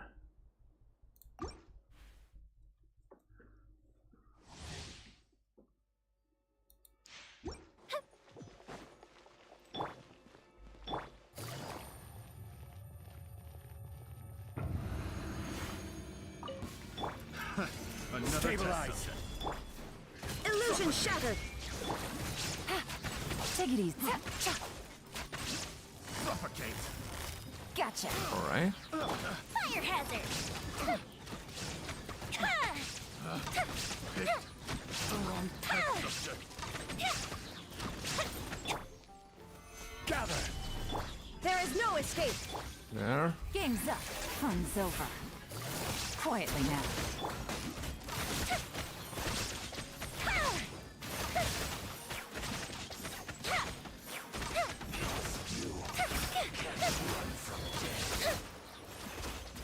Okay.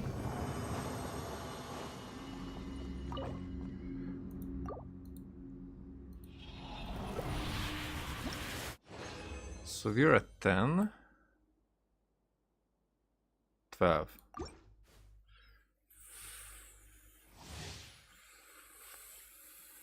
maybe 13. Oh, by the way,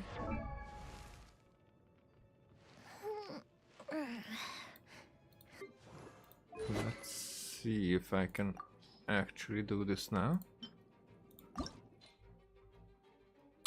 One more is needed for that. Okay, so we will see after this one. I mean, I'm hopeful. Hope that at least one epic there will be. Another test subject. Solidify! Shine down! Here comes the catch.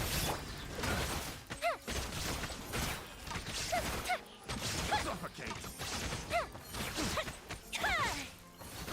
Well, that was when I pressed the E button and nothing has happened. She freaking.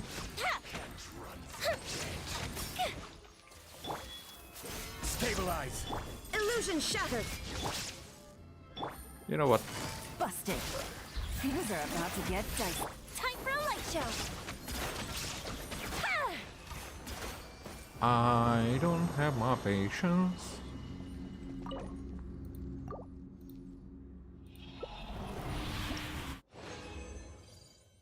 Okay. We'll see if one more is needed. I will need to calculate.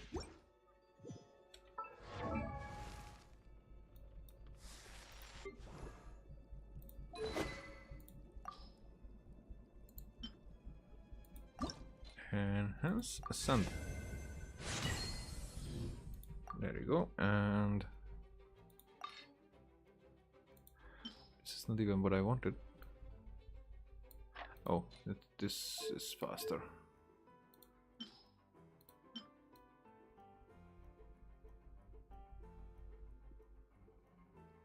Yay.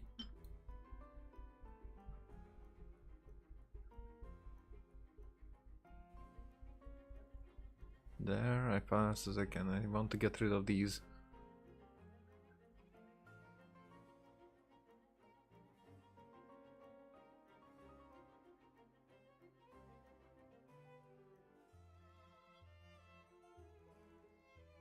Is it going to be exactly enough? Oh, it's not enough.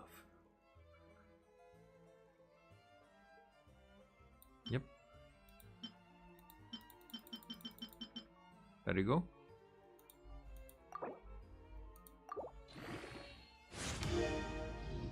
Okay, so it's 4, and 18 is what I need there.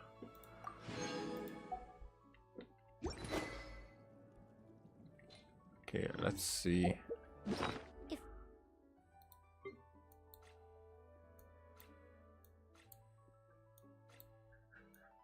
Where are you at? So we have 22 here. There's 21, that is 7. So we have 29 here, which is 29. It's but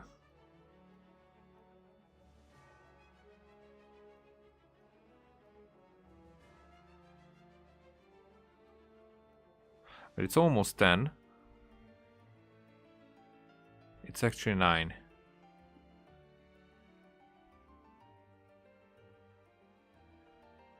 And 9 is enough for 4. Now I will escape, exit, because I would like to see if I'm getting lucky.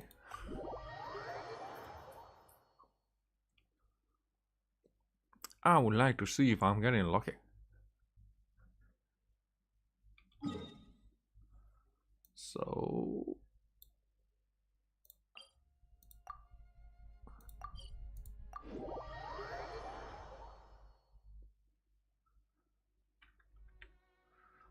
also changing these two, and for you too. Nearer to the action is closer to the truth. Here. Add Astra. Thank you for Add Astra. This will be just Amber, right? No, everybody. Oh.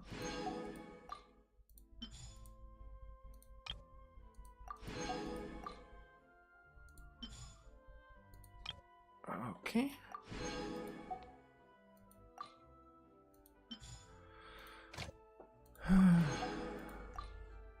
Almost. Almost ready.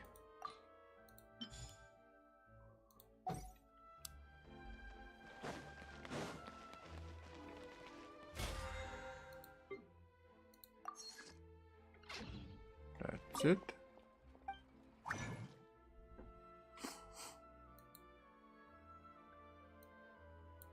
The shackles. Wait. Oh, these are also okay. I was like, where are the weapon materials? 7? Nah, that didn't give us. Here. Here we need. And we didn't get any. Which this way it's 9, and 9 is free. Yeah, because we don't have any more. So I have to get back.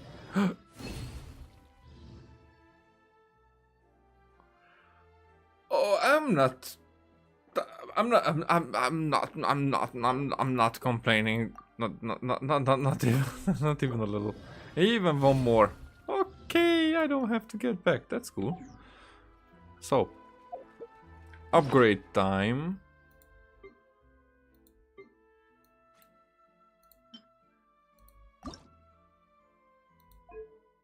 Oh yeah, okay. I forgot about those.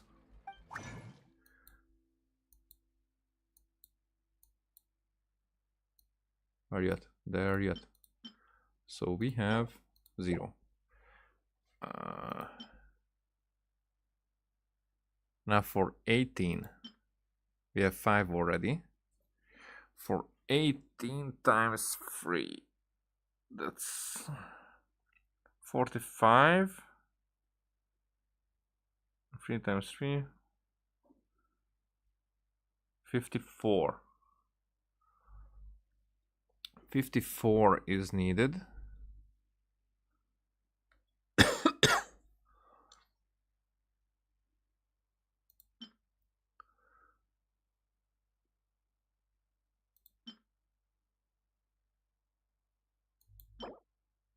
$54 is needed from this and not this, so it's all is needed here. So I kind of don't have enough, not even closely. Oh shoot! I will have to go hunting. How inconvenient. But whatever, we're gonna do that. Just not right now. I think this was enough for one time, for one place, for one thing to do. And yeah, we got some, I wouldn't say revelations, but basis for revelations. Because I might not be that much deep in the lore. Or maybe I'm just humble, but I don't think that I'm that much deep in the lore that my ideas would be the... Oh, sorry, I'm hiccuping for a while now. Would be the best. But I think I have some good ideas that are worthy to consider. But whatever. This is until I gone for today, and I don't think that I will stream the rest of the Fremine stuff, but we will see. Maybe if I want to stream other world quests later on. But whatever. Thank you for watching. See you next time. Bye.